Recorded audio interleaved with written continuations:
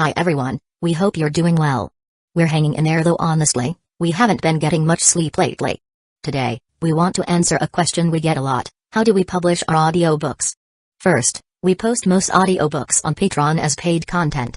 They stay paid for a few months. After that, they become free to listen to on Patreon forever. A few weeks later, we post them on other places like YouTube, Facebook, and Twitter, X. Lately, things have been a bit slow in terms of new members. So we'd love your help. Please share our site with your friends or in places like Facebook groups, Twitter, X, Discord, Reddit, or novel forums. Even one share can really help us grow. Thanks so much for your support. In the distance, a lake appeared, a captivating blue in the middle of desolation. Indeed, it was the cold lake, which meant they were close to Hidden Stones village. Deidara, is this the way? Masashi asked. Yes. Follow the river, and once we reach a town, we'll be there, Deidara replied. Masashi nodded and gestured for the delegation to continue. Since everyone was a ninja, there were no large or small vehicles to slow them down. These were capable men with swift feet, so their pace was reliable. After passing the lake, the delegation traveled approximately 15 kilometers north along the river. They then came upon an abandoned town. To the right of the town was a misty mountain range. As clouds moved across the sky and sunlight shifted, the mountains changed from yellow to black. Winds from the other side of the range carried sand into the air, forming the land of Earth's characteristic stone rain. Accustomed to such weather conditions, the group sought shelter in the town to avoid the rain. Inside one of the buildings, they looked out the window to see the mountains fading into the distance and the world outside shrouded in chaos, as if they had entered another realm. The rain came quickly and ended even faster. As the winds subsided, the storm ceased. The group stepped out of the large building, but the air was still filled with swirling dust, unpleasant to breathe. They prepared to continue toward the mountains, only to see a group of Hidden Stones village ninjas emerge from the hazy distance ahead. The Hidden Stones village ninjas' gazes first landed on Deidara and Kurotsuchi. Then their eyes fell on Masashi. Upon recognizing his face, one especially burly individual among the Hidden Stones village ninjas stepped forward. Welcome, envoys from Hidden Leaf Village. I am Kitsuchi, here to guide you, he said. His appearance was a perfect embodiment of the stereotypical Hidden Stones village ninjas in outsiders' minds. His face was weathered, with rugged features and piercing eyes. His short hair stood stiff, and as he stood in the wind, motionless, he resembled a boulder rooted to the ground, unshaken by any storm. This rock-like man had a stern expression. Kurotsuchi's eyes lit up at the sight of her father. However, her time in Hidden Leaf Village had taught her restraint. Several seasoned doves in the Hidden Leaf Village delegation also perked up, ready to showcase their skills. This wasn't exactly a good habit. During Hiruzan's time as Hokage, the village had not been particularly stable. Before the White Fang and the Sannin came into prominence, Hidden Leaf Village's strategy had always been cautious, avoiding conflict whenever possible.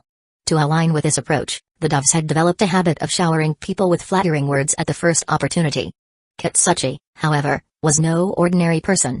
As the son of the Sushi Kage and the ninja of Kage-level strength, he was one of Hidden Leaf Village's key watchlist targets.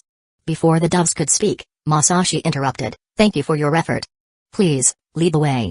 He glanced back at the doves with a helpless expression. The doves looked a bit sheepish, realizing they had been too eager to act. They were simply rusty, it had been too long since they'd had the chance to perform. Since the Third Great Ninja War, Hidden Leaf Village had won its subsequent two wars rather decisively. This had left their enemies more eager for peace, rendering the doves' skills somewhat redundant. Being a dove didn't necessarily mean they were true pacifists, sometimes, it was just a side hustle. Masashi didn't particularly want these individuals with him but understood it was standard procedure. These seasoned doves had numerous connections, and the Uchiha clan wasn't entirely estranged from them. During the Uchiha clan's most difficult times, these doves had been among the most supportive. So, while they were a hassle, he could only accept their presence. Under Kitsuchi's guidance, the group pressed onward. As they advanced into the mountains, the air gradually grew more humid. Emerging from a patch of forest, they were greeted by a vast wetland. Grass grew tall, aquatic plants thrived, fish swam, and flocks of birds soared under the blue sky and white clouds. The wetlands stretched endlessly into the horizon. Though Masashi had never been to Hidden Stones Village, he remembered that the village was built within the mountains at the source of a major river to ensure strong defenses and ample water supply. Judging by this wetland, the environment was indeed excellent. He halted, prompting the others to stop as well. Would you like to rest here? Kitsuchi asked, noticing the pause. He assumed Masashi might be admiring the scenery. No, the Sushi Kage himself has come. Naturally, I should wait, Masashi replied, his gaze shifting skyward. Kitsuchi froze momentarily, then quickly understood. Like Masashi, he turned his eyes toward the sky. Chapter 128, The Sweetest Poison. For the first time since that battle, Masashi once again saw Onoki. Under the watchful eyes of everyone, a small black dot first appeared in the sky. Soon, it grew large enough for those on the ground to recognize it as a person. As Onoki's figure became clearer, the Hidden Stones village ninjas present couldn't help but show admiration in their eyes. Except for Kitsuchi. Facing away from the Hidden Leaf village group, his expression was one of utter helplessness. He felt like he and his father were completely out of sync mentally. On practically every issue, their opinions clashed. To Kitsuchi, Hidden Leaf Village sending a powerhouse like the White Ghost as an envoy signified that Hidden Leaf Village's diplomacy under the fourth Hokage followed a tough approach. Under such circumstances, Onoki, as Tsuchikage, should have received them in his office. But how long had it been since he left? The old man had flown over himself. Long time no see, Onoki floated before the group, his gaze seemingly fixed only on Masashi, and surprisingly, his expression was rather kind. After all, he immediately noticed the two youngsters behind Masashi. His heart eased. With his spirits lifted, even his tone became gentler, not as sharp as before. Have you given my previous suggestion any thought? Onoki asked with a smile while stroking his beard. Hidden Stones Village warmly welcomes the Uchiha clan. The Hidden Stones Village ninjas, who had felt a bit helpless by the Tsuchikage personally coming out to greet the Hidden Leaf Village delegation, suddenly had an epiphany. They thought they understood now. His humbling gesture wasn't for Hidden Leaf Village, it was an attempt to recruit the Uchiha clan. That was different, then. Recruitment looked like this, showing sincerity, negotiating terms, and then forming a partnership. Masashi may have devastated the Hidden Stones Village forces on the battlefield, taking down thousands of them alone. But back in the village, there wasn't much resentment towards him. He was just too strong to hold a grudge against. Kitsuchi's expression, however, turned even more exasperated. In his heart, he had a dream, to crush Hidden Cloud's village. And Hidden Leaf Village was, in his view, the perfect ally for this. As long as Hidden Stones Village and Hidden Leaf Village could maintain long-term peaceful relations, Hidden Stones Village would have the freedom to bully Hidden Sand Village to the south and team up with Hidden Leaf Village to crush Hidden Cloud's village to the north. Hidden Stones Village's happiness was simple and straightforward like that. No, I haven't considered it. Masashi shook his head. Tsuchikage-sama, this tactic is too weak. You're a greedy little guy, aren't you? Onoki pursed his lips. Fine, then. I'll be waiting for you in the Tsuchikage's office. With that, the old man let out a Bayou sound and flew off. Kitsuchi, is your Tsuchikage always this cheeky? The Tsuchikage is a free-spirited man. He can be like this sometimes, Kitsuchi replied, keeping his expression under control. This way, please. He turned and resumed leading the group. An old man sidled up to Masashi and nudged his arm. What is it? Masashi asked, turning to look at him. Masashi, Onoki isn't quite what I imagined, the old man said. This might be promising. The old man was from the Shimura clan. Although it was amusing to say, the Shimura clan was the opposite of the Onuzuka clan, almost everyone in it was a dove, except for the notable exception of Denzo. This particular old man had been one of the legendary doves who stood up to Denzo in the Hokage's office to support the Uchiha clan. He was said to have infuriated Denzo to the point of turning pale but left him helpless. After all, in terms of seniority, Denzo had to call him senpai. He is exactly what you imagine him to be. Don't say anything rash later. This old guy is shrewd, Masashi sighed. He came here to tease us and blow off steam. That can't be, the old man doubted. He's a Kage. Would he really be so idle? You met the first Hokage. What was he like? Masashi countered. The old man froze. Ah, you youngsters love your gossip too much. Don't believe everything those storybooks say. The first Hokage was actually very kind, he muttered, retreating to the back with a disgruntled expression. Masashi's words had reminded him. Having grown too accustomed to Hiruzen's demeanor, he had almost forgotten that a Kage could indeed be idle. Among the old ninja clans in the village, it was common knowledge, the first Hokage was genuinely a good person, but many things about him were complicated. It was just that no one could beat him, otherwise, he would have been disciplined long ago. Following the Hidden Stones Village ninjas, the Hidden Leaf Village delegation passed through the grasslands and re-entered the mountains. This time, it wasn't long before they saw Hidden Stones Village. Unlike Hidden Leaf Village, Hidden Stones Village had no walls. On second thought, it made sense. The village was in the mountains, and with every Hidden Stones village ninjas proficient in earth style, what was the point of a wall? But Hidden Stones village did have a gate. After all, the village's buildings were connected by bridges. The so-called gate was at the entrance of the main bridge that linked the mountains. When the Hidden Leaf village delegation arrived, Hidden Stones village had prepared a welcome ceremony befitting their status. The reception's grandeur was usually determined by the status of the envoy, considering not only the village's own standing but also the envoy's rank. For someone of Masashi's Kage-level stature, Hidden Stones village spared no effort in showing respect. As the delegation crossed the main bridge, they saw ninjas and civilians alike standing on the surrounding suspension bridges. Flower petals rained down from above, and fireworks rose from within the village.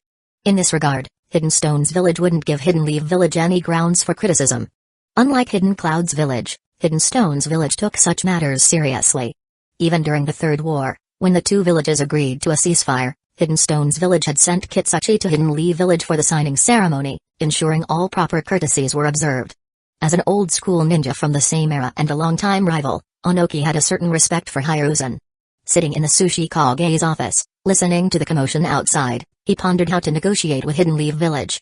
The yellow flash had become the Hokage. While Onoki acknowledged his strength, he still subjected him to the traditional tests of a Kage's worthiness. The results weren't great. Hidden Leaf village had grown more united, and the Flying Thunder God hadn't disappeared from the battlefield. Its new wielder was now an Uchiha. Meanwhile, the Hidden Stones village ninjas' forces had suffered greatly. An entire division had been decimated, the elite demolitions unit had lost all combat effectiveness, and his disciple and granddaughter had been taken as captives. Though they were eventually returned unharmed, he couldn't help but feel a bit stung. Knock, knock. Come in, Onoki said, rising to pick up his Sushi Kage hat. Sushi Kage-sama, the Hidden Leaf village delegation is about to enter the building. Good. Lead them directly to the conference room, Onoki commanded, fully donning his hat with authority. Let's see how that white ghost plans to negotiate. He was very confident. After all, negotiations required wit and rhetoric. An Uchiha. Give me a break. After entering Hidden Stones village, Masashi officially handed over Diodara and Kirotsuchi to Kitsuchi. Times had changed. Hidden Leaf village no longer needed to use these two kids as bargaining chips in negotiations, their purpose was to earn some goodwill. And goodwill was far more valuable than any hostage. At this stage, all of Hidden Leaf village's diplomacy was based on one goal, to maintain friendly relations with the other villages without compromising Hidden Leaf village's interests and to pressure Hidden Clouds village into submission. Masashi felt that this goodwill was effectively earned. Kitsuchi's expression softened significantly, and during the trip to the Sushi Kage's office with the group, he started engaging in conversation with Masashi rather than staying silent. Upon entering the Sushi Kage's office, he noticed one thing immediately: among the 5 great shinobi villages, the Hokage's office was undoubtedly the smallest. Kitsuchi, serving as their guide, performed his duty diligently. After receiving the Sushi Kage's instructions from the clerical staff, he led the Hidden Leaf village delegation straight to the meeting hall. Upon entering the hall, the first thing that caught everyone's eye was Onoki, already seated, along with the other Hidden Stones village high-ranking officials. However, Masashi didn't recognize any of them. He only knew Onoki and Kitsuchi. The Hidden Leaf village delegation took their seats in order, with Kitsuchi sitting next to Onoki. The representatives from Hidden Leaf village sat upright, brimming with confidence and enthusiasm. It had been a long time since they had encountered a Kage who adhered to protocol so strictly. They felt a sense of familiarity and were optimistic about delivering an exceptional performance today. Once everyone was seated, Onoki didn't speak immediately, and neither did Masashi. With the two leading figures remaining silent, everyone else could only exchange glances in awkward quiet. Masashi looked at the stubborn, defiant gaze of Onoki and decided he couldn't let the other side act up again. He resolved to take the lead. Sushi Kage-sama, Masashi broke the silence, instantly drawing the attention of both delegations. For decades, Hidden Leaf village and Hidden Stones village have maintained diplomatic relations, advancing hand in hand. The traditional friendship between our two villages has stood the test of time and grown even stronger. Huh? What is this white ghost talking about? All along, under the joint leadership of our two villages, mutual political trust has been firm, and the results of our collaboration have been fruitful. Particularly in maintaining regional peace, we have engaged in close and effective cooperation across various fields. When unrest broke out in the Land of Rain recently, our two villages supported each other and faced the challenges together, demonstrating a brotherly bond in times of adversity. After finishing his long speech in one breath, Masashi, with a confident wave of his hand, boldly proclaimed, "Sushi Kage-sama, It is necessary for us to take our partnership further and establish a comprehensive strategic partnership based on mutual trust and win-win cooperation." The entire room fell silent. Everyone was too stunned to react. Hidden Stone's village was dumbfounded, and the Hidden Leaf village delegates were even more astonished. Onoki's previously sarcastic smile had vanished, his mind now buzzing. Supported each other? Faced challenges together? A bond of brotherhood in adversity? What nonsense was this? Mutual trust? Win-win cooperation? Was this even human speech? After replaying Masashi's words in his head, he was shocked. Was this really an Uchiha? Is this what the Uchiha clan has become now? Kitsuchi was equally stunned. He looked at Masashi with admiration. So it turns out his kindred spirit was right here all along. The veteran Hidden Leaf village diplomats weren't just shocked, they were enlightened. So, this was how you fabricate nonsense. They had been too hasty. They had assumed the Uchiha clan only knew how to fight and flip tables at the slightest provocation. They were already prepared to step in and salvage the situation if things went south. Now, what was there to salvage? Masashi was way more skilled at this than they were. Masashi, are you flaunting your strength? Onoki suddenly snorted coldly. Between Hidden Stone's village and Hidden Leaf village, how many shinobi have died? The blood debt is enormous. Where is this so-called support? How could it not exist? Masashi countered. Let's not look too far back. Take the Third Great Ninja War, for example. Hidden Stone's village and Hidden Leaf village joined forces to stop Hidden Cloud's village from escalating the unjust war they initiated, ultimately killing the bandit leader, the Third Raikage. Doesn't this demonstrate the deep friendship between our villages over decades of diplomatic relations? Everyone was stunned, so the Raikage was now a bandit leader?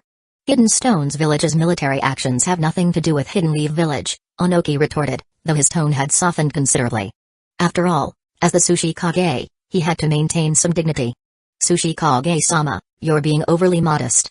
This is precisely why I propose that our villages establish a comprehensive strategic partnership based on mutual trust and win-win cooperation. Masashi maintained his smile and continued. Think about it, you and the Hokage are miles apart, yet you cooperated so seamlessly in dealing with Hidden Cloud's village. Isn't his mutual trust? Shouldn't we pass down this spirit of sincere friendship and mutual support to future generations? The Hidden Stone's village high-ranking officials couldn't help but nod instinctively. Then they caught themselves. Wait, this guy's words were so smooth, and his phrasing so novel, that they had unconsciously gotten swept along. Stop twisting words and distorting facts, Onoki realized he couldn't stay on the defensive. He needed to counterattack. This war inflicted significant losses on Hidden Stone's village because of Hidden Leaf village's expansionism, which escalated the conflict. While we've agreed to a ceasefire, Hidden Stone's village deserves compensation. Sigh. Sushi Kage-sama, Masashi suddenly shook his head, his tone sounding disappointed. Your vision is too narrow? This little Uchiha brat is really infuriating. How am I narrow-minded? For fuck's sake, I'm the greatest Sushi Kage in the village. Everyone says so. What do you mean by that? He suppressed his anger and asked. The trade association is willing to offer various public sector products to the Land of Earth to support its infrastructure development and operations. They can even assist the daimyo's government in issuing special bonds. Huh? Onoki was taken aback. He had heard of this association, it controlled vast resources, but it only conducted business in the Land of Fire and its allied countries. Onoki, having some understanding of economics, had looked into this organization. It was indeed ridiculously wealthy. It seemed Hidden Leaf village was very sincere this time. It looks like the fourth Hokage is very sincere, Onoki said with a smile. He had no choice but to smile. Hidden Stone's village was large, and the Land of Earth even larger. There were countless expenses to cover, and the Land of Earth was perpetually short on funds. The daimyo's government slashed budgets annually, with everyone knowing the unspoken rule, cut every proposal by 30% off the top. Masashi also smiled. The Land of Fire currently had too much money circulating in the market, mainly because the nobles had amassed immense wealth over the years. Now, not only were interest rates being reduced to the point of reaching the nobles' expected yield limits, but the cost of living for the general populace was also rising. This wasn't good. The excess money had to be released into the market. But such a large amount of money required a sufficiently vast and stable market to absorb it. The Land of Water was out of the question. They weren't short on wealth but on investment opportunities, much like the Land of Fire. The Land of Lightning? Forget it. From top to bottom, they lacked the basic spirit of honoring agreements. They'd probably default on their obligations as easily as breathing. The Land of Wind was too poor. Apart from abundant minerals, they lacked everything else. Pouring money into their economy would be like throwing it into a black hole. Masashi was looking to improve financial efficiency, not intentionally lose money. After careful consideration, the Land of Earth was the only suitable option. Its financial system was even more primitive and underdeveloped than the Land of Fires had been. If they didn't take this opportunity, would their conscience allow it? Wage war? By the time Hidden Stones Village realized what was happening, it would be too late. They'd already be entangled with Hidden Leaf Village. They'd have no choice but to fight Hidden Leaf Village's enemies instead. Seeing Onoki's expression, Masashi knew the old man was tempted. His smile became even more amiable. Why aren't the other Hidden Leaf Village diplomats saying anything? With a sidelong glance, he noticed the group of old diplomats furiously scribbling notes. What were they writing? Never mind. As long as they didn't disrupt the negotiations, it didn't matter. Chapter 129, Money Talks. The first round of negotiations between Hidden Leaf Village and Hidden Stones Village ended hastily. Not because the talks went poorly, but because they went too well. The senior officials of Hidden Stones Village felt they had never encountered anything so absurd in their entire lives. What was supposed to be a negotiation between two groups turned into one person, the White Ghost, speaking endlessly. His words flowed like a river, drowning out any attempts at response. The most baffling part? He nearly jumped on the table and pointed at their noses, saying, "Is this all you've got? I've got money, ask for more, damn it." The senior officials of Hidden Stones Village didn't even know what expression to wear. Anger? He's offering investments, and in volumes that could make anyone dizzy. Happiness? How could they be happy after being lectured like children? That would just be embarrassing. In the end, they were stuck, unable to be happy or angry. Truly, they didn't know how to react. Gradually, even Onoki adopted a blank expression. By the end, the Hidden Stones Village delegation couldn't even get a word in edgewise. They had a lot to say but didn't know how to say it because Masashi kept bombarding them with words. They were completely disoriented. In the end, they could only say, "Let's end today's talks here. We'll consider things." They had came prepared to manipulate the narrative and extort maliciously. But what was this? They were scolded and couldn't even get mad about it. Worse, they had to smile. It was maddening. Watching the White Ghost lead his delegation to the hotel to rest, Onoki and the senior officials of Hidden Stones Village felt both confused and stifled. But also a bit excited. If we control the flow of money. Onoki began quietly, his eyes narrowing in thought. We'd become the gateway to the Land of Earth's development. The White Ghost had proposed during the meeting that any loans to the Land of Earth must have Hidden Stones Village as a guarantor. If Hidden Stones Village did not approve of a project, not even the daimyo's authority would matter, the association wouldn't lend a single coin. Guarantees could generate fees, not to mention all the connections this would build. Thinking optimistically, Hidden Stones Village could even leverage this to strengthen alliances. All they had to do was shuffle a few procedures to divert funds. After all, Hidden Leaf Village wouldn't care, as long as debts were repaid on time. If they couldn't repay, according to the White Ghost, they could refinance with conditions or use the daimyo's special purpose bones to swap the debt. And once the debt was swapped, the creditor would become the daimyo of the Land of Earth. Wouldn't that make negotiations much easier? Extending the thought further, wouldn't the Land of Earth have to go through Hidden Stones Village even when engaging in financial diplomacy with allied nations? Before their eyes, the senior officials of Hidden Stones Village began to see a beautiful vision of the future. If Masashi knew what they were thinking now, he'd probably laugh until he banged the table. Unfortunately, he didn't know. At this moment, he was lounging in a chair at the hotel, enjoying the flattery of a group of veteran doves. The tea on the table was constantly refilled with utmost diligence. The hotel staff had been directly dismissed under the pretext of discussing sensitive peace treaty matters requiring confidentiality. As soon as the staff left, the old doves eagerly took on the role of attendants. The younger doves could only watch enviously as their seniors secured the prime spots to ask questions. Masashi, however, felt troubled. These people were simply too enthusiastic. How should we interpret this term guarantee? An old negotiator from the Shimura clan asked, notebook in hand, nodding earnestly. Ah, Shimura-san. Hey. Don't call me Shimura-san, call me Dan. He waved magnanimously. I may be friends with young Fugaku, but we can be buddies too. Let's not let age get in the way. Alright, Dan. Masashi gave in, then patiently explained. This term is tailored for Hidden Stones Village. After all, they also have their own obligations. To protect the interests of the nobles, we need to implement certain credit-enhancing measures. For example, their mission funds can be deposited in banks designated by the association. But how do we know if they're depositing all of it? That's simple. We can set up a specialized trading institution modeled after a currency exchange in the Land of Grass. Those accepting missions from Hidden Stones Village can register their tasks there. The facility would be jointly managed by Hidden Leaf Village and Hidden Stones Village. Once mission funds are collected, they'll be deposited directly but withhold a portion until debts are cleared. So we don't gain anything? Oh, not necessarily. During the withholding period, the funds can be invested elsewhere. Per the agreement, Hidden Leaf Village will share in the profits. Also, note that these credit enhancements are for medium to long-term products, ranging from 3 to 30 years. Oh? I see. Dan exclaimed in realization. The boy's smarter than his age suggests, he thought. Alright, listen to me for a moment, Masashi said, seeing the crowd of eager note-takers. Are they always this studious? Didn't see this enthusiasm back in Ninja Academy. Is it really true that people love learning as they age? All of us had a long journey and jumped straight into meetings upon arriving in Hidden Stones Village. You all must be tired. Let's rest well today. I predict Hidden Stones Village will initiate the second round of talks soon after tonight. Ah, right. Dan promptly took on the role of protector. What are you all doing? Masashi has had a long day and needs to rest. What if he collapses? The group of old doves froze for a moment, then grew indignant. Excuse me? Weren't you the one asking the most questions just now?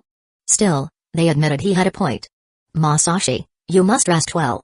You're a valuable asset to the village, said the second old dove.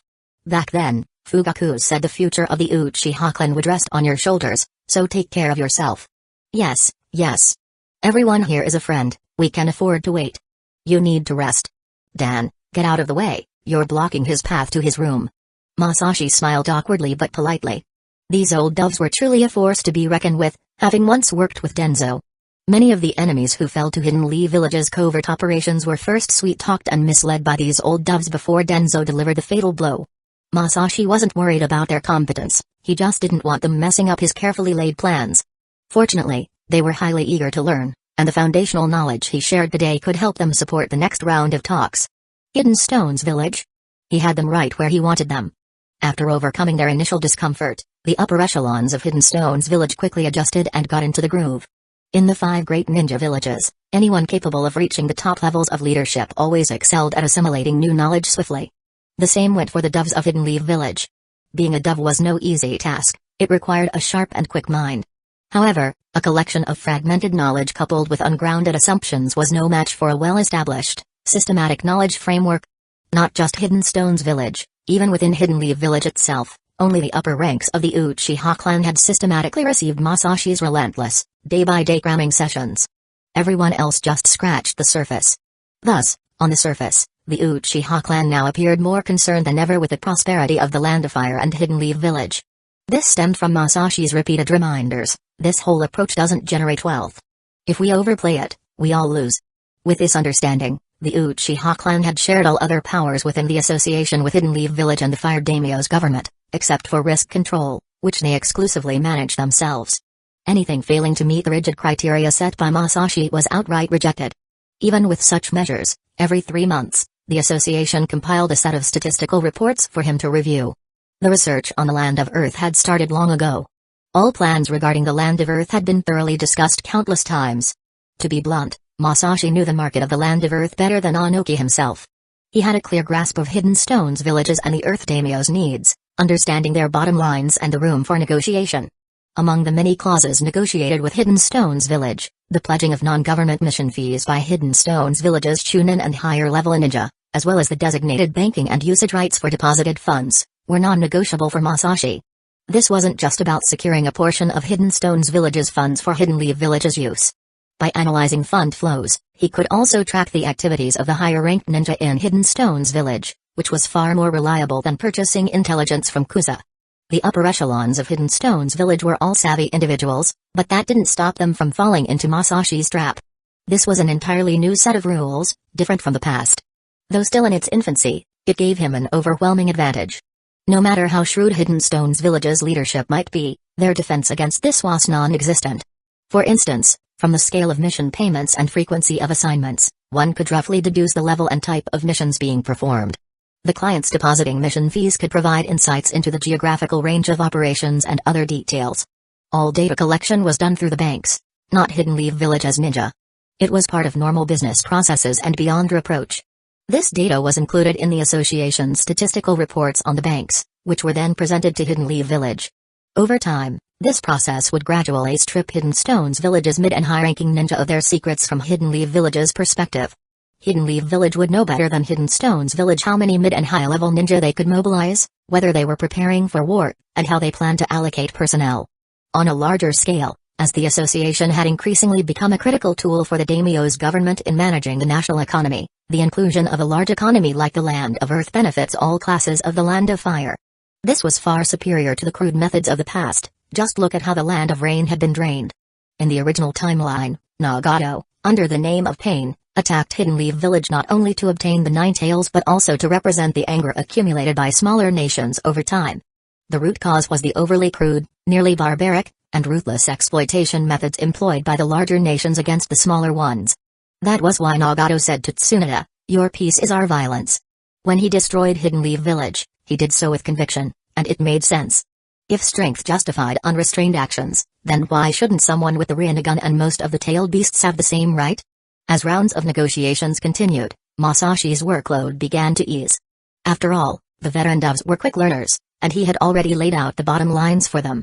Until a final consensus was reached, it was their time to freely negotiate. This groundwork would allow his eventual concessions and unyielding stances to be well prepared. Eventually, he stopped attending meetings altogether. There was too much to argue about. Instead, he began exploring Hidden Stones Village. He was genuinely curious about this village. After all, experiencing a foreign land was like a government-funded vacation. And with an Hidden Stones Village ninja acting as a tour guide, why not enjoy it? Deidara, isn't it a bit stifling to have restaurants inside these fortresses? Masashi asked, pointing to a building. This is just how the village is, Deidara replied, reluctantly acting as the guide. He wasn't thrilled about the task, as he was obsessed with training. And besides, doesn't Hidden Leaf Village eat indoors too? It's different for us, Masashi shook his head. Our air circulates.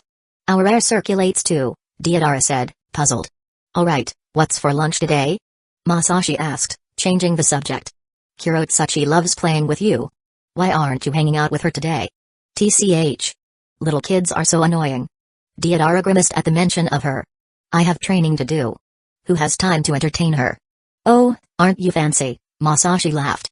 Having a childhood sweetheart is something to appreciate. I didn't have a girl to grow up with. What does fancy mean? Deidara asked, confused. He figured it was just another of Masashi's bizarre phrases and let it slide. He jogged ahead across a suspension bridge and into a new fortress. Just ahead is a famous snack area in the village.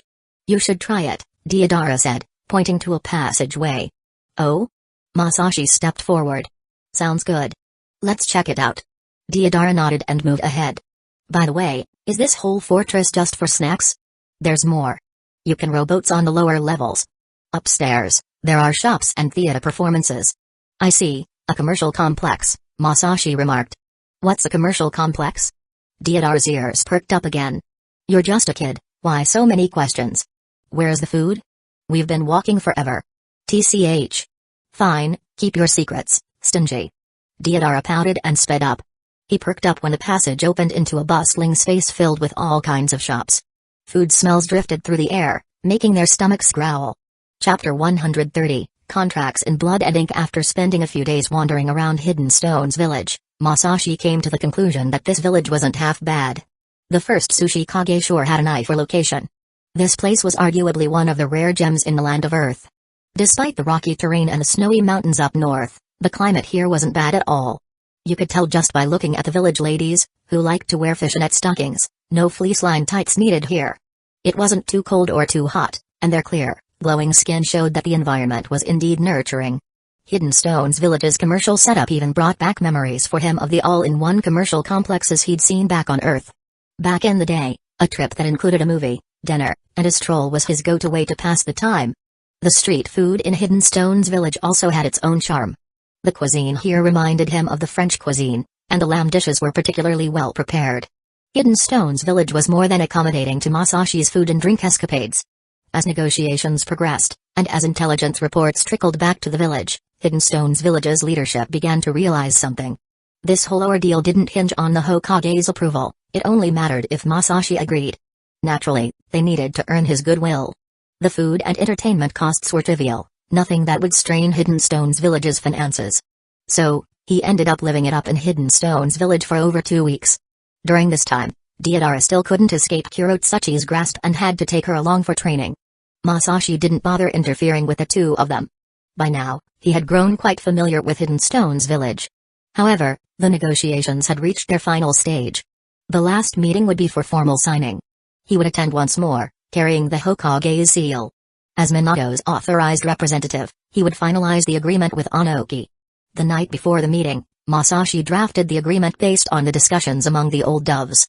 He knew exactly which parts could be adjusted or removed. The next day, he led the delegation back to the meeting hall they hadn't entered in over 2 weeks. By this point, Hidden Stone's village's upper echelon had a completely different attitude toward the Hidden Leaf village delegation compared to when they first arrived. Perhaps after days of hashing things out, a sense of camaraderie had emerged. The veteran schemers on both sides even seemed a little reluctant to part ways. After all, it wasn't easy to find an evenly matched opponent back in their respective villages. The satisfaction of sparring with someone on your level was unmatched. Of course, that was only if you were also skilled. If you were the underdog constantly being crushed, it would just be demoralizing. As usual, they started with polite small talk, asking about meals, sleep, and other pleasantries, before getting to the main business. Tsuchikage-sama, can we confirm the signing will happen today? Masashi asked. Of course, Onoki nodded, his expression serious and his focus razor sharp. By now, he no longer saw Masashi as a kid. This guy was a devil. Before these negotiations, Onoki had firmly believed he'd never align Hidden Stone's village with Hidden Leaf village. But now, he wasn't so sure. Masashi didn't seem like someone who would help Hidden Stone's village out of sheer goodwill. Still, Onoki couldn't pinpoint any major downsides to the deal. Was Hidden Leaf village simply securing some benefits, or was this all part of a larger conspiracy? The only thing he was certain of was the need to control the scale of things. Cheating wasn't an option, not because he lacked the desire, but because Hidden Stone's village genuinely needed the steel. And besides, the Land of Earth's people, unlike those from the Land of Lightning or the Land of Wind, had a culture that valued contracts. Among the 5 great nations, the Land of Fire and the Land of Earth were the most rule-abiding. The Land of Water, while chaotic during unrest, adhered strictly to rules once stability was achieved. Both Hidden Mist Village and the Daimyo's court respected contracts when order prevailed. Otherwise, who would willingly go to war? For most shinobi, warfare was the riskiest undertaking. Preferring sneak attacks during wartime didn't mean a lack of respect for agreements, they were two separate issues. Onoki, for instance, always sent a declaration of war before his sneak attacks. Sure, it might have been a bit last minute, but he still followed procedure. Well then, let's finalize the agreement today, Masashi said, pulling out the prepared document and sliding it across the table toward Onoki. The Tsuchikage extended his hand to hold down the paper. Masashi, you're not playing any tricks here, are you? He asked. Tsuchikage-sama, during this time, I've had extensive discussions with Kitsuchi. I believe he has conveyed my intentions fully. That's fine. If this agreement indeed guarantees Hidden Stone's village's rightful interests, I'll stake my name as Tsuchikage to uphold it, Onoki said coldly. But if Hidden Leaf village uses this to harm Hidden Stone's village, the two villages will be at eternal odds. This isn't a threat, it's a statement of fact. My will as Tsuchikage won't change this. Tsuchikage-sama, rest assured. Hidden Leaf village will get what it seeks, and Hidden Stone's village will get what it desires, Masashi replied solemnly. We've also included multiple measures to prevent unforeseen circumstances or malicious breaches of contract. Such as? What do you mean by unforeseen circumstances? It's all clearly defined in the agreement, Tsuchikage-sama. Please review it first. They exchanged a long look before the Onoki began reading the agreement. On the cover page, the first thing he noticed was a lengthy table of contents. The top entry read, Glossary of Terms. What does Glossary of Terms mean? It's to ensure both parties interpret the agreement consistently. We can verify these definitions on the spot, and revise them if there's any disagreement. That does seem necessary, Onoki nodded and continued flipping through. The room was quiet except for the sound of turning pages. Despite being called an agreement, the document was practically a book. How will the retained mission funds be scaled? He asked suddenly. We can't wait until the debt is fully repaid to recover them, right? And since this money belongs to us as long as we don't breach the contract, how do we ensure you won't misuse it? A dedicated account will be set up under joint control. Every transaction will require signatures from both the Hokage and the Tsuchikage before the bank processes it. During the freeze period, the bank can invest this money elsewhere, And as the rightful owner of the funds, Hidden Stones Village will receive a portion of the profits. Think of it as a risk-free investment. What if the bank incurs losses? They'll cover it. Nobody in this world dares to cheat both the Sushi Kage and the Hokage simultaneously. And how will the scale of the retained funds be determined? It will be a fixed percentage of the remaining debt. Why do we have to pay fees for early repayment? There's no way around that, Sushi Kage-sama. Even if you repay the principal early, investors will lose out on interest. If someone raised funds through an association to lend to Hidden Stones Village, the same rules would apply. You'd have to pay fees for early repayment. Onoki fired off questions, and Masashi answered them all without hesitation. Impressive, the Sushi Kage admitted, though grudgingly, before resuming his reading. Finally, he finished reading the entire document. He had to admit, he was genuinely impressed with Masashi's ability to come up with such an extensive agreement. What kind of brain did this guy have? Honestly, reading the whole thing made his head spin. It was exhausting. The format was also unusually peculiar. In the past, agreements between ninja villages were always simple and straightforward: specify the date to formally cease hostilities, the number of prisoners to be exchanged, and the amount of compensation. Everything was clear and concise. Even at its lengthiest, such agreements were only a few pages long. But this, it was way too detailed, and to make matters worse, even signing this massive document wasn't the end. Both parties would still need to sign a bunch of additional agreements with the association, followed by three-party agreements. Good grief. Was it always this complicated? Onoki now understood why that association was so successful. It wasn't just because of Hidden Leaf Village's military backing. Their rules and regulations were exceptionally meticulous. Although this document was merely a framework, he could already tell that under such a structure, Hidden Leaf Village would have no way to manipulate financial matters against Hidden Stones Village, unless Hidden Stones Village had a traitor. Onoki initially considered making some changes, but he found himself unable to do so. The rights and obligations of Hidden Stones Village and Hidden Leaf Village were perfectly balanced, detailed point by point. If he changed something for Hidden Stones Village, he would have to change something for Hidden Leaf Village as well. After all the revisions, neither side gained any advantage. But if he left it unchanged, it would make him, the Sushi Kage, look weak and incapable. So, he decided to propose his own modifications. Overall, it's acceptable, he said. He picked up his teacup, and gulped it down. However, I have two suggestions for revisions. Please, go ahead, Masashi replied with a smile. First, the name of this agreement is too long. Something about a comprehensive strategy and military cooperation, it's unnecessarily verbose. We're ninja villages. We should have a name that reflects our identity. Oh? What name do you suggest? Just call it an alliance treaty. No need for all that extra nonsense, Onoki said, tapping the table with his fingers, looking like he was scolding someone for being unnecessarily fussy. Beside him, Kitsuchi gave an approving nod. And the renewal period, every year? That's way too much trouble. How can we even see results that way? Listen to me, make it every 5 years, with renewal 6 months in advance. No problem, Masashi nodded. We'll do as you say. He signaled to one of his scribes, who, along with Hidden Stones Village's scribes, began revising the document. The atmosphere in the room visibly relaxed. From now on, they were allies, so there was no need to remain so tense. Sushi Kage-sama, will you be signing this personally, or will you use your seal? Masashi asked with a smile. Humphrey. Onoki pulled out a pen. I always sign personally. I don't use seals. In that case, I hope you'll forgive me. On our side, we can only use the Hokage's seal. That's fine, but your own signature needs to be on it. I'm not the Hokage.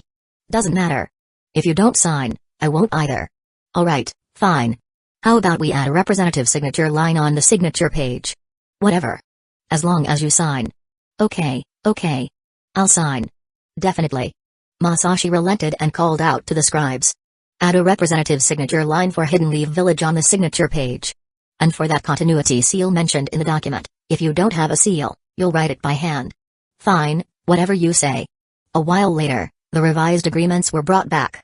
Both parties began cross-checking the documents to ensure consistency, leaving Onoki and Masashi free to take a break in the tea lounge. Seated with his teacup in hand, Onoki said, Masashi, Deidara and Kurotsuchi have told me about you. Thank you for taking care of them recently. That was the Hokage's decision, Masashi replied with a smile. This kind of favor wasn't worth making a fuss over. The fourth Hokage, huh? A slight smile appeared on Onoki's usually rigid face. He does seem like a reasonable person. If he weren't, you wouldn't have agreed to sign the treaty so quickly. Partially true, Onoki admitted, sipping his tea. I have a question for you. You said that only with guarantees from both our villages and Hidden Mist Village can services be extended to the Land of Wind and the Land of Lightning. Are you deliberately excluding Hidden Sand Village? That's not it at all. The association doesn't have a base in the Land of Wind, and the Lands of Fire and Lightning have always been old enemies. It's simply a necessary safety measure. So you're already preparing for the possibility of Hidden Sand Village lashing out in desperation? How could I possibly prepare for that? Such decisions are made by higher-ups. You're not part of Hidden Leaf Village's higher-ups? Who is, then? Also, what's with your hostility toward Hidden Clouds Village? Onoki was genuinely curious but had no real objections. This negotiation had given him new insights. Despite his youth, the so-called White Ghost was cautious, capable, and well-established in both strength and status. Even Hidden Clouds Village would find dealing with someone like him difficult. Onoki had a premonition: Hidden Clouds Village would someday suffer for their unpaid debts, likely facing attacks from 3 villages. And he had no complaints about that. Hidden Clouds Village had developed too rapidly. Their greed and aggressiveness, combined with the dominance of their militaristic faction, had placed immense pressure on Hidden Stones Village. Onoki was still in office at his age precisely because he didn't believe anyone in his village could handle the pressure from Hidden Clouds Village. Although Hidden Clouds Village had temporarily lost their Jinchuriki, it hadn't significantly weakened them. They had already mastered the creation of perfect Jinchuriki. Capturing the tailed beasts of other villages wasn't beyond Hidden Clouds Village's reach. Their attack on Hidden Sand Village in the Third Shinobi World War was largely motivated by their desire to capture the One Tail. Onoki's decision to sign the agreement was driven by more than just the financial benefits. The decisive factor was seeing the potential for a genuine alliance between Hidden Stones Village and Hidden Leaf Village, one capable of jointly countering Hidden Clouds Village and Hidden Sand Village. Especially Hidden Clouds Village. For this possibility, he was willing to give it a shot. Once the treaty is signed, I will immediately announce it publicly, Onoki declared. That's what Hidden Leaf Village wants most, isn't it? I'll cooperate with you this time. Just make sure Hidden Leaf Village truly wants peace with Hidden Stones Village. Of course, Masashi nodded firmly. If anyone tries to sabotage the cooperation between Hidden Leaf Village and Hidden Stones Village, I'll be the first to deal with them. Remember what you said. As long as you deliver, Hidden Stones Village can be an ally of the Uchiha clan, Masashi. Chapter 131, Peace Treaty. War brewing. The news of Hidden Leaf Village forming an alliance with Hidden Stones Village spread like wildfire across the continent. When people first heard this, they thought they were hallucinating from working too hard. The third Sushi Kage was widely known for 2 characteristics: never forming alliances with other villages. Always being late with declarations of war. For decades, this stubborn and temperamental Onoki never wavered. And now, he had formed an alliance? At the center of this explosive news was the 4th Hokage, who sat at his desk. All in all, this is extremely good news, Minato said in a deep voice. Now, we must focus on how Hidden Clouds Village will respond. At this moment, the Hokage's office was filled with influential figures. Representing the new era were Minato and Fugaku. And representing the old era were Hiruzen, Koharu, and Hamura. Compared to when Minato first took office, the leadership team hadn't changed much, with only one new face. However, the dynamics had shifted significantly. Minato had fully stepped into his role as Hokage, and no one thought he needed the old generation's guidance anymore. Meanwhile, Hiruzen, now entirely focused on teaching his grandson, was here in body but not in spirit. From the moment he entered the room until official discussions began, he'd mentioned, "My grandson has started learning staff techniques. He's so much like me, to every single person at least twice." Koharu and Hamura, without grandchildren to teach, were eager to remain involved. But Minato's governance style differed vastly from Hiruzen's, rendering much of their experience less relevant. Still, their positions as senior advisors were unshakable. "What do you think?" Minato asked. "Will Hidden Clouds Village back down, or double down with a tougher stance?" Masashi had given Hidden Leaf Village an immense surprise. Nobody had held high hopes for this mission to Hidden Stones Village. After all, Hidden Stones Village wasn't like Kiri. Its internal situation had always been stable, its strength considerable, and Onoki's non-alliance policy was backed by confidence. Most had expected the talks to end like they did during the third Hokage's time, a mutual acknowledgement of setbacks and a decision to reconvene after a few years of rest. Yet the early reports from the delegation indicated that Onoki had chosen to ally immediately. And not just that, he'd signed an agreement thick enough to fill a book. The report also mentioned Hidden Stones Village's plans to send an official delegation to Hidden Leaf Village next year to discuss specific terms of collaboration. "Fugaku, take a look," Minato said, handing the letter to the Hokage advisor. To be honest, I didn't fully understand it. You're the expert on this, what do you think? Does it seem reliable? Fugaku took the letter, quickly read through it, and said, Onoki does seem genuinely intent on forming an alliance. However, how deep this partnership goes will depend on the detailed terms agreed upon during next year's official visit. He placed the letter back on the desk. That's reassuring. Minato relaxed slightly. So, we just need to focus on Hidden Clouds Village, then. No, there's also Hidden Sand Village, Hiruzen interjected. Though he no longer held much authority, he was well versed in the thought processes of his old allies. After all, it was him who had orchestrated the alliance with Hidden Sand Village years ago. He had to admit, his intentions back then weren't entirely pure. While the treaty itself showed no direct hostility toward Hidden Sand Village, its implementation was laden with disadvantages for them. By now, Hidden Sand Village had likely figured that out. At its core, Hidden Sand Village was much like Hidden Clouds Village, an aggressively expansionist village with a keen eye on the Land of Fire's resources. Their alliance with Hidden Leaf Village was mainly to counterbalance Hidden Stones Village. Now that Hidden Leaf Village and Hidden Stones Village had allied, Hidden Sand Village might abandon their treaty and ally with Hidden Clouds Village instead. This shift could escalate tensions once more. Are you suggesting we put pressure on Hidden Sand Village? Minato asked. Something like that. Hiruzen took a deep drag from his pipe before suggesting, for this year's Chunin exams, Hidden Leaf Village could propose having Hidden Sand Village host it, with Hidden Leaf Village and Hidden Mist Village participating. I see. Minato still seemed concerned.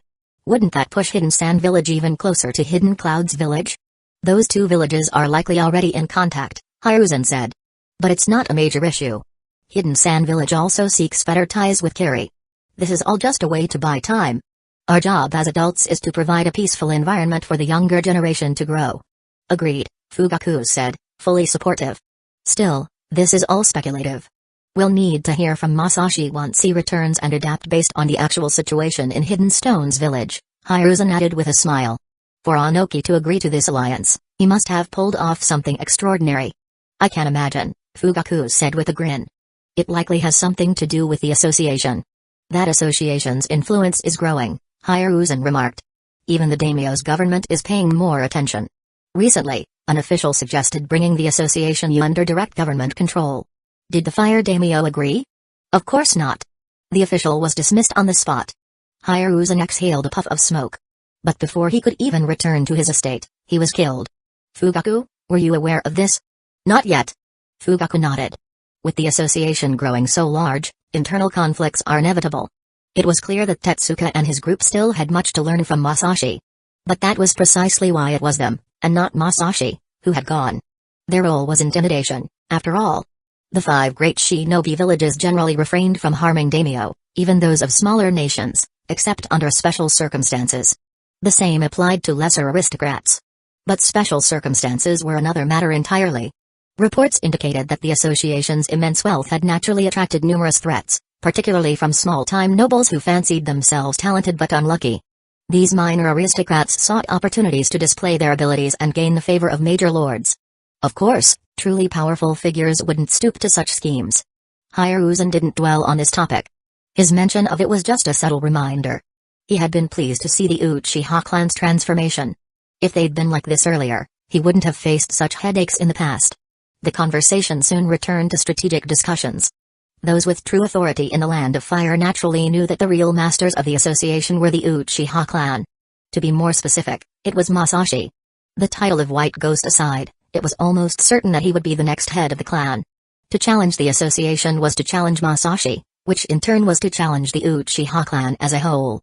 No one would willingly engage in such a venture purely for money. After all, these were the great nobles, they weren't desperate for wealth to that extent. And so, just as the Hokage building chose to selectively forget about the matter, the daimyo's residence also did not stir up any waves regarding it. After all, people die every day in this world, what's so unusual about the death of an official? There was no rule that said the Land of Fire couldn't have bandits motivated by greed, right? And so, the matter passed without incident. Because soon, there was a much bigger event to focus on. The Hidden Leaf Village delegation had returned from the Land of Earth. On this day, Hidden Leaf Village was filled with decorations, vibrant and lively. Everyone was joyfully celebrating the triumphant return of their delegation. The alliance with Hidden Stones Village signified that the light of peace had already illuminated most of this land. The only remaining shadow on the continent, stubbornly refusing to let sunlight in, was the Land of Lightning. Suddenly, the people of the Land of Fire, be they nobles, ninjas, or ordinary citizens, began to look at the Land of Lightning with a peculiar perspective. This was the situation Masashi returned to, leading the Hidden Leaf Village delegation back home. The village was in an uproar, completely immersed in a joyful atmosphere. As the delegation walked through the streets, they were surrounded by endless cheers and praises. The senior members of the delegation were visibly proud. As veteran players in Hidden Leaf Village's political game, they understood very well the significance of the alliance between Hidden Stones Village and Hidden Leaf Village. They also knew how great an achievement this was. While the major credit undoubtedly belonged to Masashi, they didn't mind. Simply participating in this negotiation ensured that their personal and family histories would shine with distinction. The cheers and applause from all around were more intoxicating than any achievement. Masashi himself felt deeply moved. After all his effort, he had finally managed to divert Hidden Leaf Village away from the trajectory of decline, fundamentally avoiding the possibility of a rupture between the Uchiha clan and the village. All internal conflicts inevitably stem from a tightening of the internal environment. As long as he could handle the Land of Lightning, peace would be within reach. All that remained was to watch over the new generation. Wait a moment. Besides the 12 Genin, there were also Karen and Hiku. Oh, and for some reason, Konohamaru had ended up in the same year as Naruto and Sasuke. Older than Naruto, but younger than Sasuke. This wasn't 12 Genin anymore, it was 14, maybe even 15. Not bad at all. This was truly good. He had fulfilled the expectations of the foolishly optimistic and the overly wealthy members of the Uchiha clan. When they arrived at the Hokage building, the area was already packed with people, but the crowd had thoughtfully left a path open for the delegation. Led by Minato, Hidden Leaf Village's leadership was at the building's entrance to welcome them, all smiles and clearly in high spirits. Hiruzen looked at the young man walking at the forefront. Reflecting on the many honors this individual had brought to the village over the years, he was reminded of Kagami, who had passed away at a young age. The elderly man felt both nostalgic and gratified. Another generation of youth had grown up and was now able to shield Hidden Leaf Village from storms.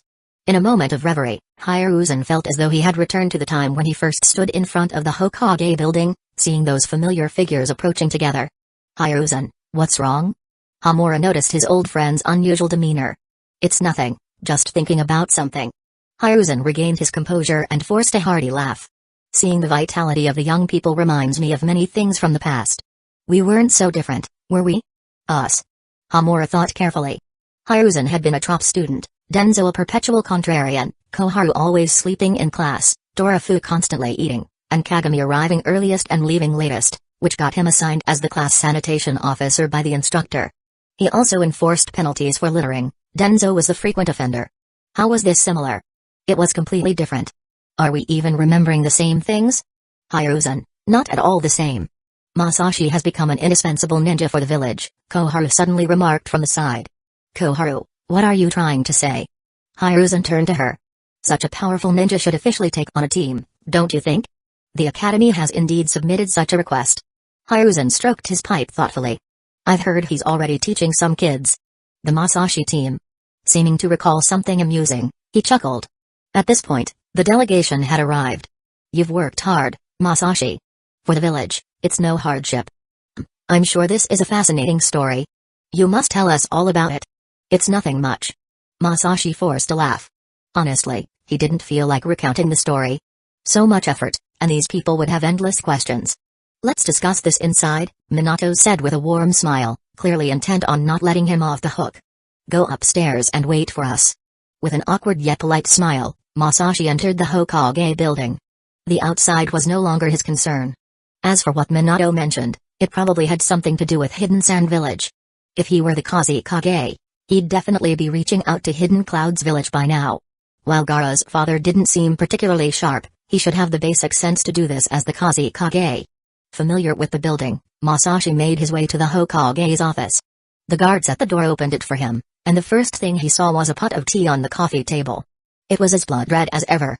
What was worse, it seemed like this tea had been specifically prepared for him. Expressionless, he retrieved a new cup, brewed fresh tea for himself, and sat down. After a while, the office door opened again, and Minato led the Hidden Leaf Village Council inside.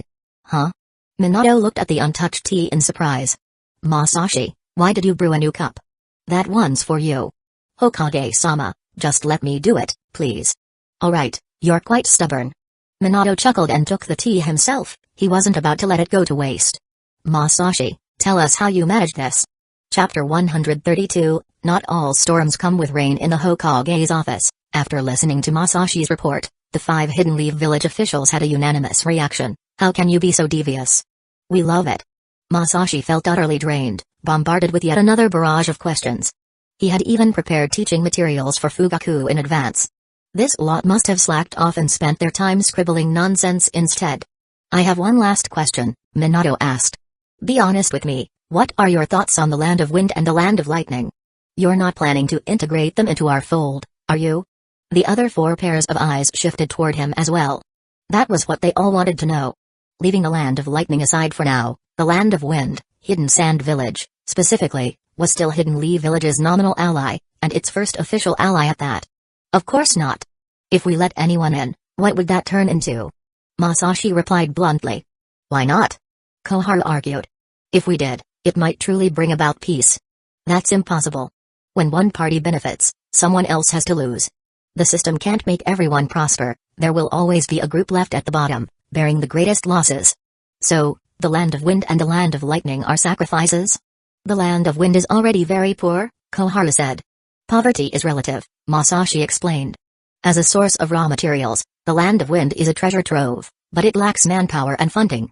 They don't have the capacity to develop it themselves. What about the Land of Lightning?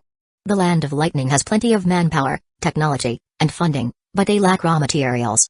It's perfect for us to profit from as middlemen. They could cooperate with the Land of Wind. Behind the association are 3 villages. Even if 2 of them cooperated, what difference would it make? Masashi replied. Everyone has needs, but if the Land of Wind causes us losses in the Land of Lightning, the Land of Wind would have to bear those losses. Would they be willing?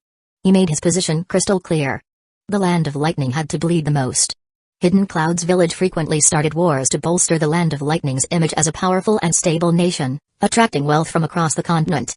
In the original timeline, they succeeded brilliantly. The Land of Lightning's financial strength grew, enabling it to sustain and develop Hidden Cloud's village. To weaken Hidden Cloud's village fundamentally, the Land of Lightning had to be weakened. The most straightforward way to undermine a nation was, of course, to target its finances first. The association had already begun its efforts, with the first propaganda campaigns in the Land of Earth underway. Policies for subsequent stages were already being drafted.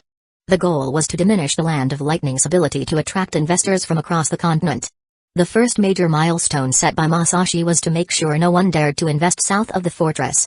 Nobles, accustomed to the association as their investment channel, had developed a high degree of trust in its policies. To some extent, the association's policies had become the opinion leader for the aristocracy in their pursuit of wealth. As the association grew more powerful, especially with Hidden Leaf Village, Kiri, and Hidden Stones Village joining, it could now execute such nation-level strategies.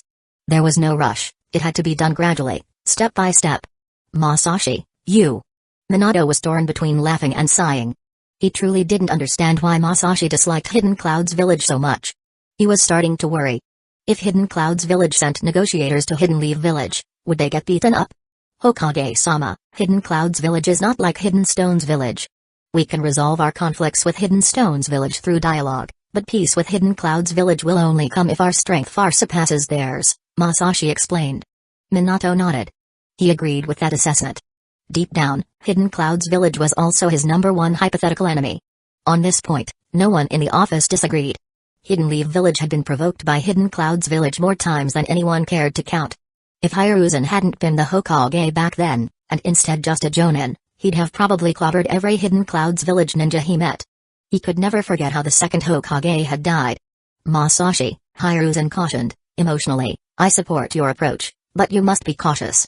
Your decisions affect countless lives. I'm fully aware of that, Sandaime-sama, Masashi replied. I won't make it too obvious. We won't take any actions explicitly targeting the Land of Lightning. We're simply redirecting attention toward the Land of Earth. In that case, there's no problem, Hiruzen said, thoroughly satisfied. When it comes to pulling off devious plans, we trust your ability. Masashi looked to Fugaku, hoping his clan leader would clarify things on his behalf. Instead, Fugaku looked back at him with an expression of complete agreement. Can I go home now? Masashi asked, no longer wanting to argue with them. He just wanted to go home. Yes, go ahead, Minato said cheerfully. Now that you're back, can I count on you to keep helping with Naruto? Don't worry, Hokage-sama, Masashi sighed. I need to check the kids' progress anyway. I'll start tomorrow. Ha ha ha, that's great. Thank you. Minato laughed heartily, clearly pleased. Also, take care of Sasuke properly, after all, you're his older brother, Fugaku added. Hiruzen fiddled with his pipe. He figured he could handle Konohamaru himself before the boy started school, he had plenty of free time now. But once his grandson graduated. Ignoring the freeloaders, Masashi left. Back home, he enjoyed a refreshing bath, met up with Tetsuka and the others at the police force to plan their evening, and then went back to rest. That evening, he woke up feeling fantastic, dressed, and headed out. As he arrived in the most bustling part of the commercial district, all eyes turned to him. There was no helping it, this master hadn't come by for an inspection in ages. Everyone was anxious, questioning their own abilities. Over the past couple of years, constant wars had hurt business, and competition was fiercer than ever. Every day brought some new gimmick. Masashi, however, wasn't thinking about any of that. He simply wanted to enjoy some sake and relax. With so many responsibilities, he was exhausted. He hadn't practiced yin release in countless nights. That wouldn't do. One couldn't grow complacent. His current strength might seem impressive, but that was only because the gods hadn't made their move yet. Whenever he thought of Kaguya on the moon, his motivation for training surged. At the entrance of a cozy bar, Masashi heard the familiar voices before he saw them. You can't just dump sugar in quality green tea. Tetsuka shouted. It completely ruins the natural. Oh, spare me the lecture. Inika rolled his eyes, leaning against a doorframe. Not everyone wants to taste grass water, you know. Grass water? Tetsuka's face reddened. That just proves you've never had properly brewed. Now, Yaku cut in, sharing an amused glance with Yatsushiro. Let's get inside before you two wake up the whole district. They entered the tea house. Look who finally decided to join us, Inika called out, spotting Masashi. He gestured to an empty cushion at their low table. Done with all your important political meetings? Tetsuka was already reaching for the teapot, his earlier irritation forgotten. His movements were precise, each gesture part of a ritual he'd performed countless times. The ceramic clinked softly as he arranged the cups. You're just in time, he said. I've been saving this particular blend. It's from a small farm in the eastern valleys. A gentle breeze carried the sweet notes of a shamisen from somewhere deeper in the tea house, and through the open screens, Masashi could see the beautiful night sky. Tonight, the full moon shone bright. Some things never change, Yatsushiro chuckled, watching Tetsuka's careful preparation. This, Masashi thought, accepting the warm cup, this is what peace feels like. The familiar bickering of his friends, the timeless ceremony of tea preparation, the music floating on the night air. To coming home, Yaku raised his cup in a small salute, the moonlight reflecting off the surface of the tea. Speaking of home, Tetsuka's brow furrowed slightly. Have any of you noticed anything odd? My koi have been acting strange. Here we go again with the fish prophecies, Inika snorted into his tea. What is it this time? Are your precious koi predicting another war? Mock all you want, Tetsuka said, his voice unusually serious. But they've been staying at the bottom of the pond for days now, barely coming up to feed.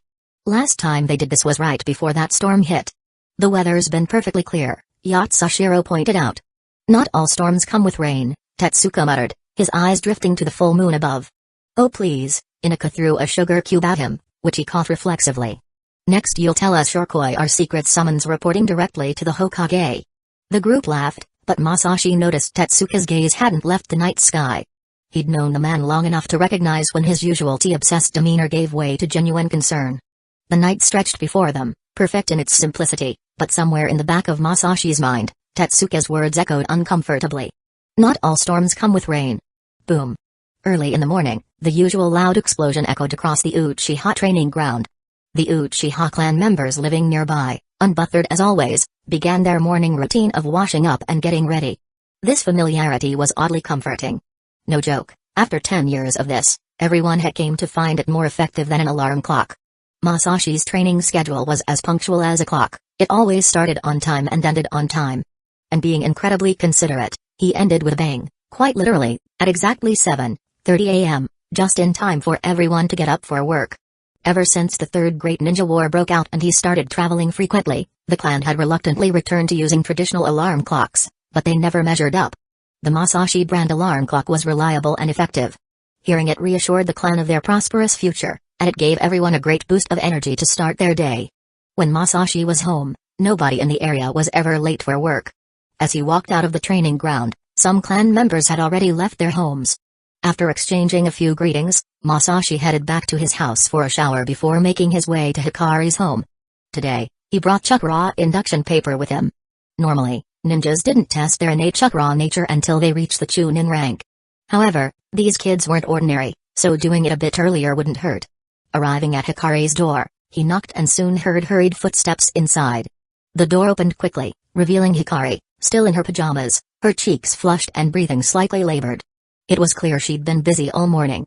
She was practically filling the role of a mom for her younger sibling. "Haku, you haven't been overdoing it these past few days, have you?" Masashi crouched down, teasing the slightly evasive-looking boy. This kid was a little grinder, give him an inch, and he'd take a mile. If Masashi hadn't strictly regulated his training schedule, the boy would probably train 20 out of 24 hours a day. Most people slack off during training. Haku, on the other hand, slacked off during his breaks by sneaking in extra practice. Masashi wasn't surprised. During his recent absence, the boy had surely been training non-stop again. As a teacher, he could understand. After all, he'd once trained with the same urgency, driven by an intense sense of crisis. Nowadays, though, he'd relaxed a bit, keeping his training to just 8 hours a day. But Haku lacked his experience and couldn't manage his limits yet, which is why Masashi always kept a close eye on him. "What to do with you?" Masashi said with a chuckle, ruffling Haku's hair. Then he stood up and turned to Hikari. "Don't worry too much about him. I'll take care of it. But you need to take care of yourself and get enough rest." "All right." Hikari, extremely flustered, replied in a soft voice. She had rushed out in her slightly sheer pajamas, which made her innerwear faintly visible. She shouldn't have answered the door like that. It was risky. What if someone other than Masashi had been there? Hikari was traditional. At home, she had no problem wearing nothing at all, but outside, she always dressed modestly. She couldn't help sneaking a glance at Masashi's pants. Feeling a bit disappointed, she pouted. Back in Kiri, he had been much more spirited. This outfit wasn't working, she wouldn't wear it again. "All right, head back inside. You'll catch a cold dressed like that," Masashi said, pulling Haku along. He stood in the doorway to shield her, mindful that someone might walk by. Even a gentleman like him was tempted by such a sight. Practicing yang release diligently had its downsides. He was too full of vitality. Fortunately, his control over his energy was excellent, so he didn't embarrass himself. After all, he was a man with a true unbreakable spear. One day, Hikari's teasing would push him too far, and she'd end up scratching his back till she couldn't anymore. But not yet. Transitioning from teacher to brother-in-law was a delicate maneuver. As a technical expert, he wouldn't leave any loose ends. Especially with Bakur living across the street. As an experienced man, he understood that rushing things physically often led to disaster. Back in his first lifetime, he had always focused on emotional connection first. No matter the hidden agenda, once the heart was touched, every sweet temptation became harmless candy. After ushering Hikari back inside and closing the door, Masashi pinched Haku's cheek affectionately. "All right, kiddo. Today, I'm going to teach you a new move." Haku nodded excitedly, his happiness evident. Masashi then went through the usual process, gathering Sasuke, Naruto, and Karen before leading them all to the Uchiha training ground. The weather was getting colder, so they didn't go to the Valley of the End. Besides, there was no need for them to run around today. Bringing the kids into the chakra training room, Masashi handed each of them a piece of testing paper. "Recently, you've all built a solid foundation in chakra molding and control. This little piece of paper will test your chakra nature. First, adjust your state, then try channeling your chakra into the paper." "Teacher, what is chakra nature?" Naruto raised his hand to ask. "I'll explain everything today. For now, just do as I said." "Okay." The 4 kids followed his instructions, adjusting themselves and then carefully channeling their chakra into the paper. After a while, they all raised their hands to signal they were done. Each of their testing papers had changed, showing unique results. Masashi collected the papers and examined them one by one. As expected, the results were mostly within his predictions. Only Karen's was slightly different from what he'd anticipated. "All right, come here, everyone," Masashi said. The 4 little heads huddled around him, their faces full of eager curiosity. "Let's start with Karen, ladies first." Masashi held up her paper for everyone to see. At first glance, it looked unchanged. The 5 basic chakra natures are water, fire, wind, earth, and lightning. The names of the 5 great nations are derived from them. For example, most people in the land of fire have fire as their innate chakra nature. Similarly, those with bloodline limit usually have 2 chakra natures, but these are limited to the 5 elemental styles. The kids nodded, partly understanding. Thanks to Masashi's prior teachings, they already had some idea about bloodline limit and their ancestral legacies. For instance, Naruto and Karen inherited special chakra and strong life force from their ancestors. This life force granted them exceptional stamina and an ability to refine more chakra than normal people. However, they still didn't understand chakra natures fully, so their comprehension was limited. Everyone has at least one innate chakra nature, which manifests differently on the testing paper. Karen has two, water and fire. But her water nature is stronger, so the paper was first dampened, then dried. Chapter 133, The White Ghost Enters the Desert. Based on the chakra nature test results, the four children's natural chakra affinities were mostly as expected. Sasuke possesses fire and lightning. Haku has water and wind. Karen, somewhat unexpectedly, has fire and water. Naruto, as always, only has wind. However, for both Naruto and Karen, chakra nature was not their primary focus. The Uzumaki clan relied on the uniqueness of their chakra. For most Uzumaki, the five elemental jutsu was rarely their primary tool in combat. This uniqueness came from their chakra's powerful life force, which was inherently random. Naruto inherited his chakra traits from his mother, granting him a natural ability to suppress tailed beast chakra. His extraordinary vitality was one of the best within the Uzumaki clan, making him a perfect reincarnation of Azura. Karen's chakra was special in sensory abilities. Her powerful life force also carried strong conductivity and permeating properties. From a team perspective, even though both were Uzumaki, these traits dictated that Naruto and Karen's roles differed greatly. Sasuke was straightforward, like Naruto, he was a front-line attacker. Haku differed from these two but remained a damage-dealing type nonetheless. After explaining each child's traits, he taught them about the 7 chakra natures. He then explained the differences between nature transformation and shape transformation. The children immediately expressed their desire to learn yin release or yang release, feeling that shape transformation was far too basic. Though I'd love to teach you yin and yang release now, unfortunately, your current knowledge and experience aren't enough to comprehend it yet, Masashi said with a smile. As for shape transformation, he opened his palm. A small flame appeared in his hand, growing steadily until it threatened to expand further. Suddenly, the flame shifted in shape, condensing into the form of a kunai. This was the power of Kagatsuchi. From the outside, it appeared as if fire techniques were performed without seals. By transforming the chakra nature and then using Kagatsuchi to control it, the fire could be manipulated into various forms. Wow! The children exclaimed in awe, their curiosity piqued. Masashi casually threw the fiery kunai, embedding it into the wooden training dummy in the room. The dummy's upper body exploded into a burning mess, with splinters incinerated before they could scatter. Shape transformation has many applications, and compression is one of them, Masashi explained. Chakra transformation is a complete system. Focusing only on nature or shape transformation is incomplete. Except in special cases, the standard approach is to master both. Having said that, he began teaching the children how to perform chakra nature transformations. For most people, nature transformation was passive. Hand seals simplified the process and made ninjutsu more accessible. Indra's character was arrogant and dismissive of the common people, yet his invention of hand seals primarily benefited them. With hand seals, even those who didn't fully understand chakra transformation could follow the steps and perform ninjutsu. However, Masashi wanted these 4 children to comprehend it fully from the beginning. With proper understanding, even basic jutsu could achieve extraordinary results. Simplifying hand seals required individual comprehension, and the ultimate goal of simplification was to perform jutsu without seals, just like he had demonstrated. The fiery kunai's power exceeded that of standard explosive tags. Moreover, explosive tags lacked the versatility of fire-style kunai, making the superiority clear. Of course, this level of mastery depended on Kagatsuchi. Each child held an unsharpened kunai in their hands. Their task was to channel chakra into the kunai to manifest its nature. He had thoughtfully chosen the chakra nature for each of them. Evidently, this task was far more difficult than basic chakra refinement. An entire day passed with no significant progress. Even these talented children felt a sense of frustration. Masashi comforted them, reminding them not to be too disheartened. Many people spend their entire lives unable to master even one chakra nature transformation to perfection. That evening, after sending the children home, he returned to the Hokage's office. Earlier in the day, when picking up the kids, Minato had asked him to attend a meeting afterward. Upon entering, the room was filled with smoke. All 5 of Hidden Lee Village's elders were present. The air pollution? Thanks to the biggest smoker among them, Hiruzen, who chuckled as he puffed away. Masashi, how are the kids' talents? Asked the doting grandfather. They're excellent.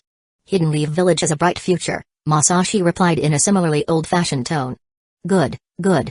Konohamaru will have some companions soon, Hiruzen said cheerfully. His grandson's talent was his pride and joy. Bragging about it daily was a must for him.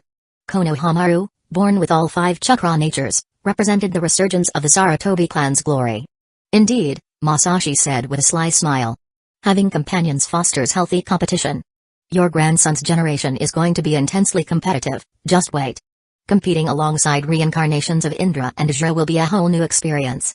Sandame-sama, shouldn't we discuss the matter with Hidden Sand Village? Fugaku interjected. As Hidden Leaf Village's premier calligraphy master, he couldn't stand Hiruzen constantly showing off his grandson. If any clan produced the best talent, it was undoubtedly the Uchiha clan. He firmly believed his younger son would outshine everyone in his generation. As for this generation, they were already overshadowed by Masashi. Such was the might of the Uchiha bloodline. Ah, yes, Hiruzen said, patting his head. Old age makes me talkative. I'll start, Minato said, taking the lead. According to intel from the Anbu, ever since we repelled Hidden Cloud's village's attack, their relations with Hidden Sand Village have warmed. After Hidden Leaf Village went to war with Hidden Stone's village, Hidden Cloud's village even provided Hidden Sand Village with supplies. Minato's serious tone caused the elders' expressions to darken. After repelling Hidden Stone's village, we didn't coordinate with Hidden Sand Village to expand the conflict. Now, the bond between Hidden Sand Village and Hidden Cloud's village continues to grow. They're even considering hosting the Chunin exams together. They dare. Someone slammed the table. It was none other than Hiruzen. Hidden Leaf Village saved Hidden Sand Village from destruction. Such betrayal cannot be tolerated. However, it's likely that recent village affairs have left us neglecting our relationship with Hidden Sand Village. This could be an opportunity. We could propose a joint Chunin exam, inviting Hidden Mist Village and Hidden Stones Village as well, with Hidden Sand Village as the host. Let everyone gather and clear up misunderstandings. That's a good idea, Koharu and Hamura agreed in unison, their pacifist tones gratingly similar. Masashi inwardly applauded their impeccable synchronization, finding it both absurd and amusing. The Chunin exams, huh? Minato turned to Fugaku. How many genin from the village can currently be nominated for the Chunin exams? Quite a few, Fugaku replied.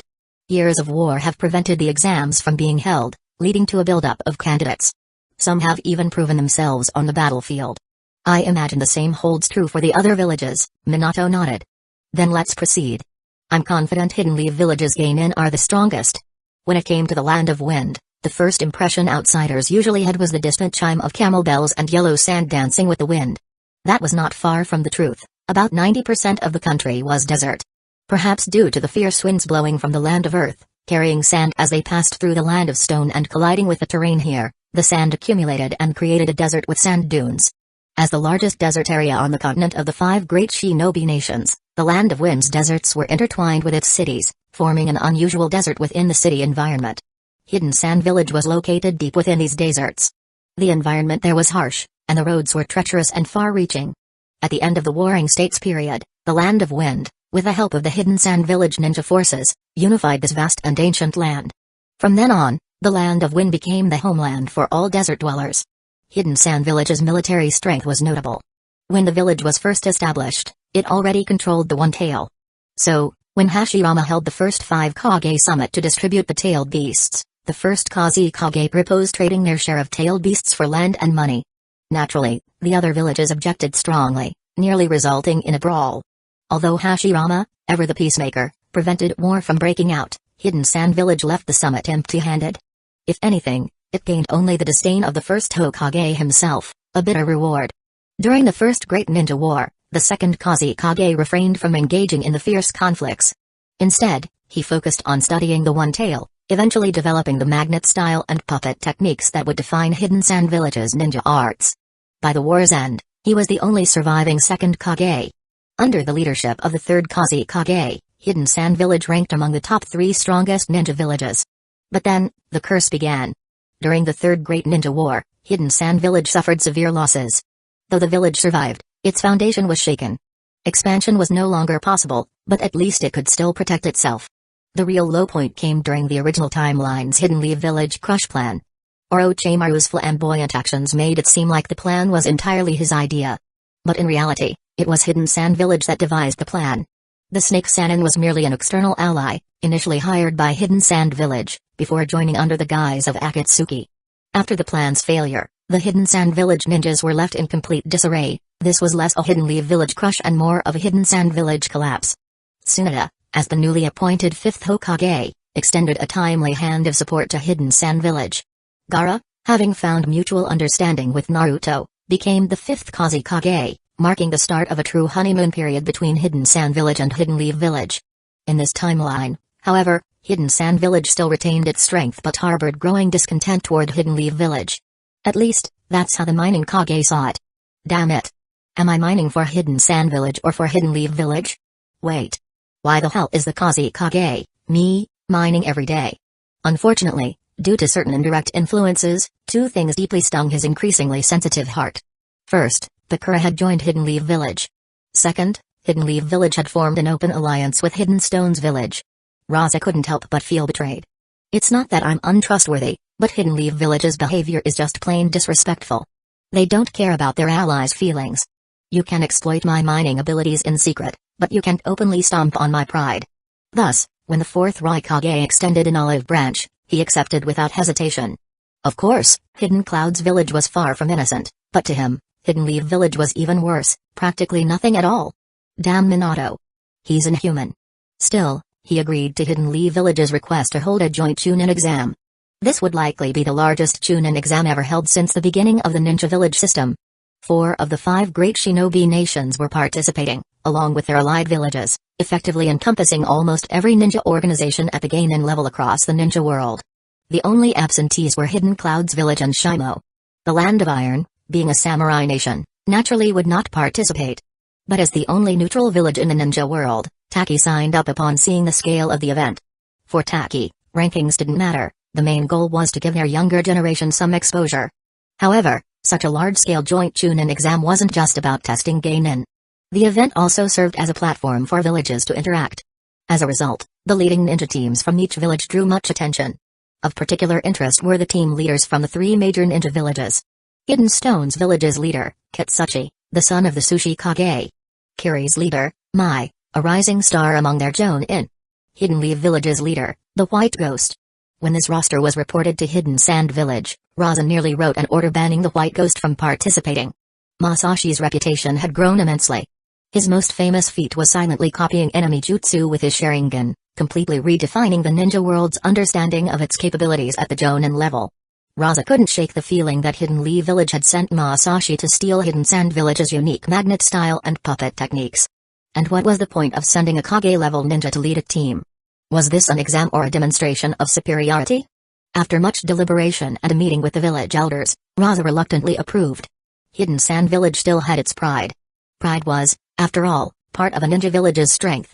Thus, the joint Chunin exam, hosted by Hidden Sand Village and co-hosted by Hidden Leaf Village, Hidden Stones Village, and Kiri, commenced as scheduled.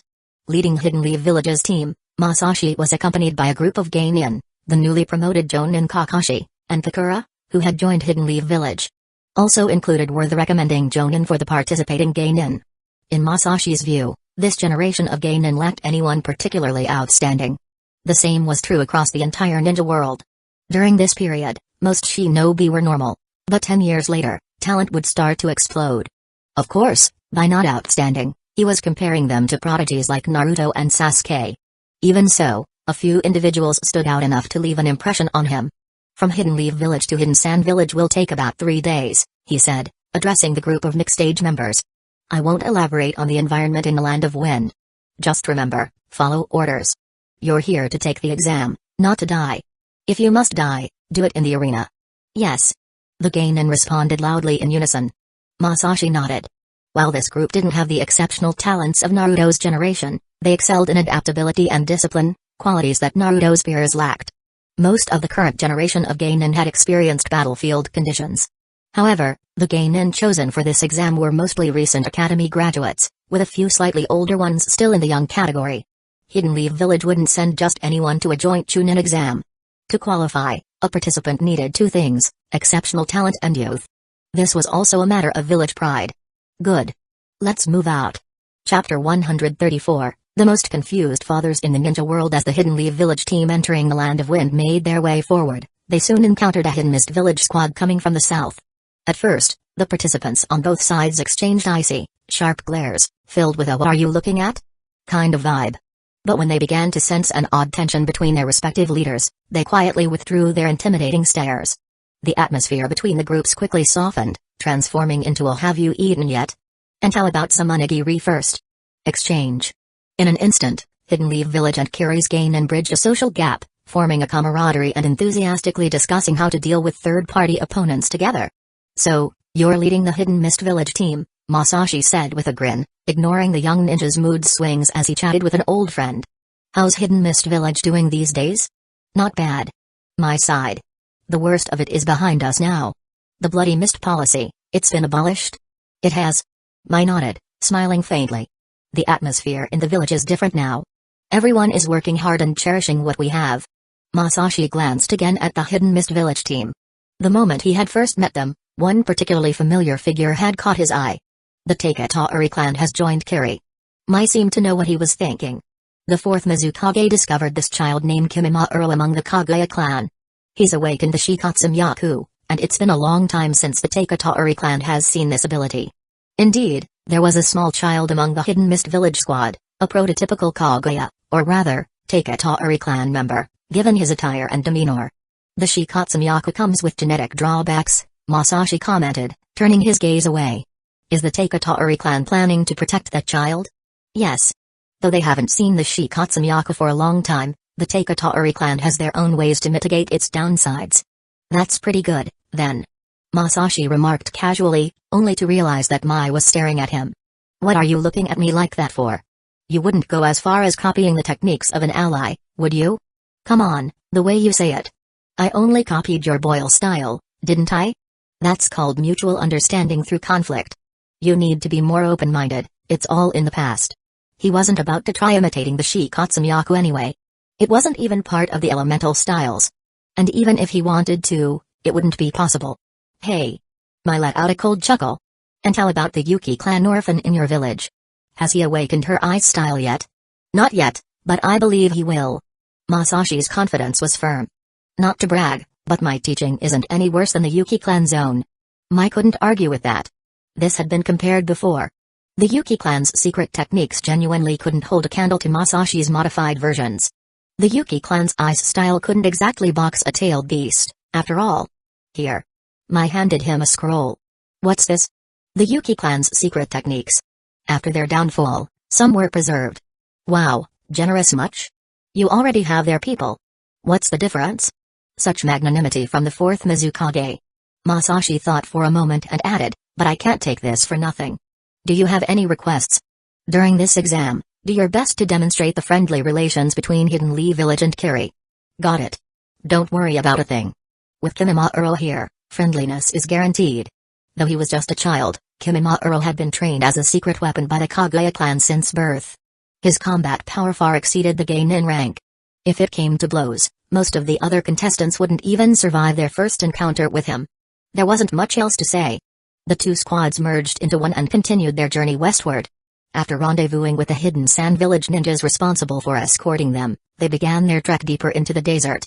Though officially called escorts, they were also tasked with ensuring that the participants wouldn't figure out the exact route into Hidden Sand Village. Since the founding of Hidden Sand Village, there had only been one major breach, during the Third Great Ninja War, when the invading forces of Hidden Cloud's village launched a full-scale attack. Who knew how much groundwork they had done beforehand? To Masashi's trained eye, the Hidden Sand Village escort team had discreetly deactivated numerous traps along the way. If a war ever broke out again, any invading force taking this route was in for a bad time. 2 days later, they finally saw the city standing tall amidst the endless golden sands. The city was lively now. Teams from different ninja villages brought new and diverse sights to Hidden Sand Village. The local villagers were equally curious about these foreign ninjas. After all, in the past, seeing a foreign ninja meant a fight was about to break out, not a friendly visit. Hidden Leaf Village and Hidden Mist Village weren't the first to arrive, but their presence drew immediate attention. Among the group was Hidden Sand Village's hero, Pakura, standing prominently in the lineup. Additionally, there was someone whose appearance strongly resembled a certain Hidden Leaf Village ninja who had once caused significant upheaval in the village, Hidden Leaf Village's White Fang. As for Masashi, despite being Hidden Leaf Village's most prominent Kage-level figure, he was largely ignored by the Hidden Sand Village ninjas. He had anticipated this reaction. The Hokage's office had likely arranged things this way, not to antagonize Hidden Sand Village, but to achieve certain objectives. Including Kakura in the team made sense. She was familiar with Hidden Sand Village and the Land of Wind, and her presence ensured a higher level of safety given the strained relations between Hidden Lee Village and Hidden Sand Village.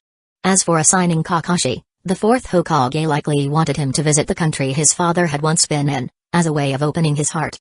Hearing about the White Fang's heroism from fellow Hidden Lee Village ninja might not have much impact on Kakashi, but experiencing the fear and respect for his father in enemy territory could make all the difference. With Masashi around, Minato had no reason to worry. If Hidden Sand Village wanted to avoid having their techniques copied, they'd better refrain from causing trouble. In that sense, perhaps the arrangement wasn't entirely well-intentioned. The Hidden Sand Village ninja escorting them, clearly eager to finish their task and leave the White Ghost behind, led the combined team to their lodging as quickly as possible. Suddenly, Masashi stopped in his tracks. He had spotted a Hidden Sand Village child. The boy had short red hair and no mark on his forehead, but it wasn't hard to guess his identity. The child stared at the Hidden Leaf Village and Hidden Mist Village ninjas curiously. When he noticed Masashi looking back, he nervously took a few steps back before running away. The Hidden Leaf Village and Hidden Mist Village ninja also noticed how the boy's path cleared as everyone nearby hurriedly moved aside, unwilling to interact with him. That child. Mai murmured thoughtfully. He's probably Hidden Sand Village's top genius right now. What? You can tell that with your Sharingan? Don't underestimate me. I'm serious. Masashi resumed walking. Among all the Geinin we've brought, 10 years from now, the only one who could take him on is Kimimaro. This Gaara was about a year younger than Naruto, but at this point, he had likely already mastered magnet style. With his mother's chakra fused with his own, his magnet style even had an automatic defense mechanism. That was outright cheating.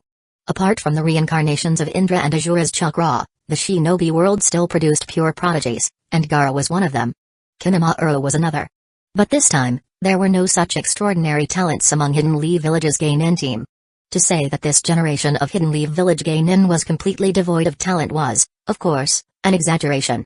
Itachi had already graduated from the Ninja Academy and was now officially a Geinin. However, Fugaku wanted to slow things down. He felt that his son graduating from the academy too quickly and immediately taking the Chunin exams might not be the best idea. This confused father was beginning to realize, albeit belatedly, that taking his 4-year-old son to the battlefield and having him slit a throat might not have been the most appropriate thing to do. At that time, the circumstances surrounding the Uchiha clan were entirely different. Back then, he genuinely wanted his son to mature as quickly as possible. But now, it was no longer the same. He simply wanted his son to grow up healthily. Moreover, Itachi had yet to awaken the Sharingan. Fugaku, like many Uchihas, also suffered from Sharingan syndrome, feeling as if the Uchiha weren't complete without their Sharingan awakened. Yet, he adamantly refused to let Masashi take Itachi to try the infamous tea-drinking method for awakening the Sharingan. As for how Itachi awakened the Sharingan in the original timeline, Masashi honestly couldn't remember. He just thought, what's wrong with using tea-drinking to awaken it? With Itachi absent, this generation of Geinin genuinely lacked anyone particularly exceptional. As for those who did come, he had already assessed them. In his view, only 4 individuals were outstanding: Anko, a former disciple of Orochimaru, Hayate and Yujao. And from the Inuzuka clan, Hana. The rest were somewhat underwhelming. Even among the 4 mentioned, 10 years from now, they would only reach the level of special Jonin. Anko's case was somewhat unique, but the other 3 had clear talent limitations. Perhaps, given enough time, they might grind their way to becoming standard Jonin, but that would be their ceiling. Still, this lineup was acceptable. Hidden Mist Village had Kimimaro, but the other villages likely didn't even match Hidden Leaf Village's quality. Wait, in Hidden Stones Village's case, since Kitsuchi was leading the team, there was a good chance Teodara had come as well. TSK. Could these people at least respect the average age of Chunin exam participants for once? Fine, Hidden Sand Village definitely wouldn't. The 3 Hidden Sand Village genius siblings were still developing. Wait a minute, didn't Bakura have a disciple? If she's right, the kids should be in their teens now. Forget it. Too lazy to speculate. After arriving at the inn, the teams from Hidden Leaf Village and Hidden Mist Village each went to their assigned areas. Before parting ways, however, they arranged to have a meal together. As Masashi put it, if you want to build friendships, start with shared meals. After organizing the Geinin, he and Mai, as the respective Jonin leaders, first had to pay their respects to the host of this venue, Raza. Regarding the 4th Kazekage, Masashi had only heard of him but never met him in person. He was looking forward to it. This man was even more of a confused dad than Fugaku. Truly deserving of the title the most confused dad in the shinobi world. As the most trusted subordinate of the third Kazekage, Raza inherited the magnet style passed down through generations of Kazekage and single-handedly supported Hidden Sand Village's finances. In fact, Hidden Sand Village's financial resources were now surprisingly impressive.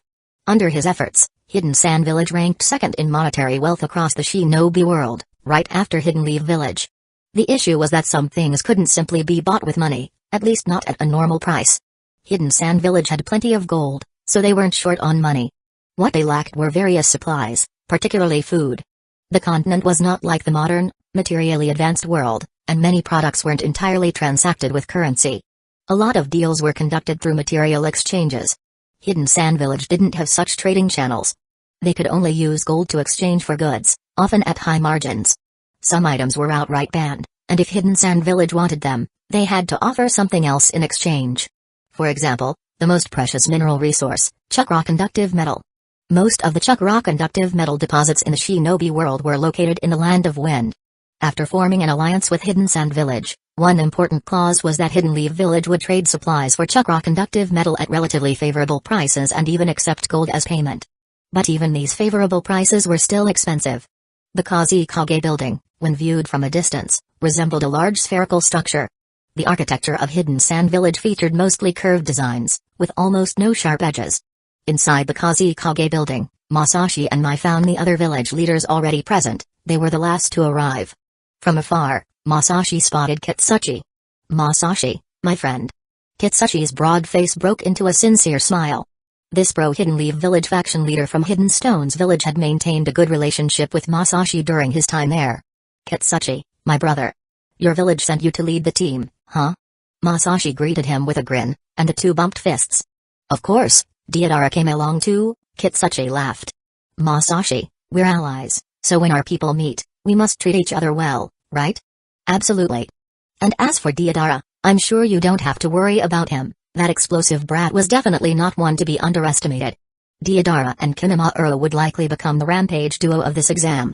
Hidden Leaf Village's side was a tier below individually and would need to rely on teamwork. For instance, there was one team consisting of a couple plus a third wheel. Anko and Hana were in one team, and their synergy should be decent as well. As for Anko, after Orochimaru fled, Masashi had provided her with some ninjutsu to give her a boost. Who knew how much progress she had made since then? Regardless, she was certainly much stronger than the average geinin. After all, geinin typically had very few ninjutsu in their arsenal. If a geinin could use anything beyond the three basic jutsus, they were already considered impressive. And those proficient with explosive tags were the elite among them. At this moment, a Hidden Sand Village ninja entered and announced to the assembled jonin, "Gentlemen, the Kazekage is ready to meet you." "Please lead the way," Masashi responded. The jonin naturally formed a lineup based on their standings. This was when differences in status became apparent. No one needed to explain anything, everyone instinctively knew their place. Masashi and Kitsuchi led the group. One was the renowned White Ghost, unquestionably Kage level, while the other was the son of the Sushi Kage and a seasoned powerhouse from Hidden Stones Village, also Kage level. Who would dare walk ahead of them? Following the Hidden Sand Village ninja, the group entered a small chamber. Raza sat behind a veil, flanked by his personal guards. "Please, take a seat," he said in a deep voice. Masashi couldn't help but sense weariness in the Kazekage's tone. Could he have stayed up all night mining? Truly, a leader who worked tirelessly for his village. Admirable and respectable. The group sat cross-legged on the ground, gazing at the veiled figure of the Kazekage. "Welcome to Hidden Sand Village. On behalf of the village, I extend my greetings," Raza began.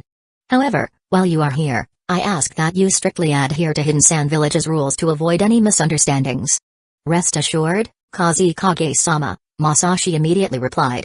"Hidden Leaf Village pledges to act in accordance with Hidden Sand Village's regulations." "Hidden Stones Village will do the same," Kitsuchi added calmly. Though he was part of Hidden Stones Village's pro-Hidden Leaf Village faction, he wasn't a dove. He was a hawk, and Hidden Sand Village was among his targets. The other jonin leaders also pledged their compliance one by one, all essentially saying the same thing. "Don't worry, boss. We'll behave. Promise not to cause trouble."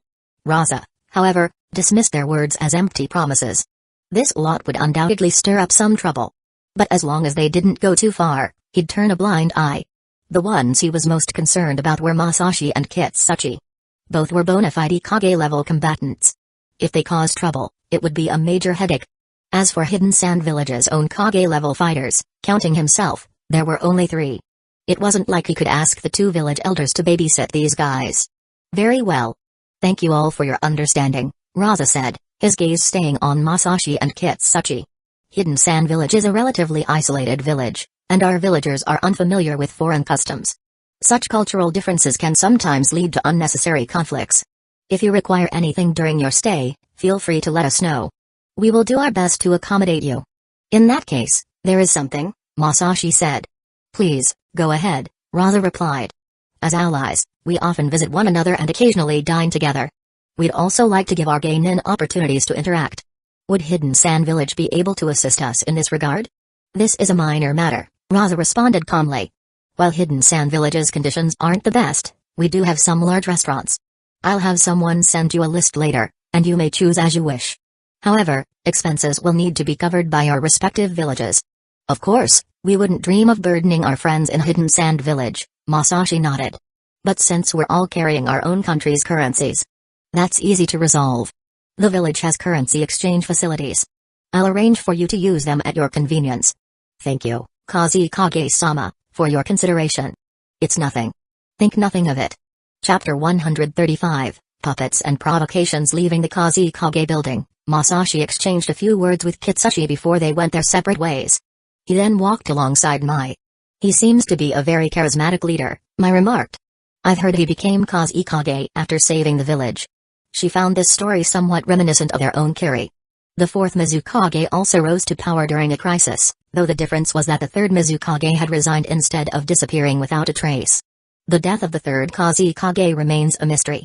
No one knows who is behind it, she sighed. The strongest Kazekage, and yet, this was his fate. High-profile actions, low-profile life, that principle is timeless, Masashi replied earnestly. The 3rd Kazekage grew up under the watchful eyes of the 1st and 2nd. He never faced much adversity. When people get too arrogant, they tend to end up getting cut down. Strongest. Those who flaunt titles like that often end up paying the price. He preferred titles like Lord that exuded a more down-to-earth vibe. It felt less aggressive. He no longer minded being affectionately called Sama by the villagers. This year's Uchiha Ice and Snow Festival, was it finally happening? It had been postponed so many times. He had a lot of good works to showcase. Maybe you're right, Mai acknowledged the wisdom in his words. The 4th Mizukage had nearly fallen into a trap. Perhaps it had something to do with all the fanfare surrounding his rise to power. If Masashi knew what she was thinking, he'd definitely tell her, you're overthinking it. Not many people on this continent even recognize your Mizukage. When the two returned to their inn, they hadn't yet entered when he frowned. What's wrong? Mai asked. Someone's causing trouble, Masashi replied with a smile. Can't blame me for what happens next. With that, he vanished from where he stood. Seeing him disappear, Mai's lips curved slightly, but she wasn't in a rush. She walked toward the inn entrance at a normal pace. Inside the inn, a drama was unfolding. In the section designated for Hidden Leaf Village's ninjas, a group of Hidden Sand Village ninjas had gathered. Bakura's expression was complicated, while Kakashi's could only be described as what the hell is this? Behind them, a group of Hidden Leaf Village genin and a few special jonin looked displeased. Bakura. How could a hero like you betray your village? People who fear death don't deserve to be called heroes. She treated their words like they were just hot air. What troubled her was a young girl. Sensei, have you really joined Hidden Leaf Village? The girl asked with wide eyes. You must have been forced to, right? Hidden Sand Village ninja, haven't you caused enough trouble? Kakashi interjected. He wasn't yet the easygoing person Sasuke and Naruto would later know.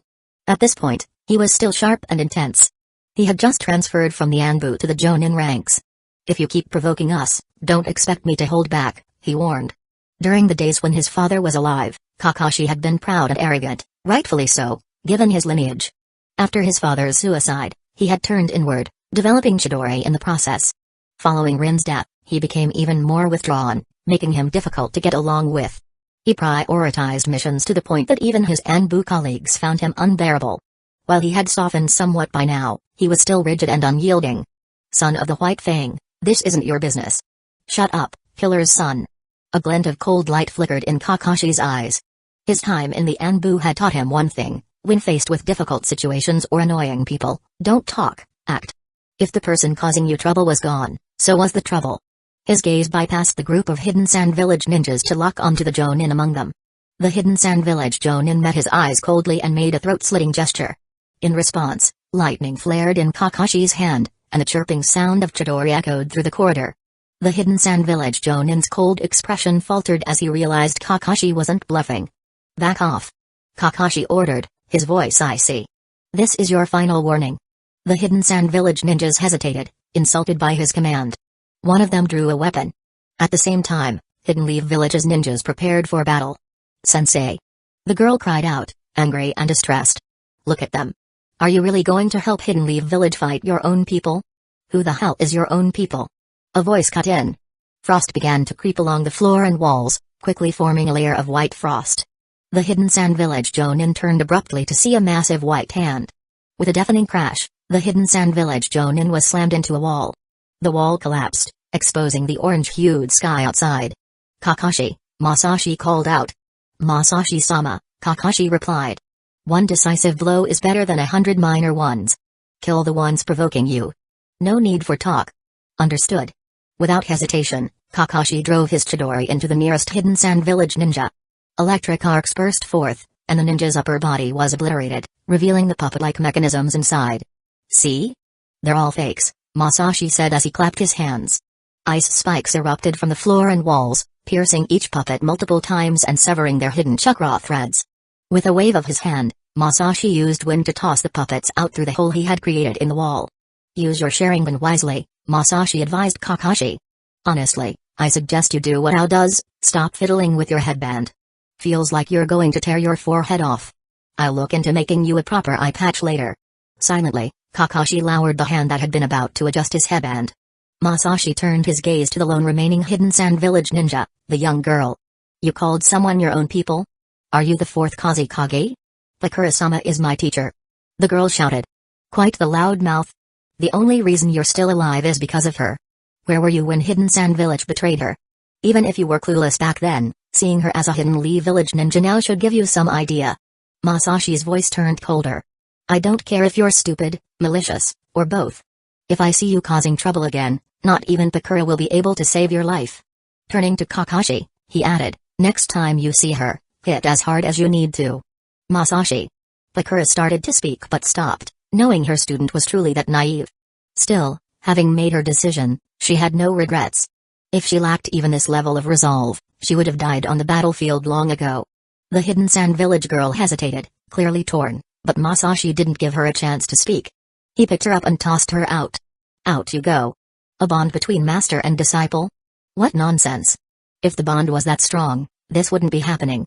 He still had to hunt down that coward from earlier. After calming the Genin who were about to go into combat mode and exchanging a few words with Kakashi, he went to look for the Hidden Sand Village ninja from earlier. For an organization like a ninja village, deliberately stirring up trouble or doing something foolish without reason was simply impossible. Every action that seemed foolish must have a very rational explanation behind it, even if it came at the cost of the village's interests. After all, the conflict between collective and individual interests had existed since the very day ninja villages were founded. While similar issues existed within clans, their smaller scale made such conflicts more manageable, with internal mechanisms in place to handle them effectively.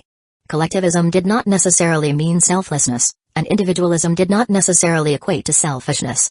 It was not a simple matter of black and white. But this was Hidden Sand Village's business. He didn't need to investigate the truth behind it. All he needed to do was hang up whoever provoked him and teach them a lesson. This was how the joint Chunin exams work. Without a few casualties, the exam would be considered a failure. It was far too much trouble just to promote a few Chunin. The real main players were the Jonin leading the teams. The enemy wouldn't have gotten far. When Masashi sent him flying with a slap, he had already left a mark. It was a clone, he was very clear about that. Shadow clones, although seemingly widespread, remained unique to Hidden Leaf Village. On this point, Hidden Leaf Village had maintained strict control. Before Dobirama invented Shadow Clone Jutsu, skilled ninja used various mediums or specialized techniques to create clones, primarily for demonstrating their abilities. The most famous among these was Hashirama's wood clone, so lifelike that even Madara could be fooled if he wasn't careful. After shadow clones were introduced, Hidden Leaf Village's ninjas expanded on this concept with various mediums, using shadow clones as the foundation. Hidden Sand Village was best known for its sand clones. Sand was more stable than wind, making it a sturdier medium, though not nearly as resilient against the massive ice hands. Using chakra interconnection, Masashi's flying thunder god mark had already been effectively transmitted to the enemy's real body. By focusing on the fundamental essence of chakra, theoretically, no ninjutsu could truly remain hidden, unless the Eight Gates formation was opened, in which case all bets were off. For the Hidden Sand Village ninja, it wasn't theoretical, it was a reality. His skills were simply no match for Masashi, and his presence was thoroughly exposed and under control. As Masashi moved through Hidden Sand Village, his presence drew the attention of many Hidden Sand Village ninja.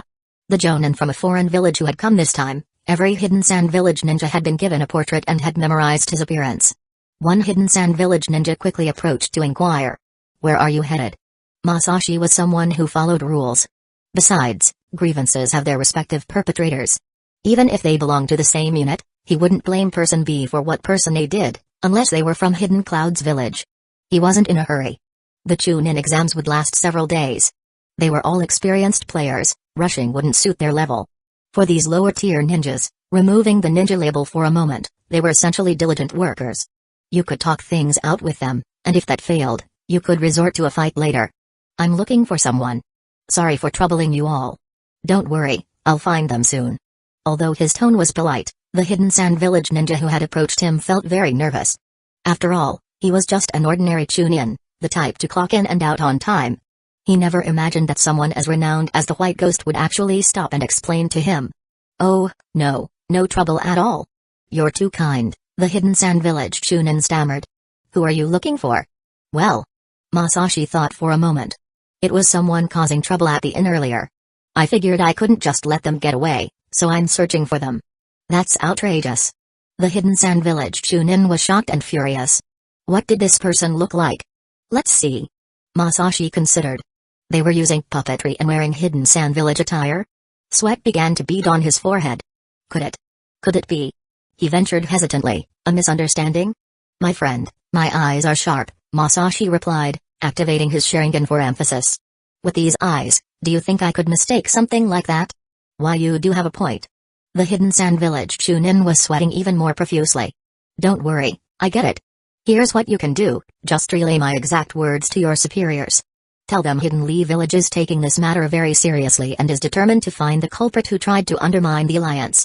"Why yes, I'll do that." The Hidden Sand Village Chunin felt like he had no choice. "Relax, we're allies. We won't make things difficult for you. I was a Chunin once too, I understand." For a moment, the Hidden Sand Village Chunin was moved. Who would have thought that the one who truly cared about them, the grassroots Hidden Sand Village ninja, was a jonin from Hidden Lee Village? "Understood, please keep us informed before you act. We'll coordinate with you." With that, the Hidden Sand Village Chunin rushed off to report. Watching him leave, Masashi was momentarily nostalgic about his own days as a Chunin. No matter the village, lower-tier ninjas were straightforward and hardworking. They didn't think much, they simply worked for their paychecks. The power plays between villages or among powerful individuals, these ninjas could only passively endure them. That was why every ninja aspired to become stronger. Turning back, Masashi continued his pursuit. The number of Hidden Sand Village ninjas around him began to increase. These were from Hidden Sand Village's Anbu, but they didn't interfere with his actions. He finally sensed the chakra. It was odd, though, it felt compressed. Moreover, the target was near the edge of Hidden Sand Village's territory, just outside the village. As he approached the city walls, Hidden Sand Village's defense forces intercepted him. The city walls were essentially part of the mountain terrain. Hidden Sand Village was built among sandy mountains, which not only shielded it from sandstorms but also served as natural military fortifications. As before, Masashi explained everything to the Hidden Sand Village patrol unit and stated his intention to pursue someone. Even Hidden Sand Village's Anbu appeared. "Masashi-sama, I doubt the perpetrator is one of our ninjas." "I feel the same," Masashi replied. "What does the Kazekage think about this?" "The Kazekage has instructed us to cooperate fully with your actions." "In that case, let's take a look." Chakra perception doesn't lie. The target is moving slowly, it might be a puppet. At the very least, we can confirm their identity. "Understood." The Hidden Sand Village Anbu agreed and coordinated with the wall defense unit. After a brief discussion, he returned to signal that all was clear. Masashi pointed out the direction, and the group quickly passed through a tunnel carved into the mountain, emerging into the desert beyond. Chapter 136, Shadows Moving Under the Hidden Sand Village. Sun outside Hidden Sand Village, a wooden miniature puppet was slowly crawling across the sand. Abruptly, a figure appeared beside it. So it really is a puppet. The newcomer muttered, then swung his hand, sending a wind blade that split the puppet in two. Soon after, more figures arrived at the scene. Masashi-sama, the captain of the Hidden Sand Village Anbu squad, looked at the puppet on the ground. Is this the one? Yes, an impressive puppeteer, Masashi said as he observed the still-moving puppet. Every time I see Hidden Sand Village's puppets, I feel like you guys chose the wrong talent tree. Indeed, very impressive, the Hidden Sand Village Anbu's gaze flickered. To outsiders, puppet techniques were just about creating wooden dolls, adding a bunch of mechanisms, and controlling them with the unique chakra thread technology of Hidden Sand Village. But this art also involved chakra circuits, and it was highly personalized. Every puppeteer's chakra circuits were unique. It was absolutely a form of ninjutsu. If a puppet technique was rated as a rank, it truly had an E-rank difficulty level for learning. Even after being split by a wind blade, parts of this puppet doll continued functioning. This kind of puppet, equipped with internal power systems that could operate according to preset programming, represented the pinnacle of Hidden Sand Village's puppet techniques. During the Second Great Ninja War, Hidden Sand Village's puppetry shone brightly on the battlefield. For Hidden Leaf Village, if it weren't for Tsunade, the losses would have been far greater. The mechanisms of puppetry might not be visually impressive, but they were devastatingly effective in combat. Unless you had an ability like Shinro Tensei for 360-degree large-scale attacks, or something akin to Susanoo, or if you were immune to poison, avoiding any injuries at all was nearly impossible. Without sufficient detoxification skills, being hit by a puppet attack was practically a death sentence. Looking at the puppet doll before them, the number of people in Hidden Sand Village capable of creating such a puppet could be counted on one hand. Puppet techniques at this level must be recorded in your Hidden Sand Village archives, Masashi said. Take this thing back to the Kazekage. As an outsider, I won't interfere further. Thank you for your understanding. The Hidden Sand Village Anbu genuinely appreciated his sentiment. This issue was undoubtedly Hidden Sand Village's own mess, they couldn't pin it on anyone else. As a member of Hidden Sand Village's Anbu, he didn't even dare speculate about the matter. For such a small puppet, the implications were likely far-reaching. But as the leader of the Hidden Lee Village delegation, if something like this happens again, don't blame me for taking more extreme measures, Masashi warned them. We understand, and we apologize for the trouble caused. It's not too bad. Internal infiltrators are indeed troublesome. I hope you can resolve it quickly. With that, Masashi disappeared from the Hidden Sand Village Anbu's sight. He reappeared in the Hidden Leaf Village rest area within the inn. At that moment, the Hidden Leaf Village ninjas were discussing what had just happened. When they saw him, they all stood up. Masashi-sama. In the world of ninjas, respect wasn't based on age but strength. As a ninja acknowledged as a Kage-level powerhouse, Masashi was a figure of great importance in the eyes of these Hidden Leaf Village ninjas. Masashi, about those Hidden Sand Village ninjas just now. Bakura began but stopped mid-sentence. Because Masashi gestured for her to stop. Kakashi, I have a task for you, he said after a moment of thought. During this time, keep a close eye on the surroundings. Also, no one should leave the premises unnecessarily. I'll coordinate with Hidden Mist Village to ensure both our teams act together. Understood, Kakashi nodded. With his Sharingan, he was essentially a visual sensory ninja. Moreover, the Sharingan gifted to him by Obito was of a high level, making him the person with the widest sensory range after Masashi in the group. As for chakra-sensing types of ninjas, they were too rare, there weren't many in all of Hidden Leaf Village. Otherwise, security tasks would have been much easier. Masashi-sama, is something wrong? Someone asked. Yes, this joint Chunin exams has drawn many participants, and Hidden Sand Village's defenses against infiltrators have weakened, Masashi reflected on the reactions of the Hidden Sand Village Anbu earlier. If someone from within Hidden Sand Village were causing trouble. But the chances were slim. It was more likely that an outsider was trying to disrupt the situation. And it was someone who was a highly skilled puppeteer. As a transmigrator, Masashi couldn't help but think of a certain individual with a penchant for turning people into puppets. Based on that person's preferences, they were indeed a likely suspect. This joint Chunin exams in Hidden Sand Village had gathered nearly all the powers in the shinobi world, along with a vast array of bloodline limits and strange abilities. It was probably the most concentrated gathering since the establishment of the ninja villages. If he were a puppeteer with a taste for human puppets, he would certainly want to gather materials. But jumping to conclusions was unwise. Assumptions should not be made lightly. For some reason, he felt a strange sense of familiarity with this situation. You don't need to worry too much. Maintain normal vigilance, Masashi assured the Chunin and Geinin present. Your job is to prepare for the exam. We, the leading ninjas, are here to ensure you can participate in the best condition. Even though we're in Hidden Sand Village, you represent Hidden Leaf Village. You don't need to fear anything. If the sky falls, I will bear it, it won't fall on you. Hearing this, the group felt a wave of relief.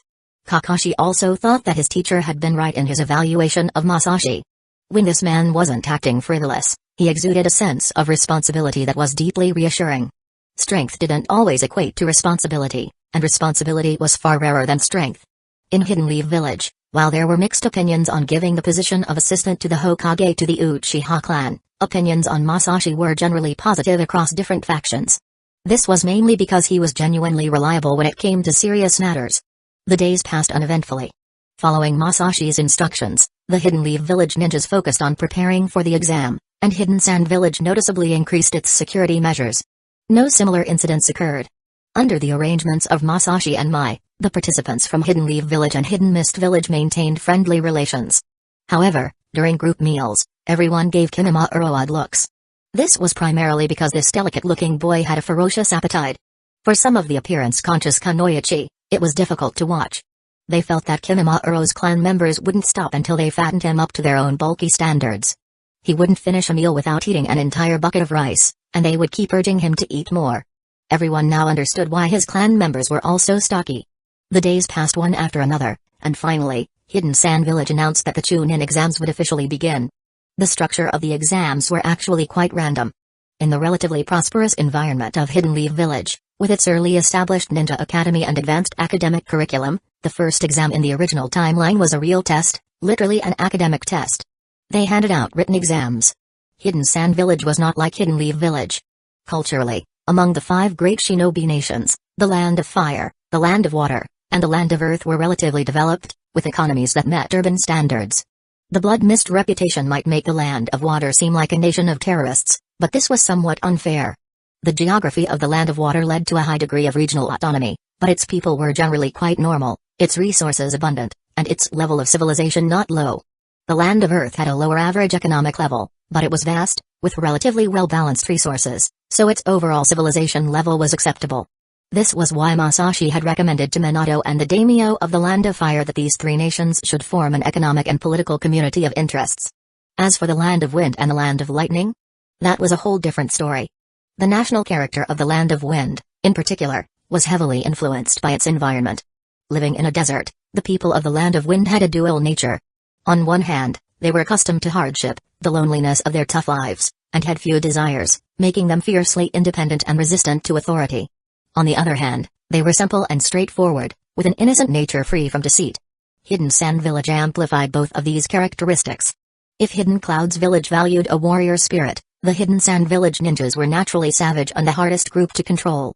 They were crude in action, had strong egos, yet harbored great ambition and a strong desire for power, making it hard to align their interests. Debates over the format of the first exam went on for days in the Kazekage's office. Even Raza slamming the table had no effect. Once the Hidden Sand Village ninjas got into an argument, they wouldn't relent, even if it meant disregarding ties of kinship. Many proposals were put forth, but sitting in a classroom to do a written test was definitely not among them. Hidden Sand Village didn't even have administrative roles like secretaries. Hidden Leaf Village used written tests to evaluate candidates' intelligence-gathering abilities and their mindset when faced with seemingly impossible tasks, but such methods were clearly not to the taste of the Hidden Sand Village ninjas. The first exam had a distinct flavor of the Land of Wind's culture. They designated a section of desert and sent the candidates inside. Each team carried a piece of intelligence with part of a route map, which they needed to decipher. Teams that reached the destination within the set time would pass. It was as straightforward and brutal as it got. While this gave Hidden Sand Village's own participants a geographical advantage, it was only a slight edge. After all, these were all Geinin, and even the locals hadn't explored every part of the vast desert.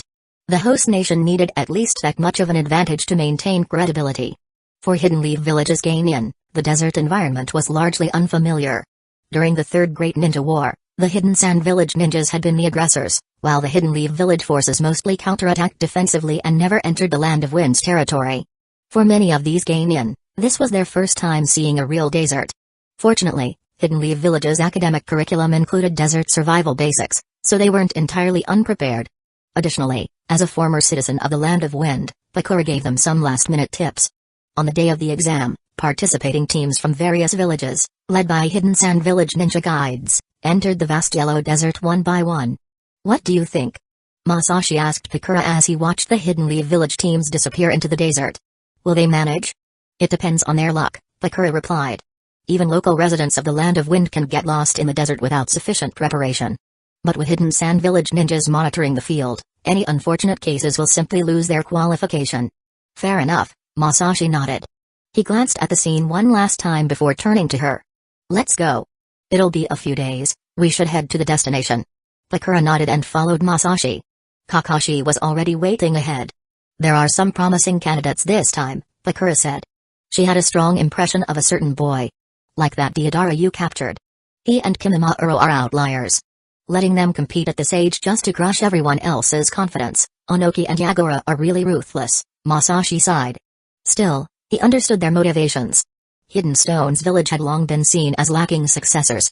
As for Kiri, it wasn't even worth mentioning, everyone expected them to self-destruct eventually. Sending these two prodigies was a way to change perceptions. Whether you were up against Deidara's clay bombs or Kimimaro bone powers, no rookie ninja would be able to touch them. Over the past few days, the geinin from the three villages had gotten somewhat familiar with each other and established a bit of camaraderie. Otherwise, Masashi would have been worried that someone in his team might have the bright idea to challenge those two. Especially Kimimaro, who had no concept of holding back. He'd probably make friends by saying, "Since my bone didn't kill you, it's destiny that we should be friends." It was hard to imagine who might be fortunate enough to become his best friend in the future. While Masashi and the other team leaders made their way to the destination, the exam in the desert officially began. For Deidara and Kimimaro, despite their young age, their abundant combat experience and overwhelming strength made them thrive. But for the teams from Hidden Rain Village, it seemed the Chunin exams and their village were destined to be incompatible. They were nearly wiped out within the first few hours. Their individual strength was decent, with most of them capable of using at least one or two nature release techniques, predominantly water style. But in the desert, water jutsu were nearly useless, serving only to hydrate plants at best. In the original timeline, the Hidden Rain Village ninjas faced Gaara during the Hidden Leaf Village Chunin exams. This time, they ran into Kimimaro right after the start and were beaten so badly that they were unrecognizable. If that wasn't enough, they later encountered Deidara. Ever since his encounter in the Land of Grass, Deidara harbored a strong dislike for ninja from small nations and didn't hold back against them. Aside from the unlucky Hidden Rain Village ninjas, other villages fared somewhat better. For instance, Hidden Grass Village ninjas were quick to flee at the sight of Hidden Stones Village's ninja team from a distance. After all, Deidara had publicly declared his intent to eliminate all Hidden Grass Village ninjas. This bold declaration even earned him praise from Kitsuchi, who said he embodied the spirit of Hidden Stones Village. Meanwhile, the Hidden Sand Village ninjas monitoring the field coldly observed the candidates' mutual slaughter, offering no favoritism, even toward their own. And in the shadows, hidden figures began to move. Chapter 137, The Kazekage's Interrupted Mining Day. The yellow sand shifted as something small pushed up from below. Sand slid away, revealing what was hiding underneath. It was a hunched man with an ugly appearance and disheveled clothing. A slovenly brute. No, brute might be excessive, after all, you couldn't even see his feet. This was not his true body. He was once known as the Sasori of the Red Sand. Through Hiroko, he gazed coldly at the familiar desert before him. Perhaps, just perhaps, a faint ripple stirred in his icy heart. That was all. That old hag. Her defenses are truly tight. Sasori, the most infamous traitor of Hidden Sand Village, now in his 30s, was in no good mood. Born into a family of puppet masters, he had been hailed as the best of Hidden Sand Village's puppet arts, the likes of which had never been seen before and would never be seen again. After his departure, Hidden Sand Village's puppet techniques had dimmed and paled in comparison. But such praise? To say sorry, it wasn't worth a fart. A fart at least made a sound. His demands for his life were minimal, just two things. 1. Don't make him wait. 2. Don't stop him from pursuing the eternal beauty.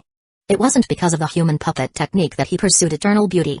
It was the other way around. It was in his pursuit of eternal beauty that he incidentally developed the human puppet technique. In this sense, he and Orochimaru were kindred spirits. The Snake Sannin also dabbled in ninjutsu as a side pursuit of his quest for truth. But Sasori and Orochimaru didn't get along. To this day, Sasori couldn't understand why Pain had recruited such an eyesore. Granted, Orochimaru had his skills, and they both shared a fascination with eternity. But sometimes, dislike was just dislike. He sought eternal beauty, not eternal ugliness. Having an eternal grotesque flitting about in front of him? It was infuriating, to say the least. It was an affront to his art. So many good materials. I can't let this go to waste. With this thought, he began to maneuver Hiruko forward at a leisurely pace. When he left Hidden Sand Village, he had taken with him most of the masterful puppets he had painstakingly crafted, except for that pair he made as a child. Art allowed no place for sentimentality or hesitation. He had to sever meaningless bonds. Yet severing those bonds was far from easy. To accomplish it, he replaced his body with a puppet. But even in his puppet body, a small piece of flesh remained, his imperfect past still trying to haunt him. Without cutting it off, his mind would never be at peace. And so, he returned, not just to collect materials, but to sever everything once and for all. To make them his enemies was the cleanest way to regain silence. Sasori had already chosen his first material. Hidden Mist Village was a gold mine of excellent resources. One day, he would make time to visit the Land of Water. Hiruko's movements left faint tracks on the ground, which were quickly buried by the desert winds. The desert was Hidden Sand Village's battlefield. It was also Sasori's domain. Here, his puppets could achieve their greatest potential. The wind and sand were his allies. If there was one weakness to his human puppet transformation, it was probably his reduced chakra reserves due to the lack of flesh and blood. But freed from the limitations of a physical body, his control had reached unprecedented heights. Otherwise, he wouldn't have been able to counter that Hidden Leaf Village ninja's technique. It wasn't easy, the other ninja's skill was extraordinary. Among the people he had encountered, that technique stood out as exceptional. Hidden in the wind and sand, Sasori slowly approached his target. It was a squad from Kiri. When Hiruko's unique silhouette began to emerge from the storm, it immediately drew the attention of the Hidden Mist Village ninja. A shuriken flew straight for its face. The sound of metal clashing rang out as Hiruko's iron tail swatted the shuriken into the sand. The Hidden Mist Village ninja finally saw their opponent clearly. Not bad. Sasori was quite pleased. The abilities of these three individuals could be added to his 100 puppets. Human puppets had the limitation of not fully replicating their original strength. But that was irrelevant for Sasori. His goal wasn't to recreate their power but to extract and preserve their unique abilities. And bloodline users. They were the best materials.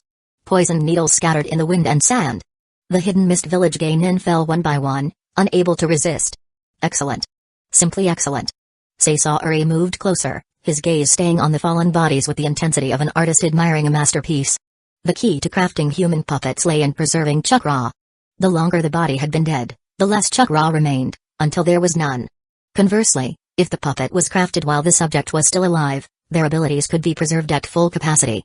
Just as Sasori had done with himself. Was the human puppet technique cruel? Inhumane? Was it an act of violence? A means of torment? He didn't think so. When he turned himself into a human puppet, yes, it hurt, but the pleasure outweighed the pain. That was the difference between someone who pursued art and someone who didn't. As an artist, he respected all other artists, even his enemies. But Orochimaru? He wasn't an artist. To him, eternity was merely a tool. And that, ultimately, was why Sasori despised Orochimaru. Controlling Hiruko, he extended a hand, pulled out a scroll, and prepared to seal the bodies. His poison was a special concoction. It wouldn't kill immediately but would strip the victim of all sensation. Then he heard the faint sound of something slicing through the air. It was Hidden Sand Village ninjas, scouts patrolling the desert who had noticed the disturbance. Hiruko's tail twitched nimbly, deflecting kunai and shuriken with ease. A puppet charged through the sandstorm. His opponent was also a puppet master. But the gulf between puppet masters was vast. The puppet and mechanisms of his foe were crude and laughable to Sasori. Back when he was still a ninja of Hidden Sand Village, he had crafted countless puppets for the village, mass-produced and mediocre by his standards. Not because he couldn't do better, but because the village needed tools for average puppet masters. His masterpieces would have been wasted in their hands. It's like expecting someone who can drive a basic car to handle a high-performance machine. It just wasn't going to happen. In a single clash, Hiruko reduced the attacking puppet to scrap. Meanwhile, Sasori sealed the three Hidden Mist Village ninja into his scroll. Hiruko then slowly turned, facing the surrounding Hidden Sand Village ninja. "Who are you?" the Hidden Sand Village ninja demanded. They had realized this wasn't an ordinary enemy when their comrades' puppets had been destroyed so easily. But these were Chunin, not high-ranking enough to recognize Hiruko or deduce Sasori's identity. Sasori didn't care. "I have no interest in you.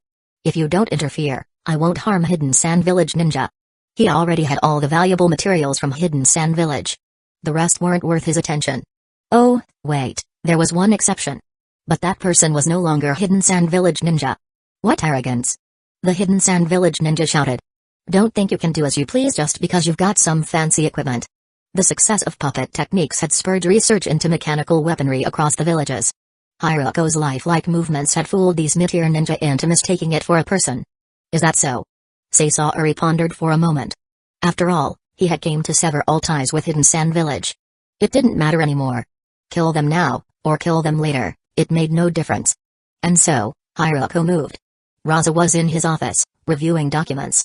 For him, this was one of the rare moments of leisure in his day.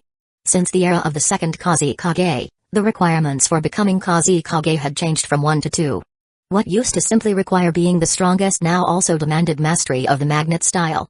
This technique was developed by the second Kazekage based on the power of Shukaku. Though magnet style was not exclusive to Hidden Sand Village, the village's version was entirely unique. Raza could still remember how excited he had been as a young man when he finally mastered the magnet style. So why on earth had he decided to take the gold dust route back then? But for the next generation, the magnet style, a technique passed only to males, had already been tested on his eldest son, but he lacked the aptitude. As for his youngest, Gaara, he was a natural-born user of magnet style. The fusion of Shukaku with the magnet style was, from a technical perspective, the ideal outcome. But whether he could truly control Shukaku's power, and whether he even had any feelings of loyalty toward the village, Raza was unsure. The ninjas of Hidden Sand Village were notoriously hard to manage. It didn't matter that Gaara was his son, Kazekage candidates were no exception. Even Sasori had once been a candidate for Kazekage, and he had left without so much as a word. The fact that Raza's wife had died giving birth to Gaara was also a painful thorn in his heart. His feelings toward this son of his were complicated. This was his child by blood, after all. It wasn't as if he had no feelings for him. Kazekage-sama. His mood soured immediately. That phrase was usually followed by "the village is out of money again." Damn it. He was the Kazekage, couldn't they find a more tactful way to ask him to go gold mining? He genuinely disliked holding these Chunin exams. Leaving aside the influx of spies, they were simply too expensive. There were so many areas in the village that needed funding, and the income from the exams couldn't even begin to cover the costs. Ultimately, it was Hidden Sand Village's geographic location that made it poorly suited for commercial development. If the exams were held in Hidden Leaf Village, they would have turned a profit. What is it? Why are you shouting? He reluctantly put down his pen and began warming up his wrists. Gold mining required a proper warm-up. If your body was loose, the process would be more efficient. What time was it now? If he started mining in broad daylight, he could have dinner at 6. There's been an incident at the exam site, Kazekage-sama. A Hidden Sand Village Jonin burst in, his expression grave. Raza's warm-up exercises came to an abrupt stop. Be specific. Yes. The Jonin hesitated as he noticed Raza's movements. Under normal circumstances, he might have been moved by the hard-working spirit of his Kazekage, but now there was no time for that. Several exam proctors in the desert have been killed, and the candidates they were monitoring are missing. The candidates are missing too? Yes. All the proctors were killed using puppet techniques. Raza was stunned. Any leads? Is it the same person as last time? This was no small matter. There was a significant difference between dying during the exams and dying because of the exams. Especially when the deaths were caused by Hidden Sand Village's unique puppet techniques. This wasn't just looking bad, it was a total mess about to blow up. Mishandling it could crush Hidden Sand Village under the weight of public outcry. Take me to the scene. Chiyo-sama just returned from the scene. Raza, who had been about to rush out the door, stopped in his tracks. He looked at his aide, who avoided his gaze. He knew the aide was worried he might lose his temper. Raza thought. As if I would ever lose my temper. Very well. With Chiyo on the case, I'm sure it will be handled appropriately. He returned to his seat. Irritated, he decided he wouldn't mine gold today, he wasn't in the mood. The aide gave an awkward laugh. Keep me updated if there's any news, Raza instructed. Yes, Kazekage-sama. And remember, I want updates promptly. Don't let the elders beat you to it.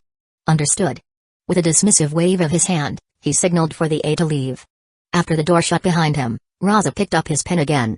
But as he read through the documents, his irritation only grew. Puppet techniques. Who could it be?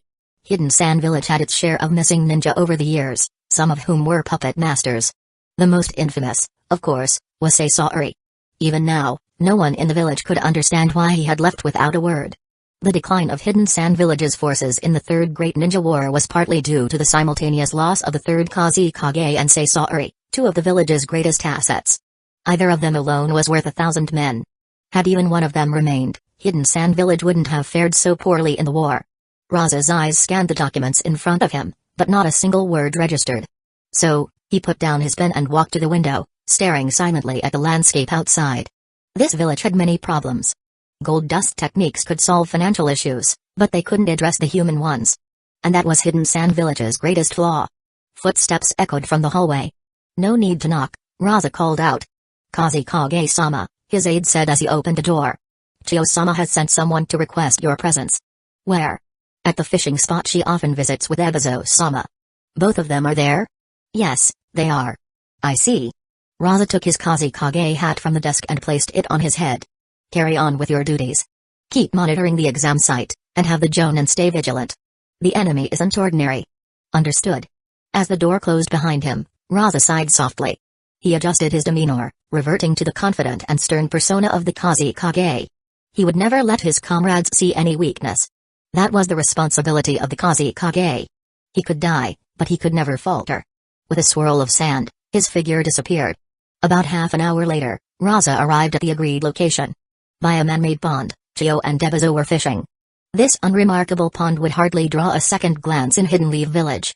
At the very least, they'd spruce it up with a garden. But in Hidden Sand Village, this was a privilege reserved for the elite. Raza. At 60 years old, Chio was considered elderly by ninja standards. She was renowned for developing antidotes that neutralized the poisons of Hanzo of the Salamander during the Second Great Ninja War. Unfortunately, Hidden Leaf Village had produced someone even more extraordinary during the same era. "Chio," Raza greeted, stopping a few paces from the pond. "Are you in good health?" The surrounding Hidden Sand Village ninja had retreated once he arrived. None of them were foolish enough to stay and get in the way with the Kazekage present. "Thank you for your concern, I'm still alive," Chio replied, turning to face him.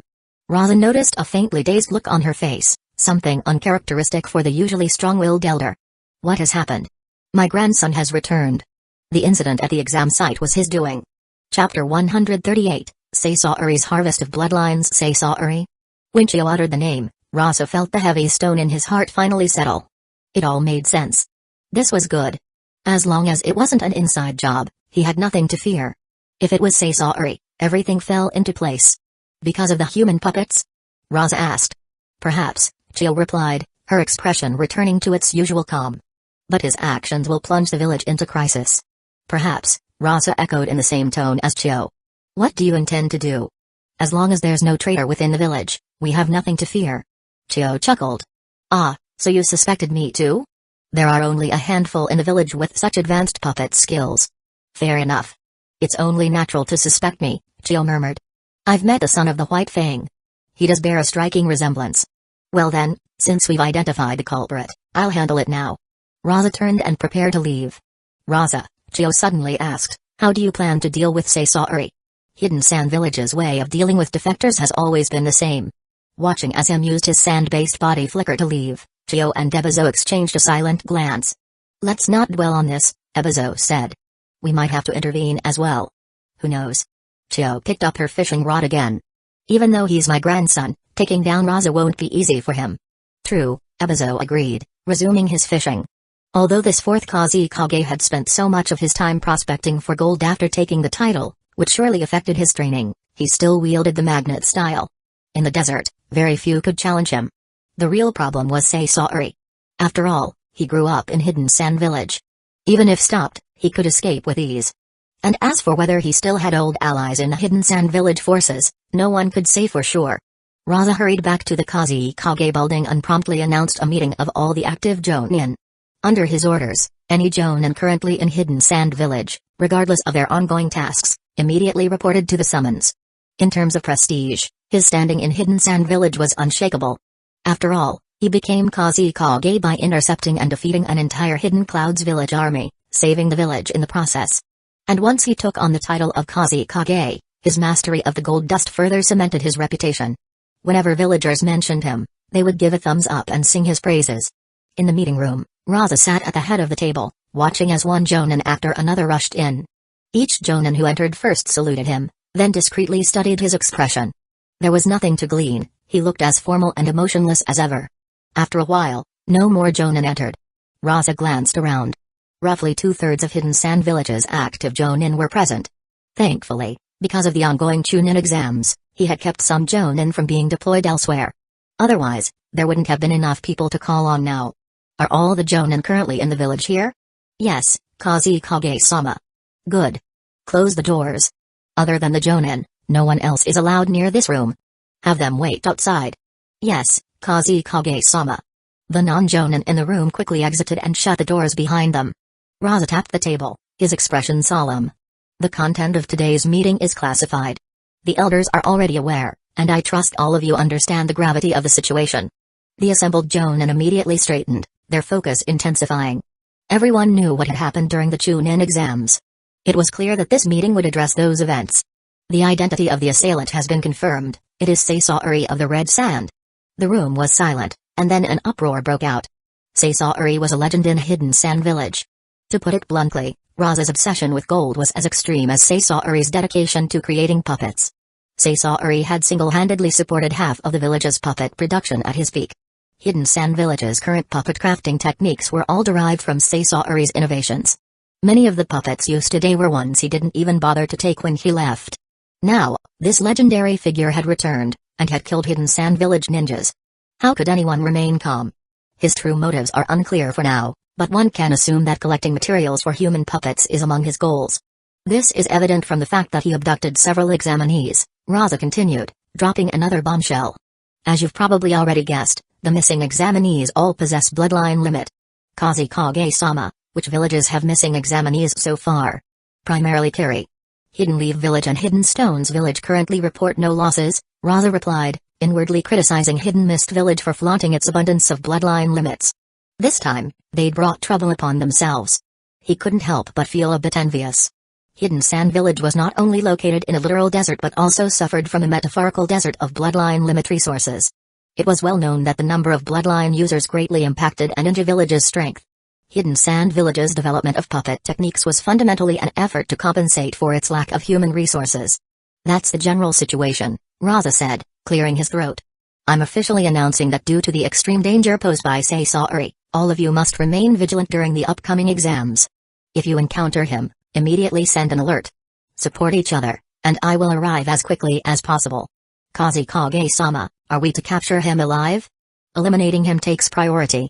Against someone of his caliber, there's no room for leniency, Raza stated. I trust no one here wants to end up as a human puppet. A chill ran through everyone present at those words. Understood, Kazekage-sama. This concludes today's meeting. Prepare yourselves accordingly. The Jonin rose and left the room one by one. As Raza had said, no one wanted to become a human puppet. He remained seated, waiting until the room emptied before slowly rising. An Anbu appeared at his side. Inform the mines that I won't be visiting for the foreseeable future. Understood, Kazekage-sama, the Anbu replied crisply, though his hesitant expression betrayed him. This hesitation practically screamed, Kazekage-sama, I have something to say but don't know if I should. Are the village funds running out again? Raza's face darkened with worry. Didn't we just extract some gold the other day? How could it run out so quickly? Kazekage-sama, as you know, hosting the Chunin exams has left the village in a financial deficit. Curse Hidden Leaf Village. Raza fumed. They claim to co-host but haven't contributed a single coin. He could understand Hidden Mist Village refusing to pay. Hidden Stones Village's lack of contribution was expected. But Hidden Leaf Village? The village that proposed the exams in the first place? Not chipping in a single cent. The fourth Hokage was outrageous. Then, Raza gritted his teeth, making a decision. I'll go to the mines one last time today. After that, I'm not going. Seisaori is no weakling, I need to prepare myself. Of course, Kazekage-sama, the Anbu quickly consoled. Everyone knows how hard you work. Ah.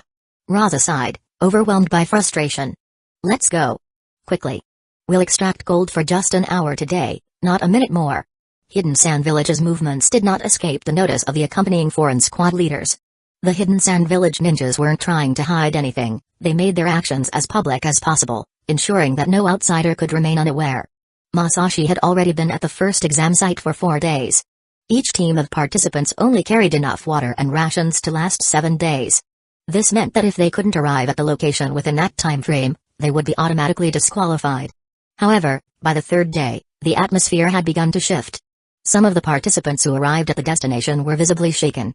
When questioned by their team leaders, they revealed they had been attacked by an unknown ninja. The attacker had even killed the proctor ninja who tried to intervene. This news elicited varied reactions from the different villages' leaders. The leaders of smaller villages were understandably nervous, some even requesting Hidden Sand Village temporarily suspend the exam. Meanwhile, the representatives from Hidden Leaf Village, Kiri, and Hidden Stones Village demanded that their respective jonin be allowed to enter the exam grounds. Among them, Mai was particularly insistent. She was worried because Kimima Earl had not yet arrived at the destination. Kitsuchi also shared similar concerns. However, he refrained from showing the same panic as the smaller villages, though internally, he was just as worried. Deidara hadn't arrived yet either. The three jonin from Hidden Leaf Village, however, appeared less concerned. After all, those targeted by the attacker were exclusively ninjas with bloodline limits. And as for their participants in this year's exam, well, not a single one possessed a bloodline limit. This was a deliberate decision made by Masashi and suggested to Minato. Ninjas with a bloodline limit were better left out of such events, not because of their skills, but because bloodline limit often attracted unnecessary trouble. While Hidden Leaf Village didn't have as many bloodline users as Kiri, their quality was higher. Each one that participated could become a moving target for problems. Of course, the official explanation was that Hidden Leaf Village prioritized inclusivity, focusing on ordinary ninja. This reasoning wasn't without merit. Ninjas without bloodline limit faced less targeted aggression, allowing them to adapt better to the challenges of the exam. This approach was also a form of protection for these ninjas.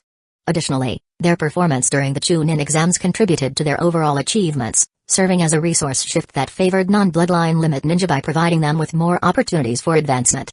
Although, in truth, it was still about safeguarding the bloodline limit users. At least the policy appeared more palatable. Achieving such balance in the ninja world was no easy feat. However, by the fourth day, when some of the promising young Hidden Leaf Village ninjas hadn't returned, Masashi couldn't sit still any longer. Along with representatives from the other three major villages, they collectively began applying pressure on Hidden Sand Village.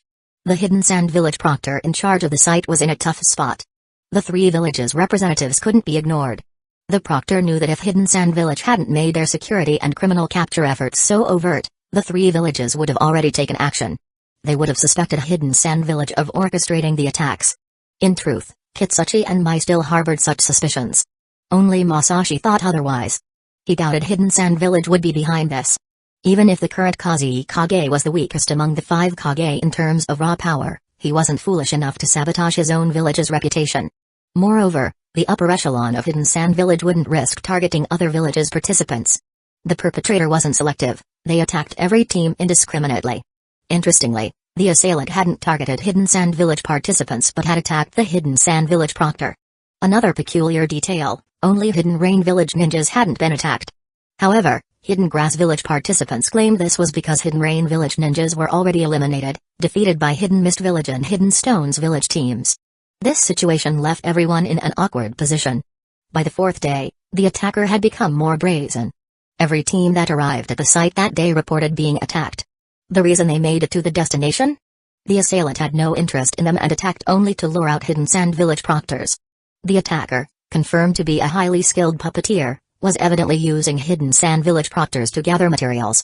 This suggested they were either building or modifying puppets on the fly. The Hidden Sand Village proctor in charge was furious, but the team leaders had grown suspicious. This wasn't the work of an ordinary criminal. Even if Hidden Sand Village had been weak during the Third Great Ninja War, it was still one of the 5 great nations. Considering the attacker's skill in puppetry and their intimate knowledge of the desert, they were either a former Hidden Sand Village ninja or someone deeply connected to the village. Based on survivors' descriptions of the assailant's capabilities, dispatching Hidden Sand Village proctors with ease, it was clear they were at least an elite jonin. Could it really be him? Seisaori? Masashi thought. No ordinary elite jonin could toy with Hidden Sand Village proctors across the entire desert. After all, there were jonin among the proctors as well. If it truly was him, then things made a lot more sense. For someone like Seisaori, targeting participants with bloodline limits during the Chunin exams might seem plausible, but taking on the entire Hidden Sand Village, not to mention antagonizing half the ninja world, seemed excessive. Regardless, it was time to investigate. Facing the pressure from the 3 major villages, the Hidden Sand Village proctor finally gave in. A messenger was sent to the Kazi Kage's office. Raza, understanding the gravity of the situation, immediately authorized the request. In fact, he wished the villages would call off the exams entirely and leave as soon as possible, saving Hidden Sand Village both money and trouble. With his approval, the Hidden Sand Village proctor relayed the decision to Masashi, Kitsuchi, and Mai. The three were unsurprised and wasted no time. They requested a guide from Hidden Sand Village and headed into the desert. Their speed soon left all signs of civilization behind, with nothing but endless dunes stretching to the horizon. "We should split up," Mai suggested. "Kitsuchi and I need to locate our genin first. Time is critical, so we'll move ahead." "Alright," Masashi agreed. "Though it goes without saying, I'll still remind you, if the assailant is Saisari, be cautious."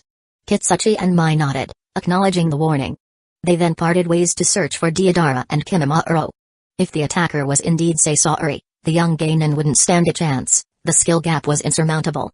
After the two departed, Masashi turned to the Hidden Sand Village guide.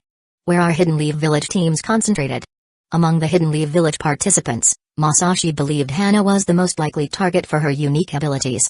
The Inuzuka clan's secret techniques had, over time, influenced their physiology, granting them enhanced agility, heightened senses, and other distinctive traits. For the standard of selecting human puppet materials, such qualities would be highly coveted. Chapter 139, Kindred Spirits. In a sandstorm, an explosion blasted the gravel into the air, only to have it fall back down. The clattering sound resembled raindrops hitting the ground. Kinamaru stared blankly at Deidara, who was pulling out another lump of clay from his bag. There was a reason the two of them were together. "Didn't you say you could blow him up?" Kinamaru pointed at Hiruko, who looked completely unscathed, and gave Deidara a stern look, as if accusing him of lying again. "It would have worked on someone else," Deidara retorted indignantly. "If you're so capable, why don't you do it yourself?" Kinamaru glanced back at Hiruko, who was slowly dragging itself toward them. "Can't beat him," he admitted honestly. "We should just keep running. We're faster than him. If we get far enough, he won't be able to find us." "You've said that before." Although Deidara grumbled, his body obediently started running. In no time, the two kids disappeared into the swirling dust. Saisari watched the two figures retreat into the distance, calculating his next move. The kid from Hidden Stones Village didn't seem to have any special abilities. His skill with explosive clay was decent, but as a human puppet, he wasn't worth much. The boy from Kiri, however, was excellent. The Shikatsumyaku was an extraordinarily powerful bloodline limit, and the boy had been well trained. His taijutsu exceeded the level of a genin, his reflexes were sharp, and he was adept at using his abilities. Combined with the Hidden Stones Village boy's support, the two had managed to hold him off until now. Of course, the main reason was that he didn't want to damage the materials. He hoped to acquire the Shikatsumyaku intact. And these two kids, well, they were annoyingly good at running. It was as if they'd been chased since they were in the womb. "It's been 4 days now. That's about enough. Time to pick up the pace," Saisari thought. The Jonin from Hidden Sand Village would eventually catch up to him. No matter how well he knew the terrain, he was just one guy. He couldn't outrun them forever. After that, the fourth Kazekage himself might show up. Forget it. Damaged materials are better than none. He decided to stop holding back. He would acquire the Shikatsumyaku and then leave. Hiruko suddenly picked up speed, and the sluggishness it had displayed earlier seemed to have been a mere illusion. It kicked up even more sand and quickly closed the distance to Kinamaru. "He's catching up again," Deidara said, recognizing the sound of Hiruko's approach. While running, Deidara formed a one-handed seal and muttered a low chant. In an instant, a massive explosion erupted behind them. The shockwave propelled the two kids forward, and they skillfully used it to their advantage. "Do you still have clay left?" Kinamaru asked. "Almost out. Those landmine traps use up a lot of clay," Deidara replied calmly. "Don't worry. We're close to the destination now. I stole the most scrolls," Kinamaru reminded his temporary teammate. "If the Hidden Sand Village ninja ask, you need to admit it." Fine, Deidara replied, annoyed. "You're so stingy." Humphrey. Kinamaru thought to himself that if he hadn't decided not to stab Deidara with a bone spike when they first met, he wouldn't have teamed up with him at all. This was a principle the Mizukage had taught him: if you can't kill someone, make them your ally. Though he wasn't entirely sure what an ally was supposed to be. At the very least, it seemed to mean fighting together. "Your ninjutsu isn't bad, but it's no match for my art," Saisari's voice echoed from above. Deidara and Kinamaru dove left and right, rolling several times to dodge. The spot where they had just been standing was struck by Hiruko, which landed like a meteor. The soft sand cushioned its landing, absorbing the impact. But Seisaori's chakra pressure was overwhelming for the two boys. The resulting shockwave was akin to a small explosion, sending them tumbling again. Deidara, having rolled one extra time, immediately bounced to his feet. Pointing angrily at Haruko, he shouted, "Don't casually throw around the word art. You're degrading it." Seisaori, who had been about to attack, was intrigued by the boy's strong conviction. "A brat like you, with such a strong belief in art? Interesting." Seisaori's voice grew lower. "All right, I'll give you a chance. Tell me, what is your art?" "Art is an explosion." Deidara blurted out his catchphrase without hesitation. But Seisaori was disappointed. He had thought he'd encountered a kindred spirit, but this kid was just a child with no real understanding of art. In this world, there was no one who could truly compete with him in the realm of art. In the end, only loneliness could accompany him. How dull. The demolitions unit is nothing but barbarians. To think I assumed you understood art. Haruko's tail rose menacingly. "Art is eternal beauty. My puppet techniques are the perfect blend of art and craftsmanship. Ordinary people can never comprehend the magnificence of my creations. You don't get it.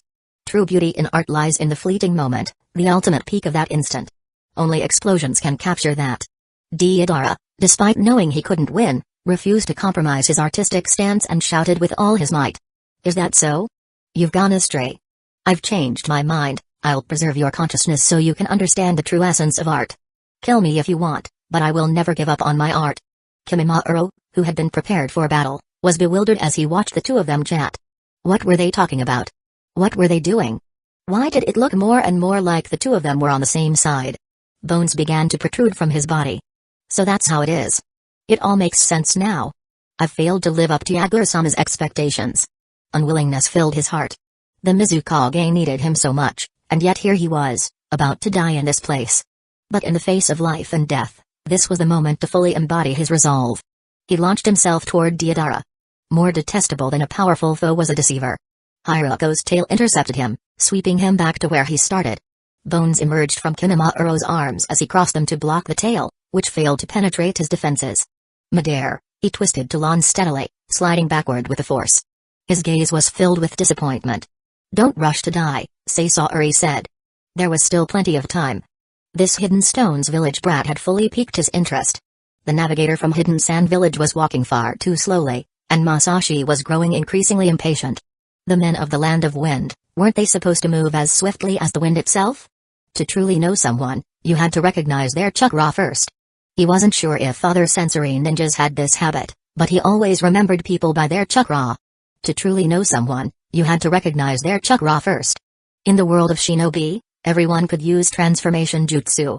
Faces and even genders could be fake, but chakra was an honest fellow. The familiar chakra belonged to Deidara and Kimimaro. And there was another one, a less familiar presence. He knew the chakra but hadn't seen its owner in person. It belonged to the troublemaker he had slapped away earlier. No, he couldn't be called a mere troublemaker anymore. Now, he was a murderer. Unless, of course, he hadn't harmed any Hidden Leaf Village ninjas. In that case, he'd still just be a troublemaker. Judging by the quality and volume of his chakra, it was fitting to label him Kage level. Masashi stopped in his tracks and casually grabbed the guide by the arm. "Masashi-sama?" The Hidden Sand Village ninja tensed up, assuming the worst. It wasn't the potential appearance of the murderer that made him nervous, but the infamous unpredictability of the white ghost standing beside him.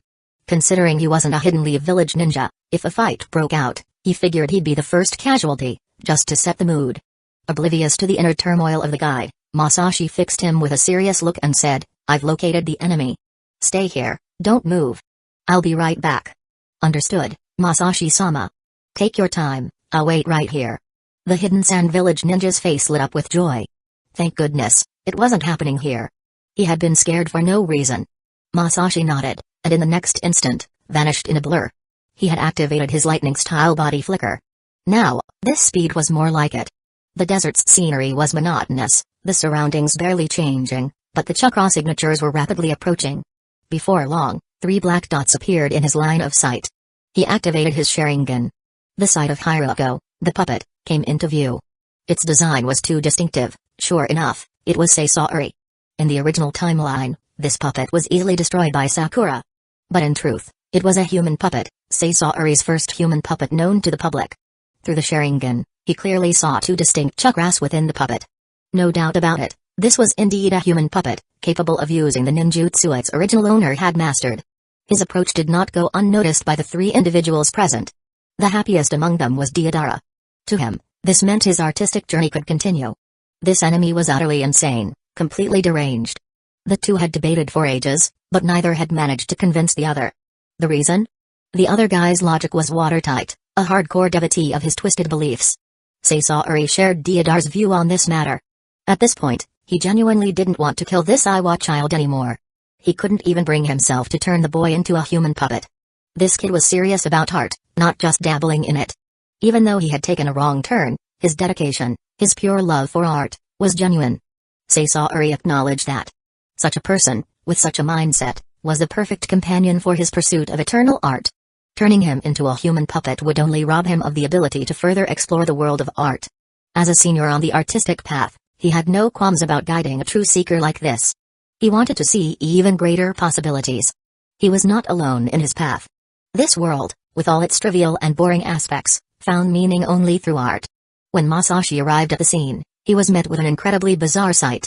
You cling to your ridiculous ideas because no one in Hidden Stones Village understands art. You're blindly groping in the dark in that wasteland. Come with me. I'll teach you. Sasori's tone was deadly serious. But he had not ignored Masashi, rather, his confidence in his own strength and his love for art made him unwilling to leave just yet. Finding a prodigy like this was no easy task. Not a chance. Don't look down on me just because I'm young.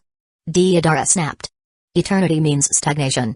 How can something stagnant stir the soul? Why were these two having a philosophical debate now? This wasn't at all what he had anticipated. His gaze shifted to the side, where Kimimaro sat on the ground, sulking with a pouty expression.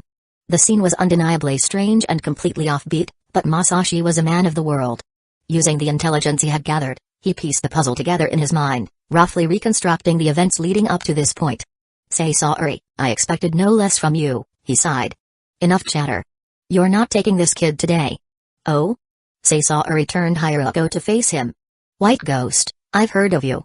Then you have my sympathies, Masashi smirked.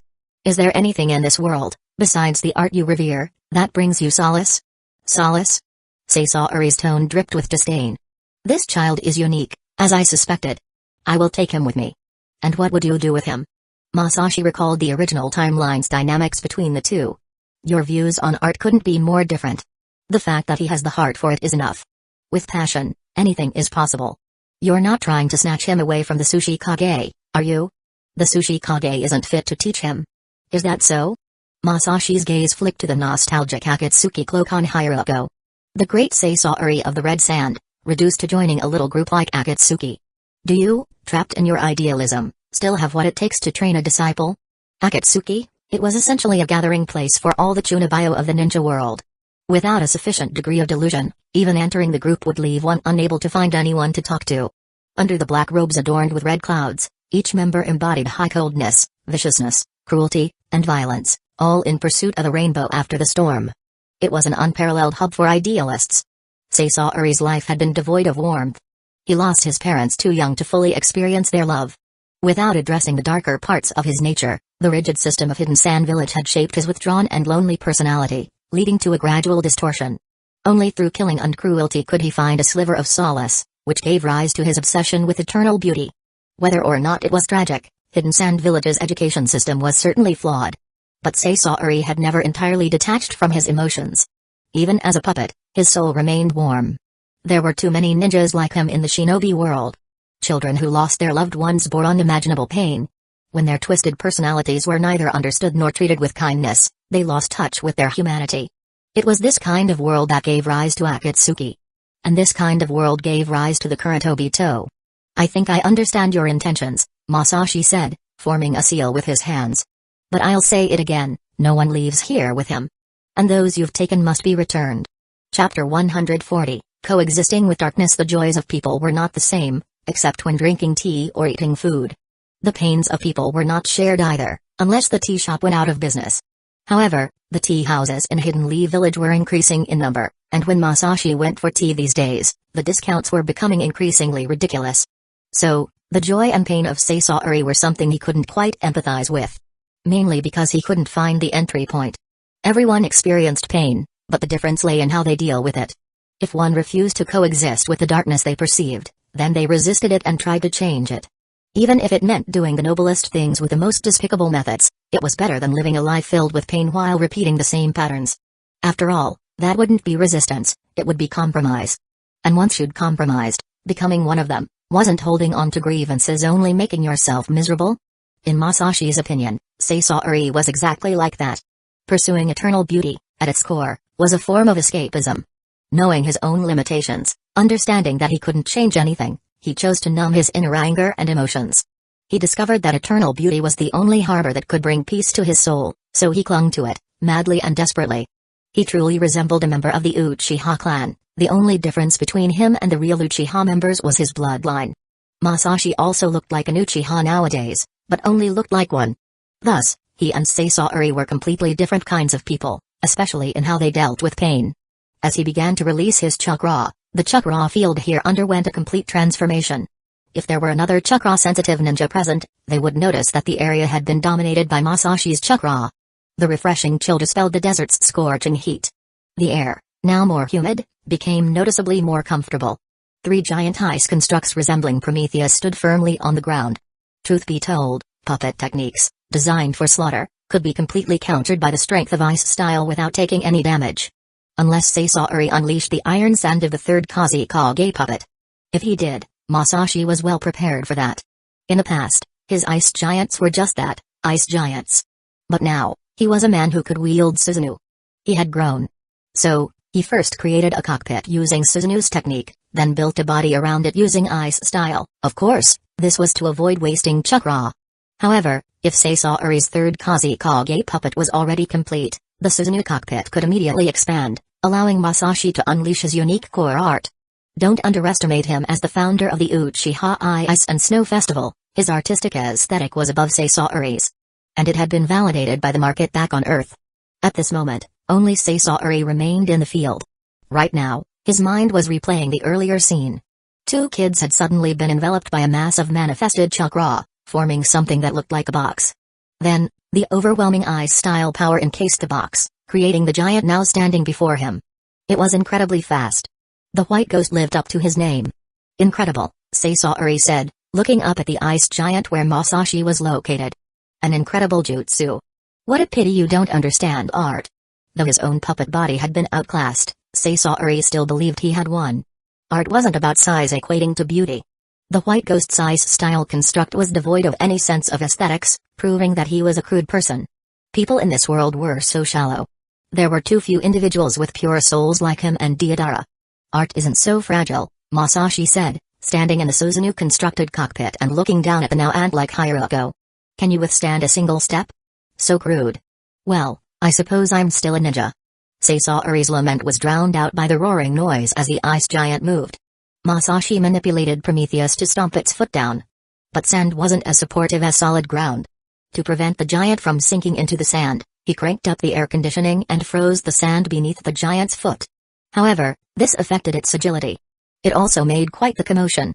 If Sasori couldn't dodge even this, it would be an insult to the title of Kage level, at least in terms of braggadocio. Before the giant's foot could land, the chill had already frozen the sandy ground. But Hiroko was no longer on the frozen patch. The massive foot still came crashing down, stomping onto the frozen sand that let out a strained groan, but Masashi ignored it. The ice giant raised both hands into a sword-wielding stance, though what it actually materialized was a massive 2-handed hammer. Since the opponent was a puppet, he didn't bother with the Yasaka Magatama. Ice was sufficient. The whack-a-mole game could begin. Here we go. The giant hammer hurtled down toward the airborne Hiroko, who was gliding along the wind. Midair, it suddenly extended a hand. Chakra threads unique to puppet masters shot out and adhered to the hammer's surface. In that split second, Hiroko swung to the side, narrowly brushing past the massive hammer. But this was just the beginning. Its tail acted like a chisel, stabbing into the hammer's surface and propelling him onto the giant's arm. At this point, the hammer finally struck the ground.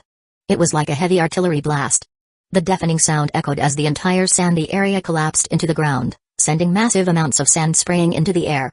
The 2 kids in the well-protected Susanoo cockpit reacted differently. Kimimaro, initially stunned, glanced at the giant he was inside of, then at his own small arms and legs, furrowing his brow in frustration. Deodara, on the other hand, was envious of the hammer's power. It wasn't the hammer itself he wanted, it was its destructive capability. He felt that Masashi was the guide to his art. The effects Masashi produced always gave him new inspiration. That pure burst of power and destruction in a single moment, it was too beautiful. Meanwhile, Hiroko had securely landed on the giant's arm, which couldn't be retracted in time. Gliding on the air currents, it launched a rapid assault toward Masashi's location. Interesting, Masashi muttered with a smile, watching the scene unfold. To manipulate a puppet to this degree, Sasori truly lived up to his reputation. Still, the beauty of meshs lay in their sheer power and overwhelming visual impact. Size was justice. He would make Sasori truly understand why meshs were every man's dream. Hiroko was surprisingly fast on its feet. It was likely a wind-style ninja. Masashi had been carefully observing this human puppet, noting that all of its ninjutsu were wind-based, and even then, strictly supportive in nature. To be honest, perhaps due to the lack of maturity in the early stages of Sasori's craft, Hiroko wasn't particularly impressive when it came to ninjutsu. Its attacks and defenses heavily relied on its puppet mechanisms rather than pure ninjutsu prowess. One thing was for certain though, it was indeed a human puppet, and Sasori had always specialized in crafting human puppets. In the original timeline, after his third Kazekage puppet was destroyed, Sasori refrained from using other human puppets, assuming that Chio's presence on the battlefield would limit their effectiveness. This left his actual stock of human puppets something of a mystery. But that was a concern for years later. At this point in time, Sasori's supply of human puppets was undoubtedly limited. If one was destroyed, it was one less he could use. As for his performance of 100 puppets composed of regular puppets, whether Sasori already had this move, it posed no threat to Masashi. Puppet mechanisms, no matter how advanced, were completely ineffective against someone who had mastered Suzuno. Thus, unlike Chio and Sakura in the original timeline, his only viable option against Masashi would be human puppets, specifically, those crafted from ninjas with powerful abilities and destructive ninjutsu. Given this, the only puppet Masashi could think of that fit the bill was the third Kazekage, who had been reduced to a mere husk when he first appeared. As Hiroko charged along the giant's arm, Masashi didn't stop it. Although he was confident in his assumptions, he was still curious to see how Sasori's puppet mechanisms fared against the structures formed by his ice style. Besides, inside the ice giant, he'd even created a cockpit using Suzuno, a double-layered defense allowing him to deal with any threat effortlessly. While carefully observing Sasori's chakra activity, he confirmed something else: Sasori's chakra was at a tailed beast level.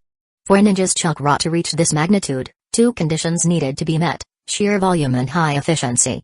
It required a careful balance, allocating chakra for molding, output, control, and physical recovery with precision, creating the illusion of an inexhaustible supply. Achieving this balance depended equally on quantity and technique. Some ninjas relied more on raw chakra reserves, while others leaned heavily on technique. In Masashi's view, sheer volume mattered slightly more than technique. Techniques could be mastered through training, but chakra reserves were mostly determined by innate talent. Larger reserves made using a lot of techniques easier, while the reverse wasn't true. In battles where both opponents had equal mastery of technique, even a small difference in chakra reserves could lead to overwhelming dominance. Take Hashirama and Madara, for example. Every time Hashirama defeated Madara, he was left nearly drained of chakra.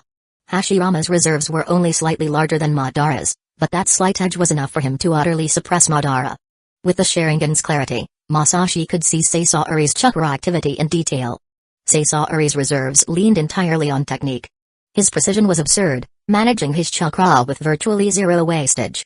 Masashi couldn't help but grin. Sasori had used chakra threads numerous times to maintain balance, and as Masashi observed, he found himself learning the technique as well. No more carrying steel wires, how convenient. In mere moments, Hiroko had reached the cockpit's location, its tail stabbing forward to pierce the ice wall. Masashi understood Sasori's thought process.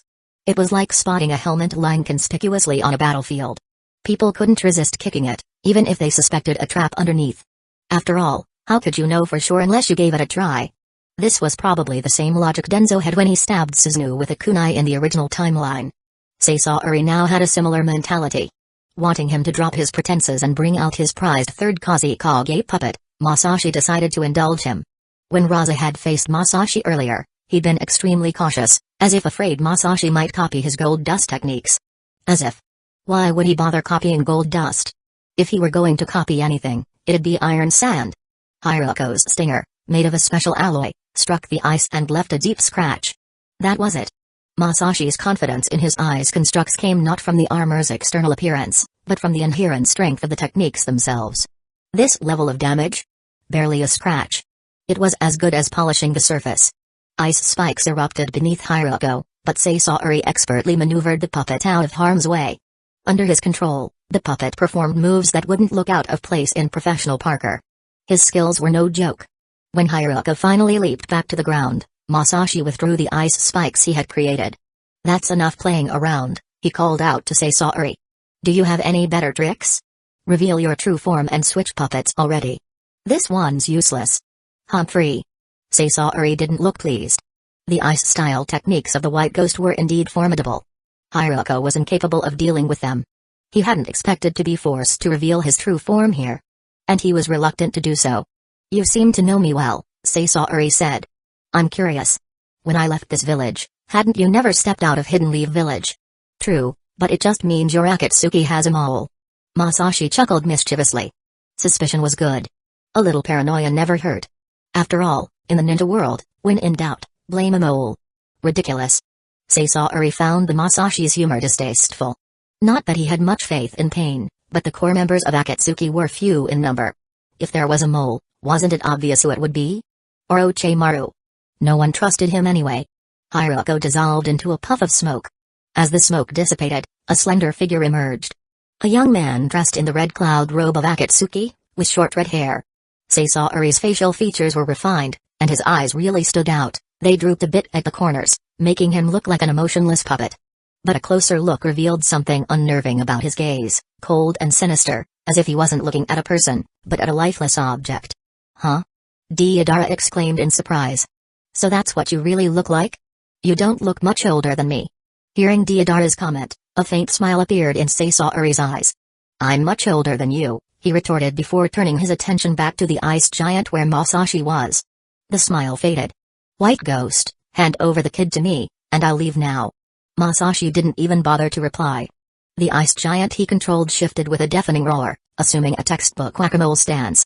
The ice giants with Deidara and Kimimaro inside also began to move, forming a triangular formation. "Such nonsense," Sasori muttered under his breath, his words unclear as to whom they were directed at. A scroll slid out from his right sleeve into his hand. He held it horizontally and slowly unrolled it. Smoke expanded out once again. Chapter 141, Size is Justice. Raza was running at full speed. To be precise, the current Kazekage was leading the charge, followed by a group of Jonin. Among them were not only Hidden Sand Village's ninjas but also Jonin from other villages. Whether they were here to spectate or meddle, Hidden Sand Village had no choice but to let them tag along. Especially considering the presence of Kitsuchi and Mai, the precious assets of their respective villages were on site. The identity of Sasori was no longer a secret. It wasn't realistic to keep such a thing under wraps for long in front of so many Jonin. Finally, as the group crossed a sand dune, they arrived at the battlefield. 3 towering ice giants stood there, unmistakably identifying the person opposing Sasori. Upon seeing this, both Kitsuchi and Mai let out a sigh of relief. They were well aware of Masashi's strength. With him here, the safety of their village's prized ninjas was assured.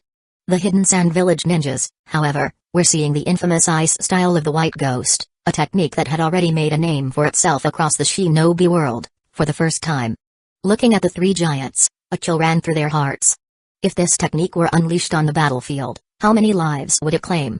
So this is the power of the White Ghost. One Hidden Sand Village Jonin murmured, unable to contain his awe. It wasn't shameful, everyone witnessing Masashi in action for the first time thought the same. Kitsuchi and Mai, however, remained composed. Particularly Kitsuchi. After all, Hidden Leaf Village's last war had been against Hidden Stones Village, and back then, Masashi hadn't even used this technique to decimate an entire Hidden Stones Village division. Now that was terrifying. He thought for a moment.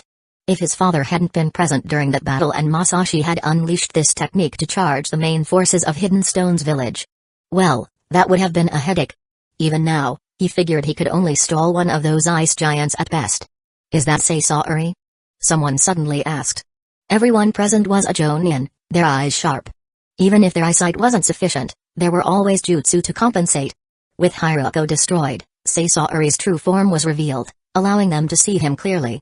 They were all shocked that the creator of the infamous human puppet technique, feared across the shinobi world, was such a strikingly handsome young man. Truly, Appearances could be deceiving. It seemed that these days, villains rarely looked the part. Sasori was especially egregious in this regard. Not only did he not look like a villain, but with his looks, he could easily win hearts. Kazekage-sama, should we intervene? A hidden sand village jonin beside Raza whispered hesitantly. The group of ninjas from other villages had started discussing Sasori's appearance as if it were a casual gathering, which irritated him. You were all panicking like mad dogs just a moment ago, worrying about your precious comrades going missing. And now you're so relaxed? Since the white ghost is already taking action, let's observe the situation for now, Raza replied. Give the order to surround the area. Do not let Sasori escape. Understood, Kazekage-sama. The hidden sand village jonin nodded and left to organize the encirclement. Watching him leave, Raza resisted the urge to roll his eyes. Idiot. Can't you see how relaxed these outsiders are now? Sometimes, playing dumb wasn't a bad idea. Kazekage-sama. Suddenly, another hidden sand village jonin shouted. What now? Raza turned his head, displeased with his subordinates' lack of composure compared to the outsiders. Then he saw the expressions on his own jonins' faces, they looked as if they'd seen a ghost. Realizing something was amiss, he turned his gaze back to the battlefield.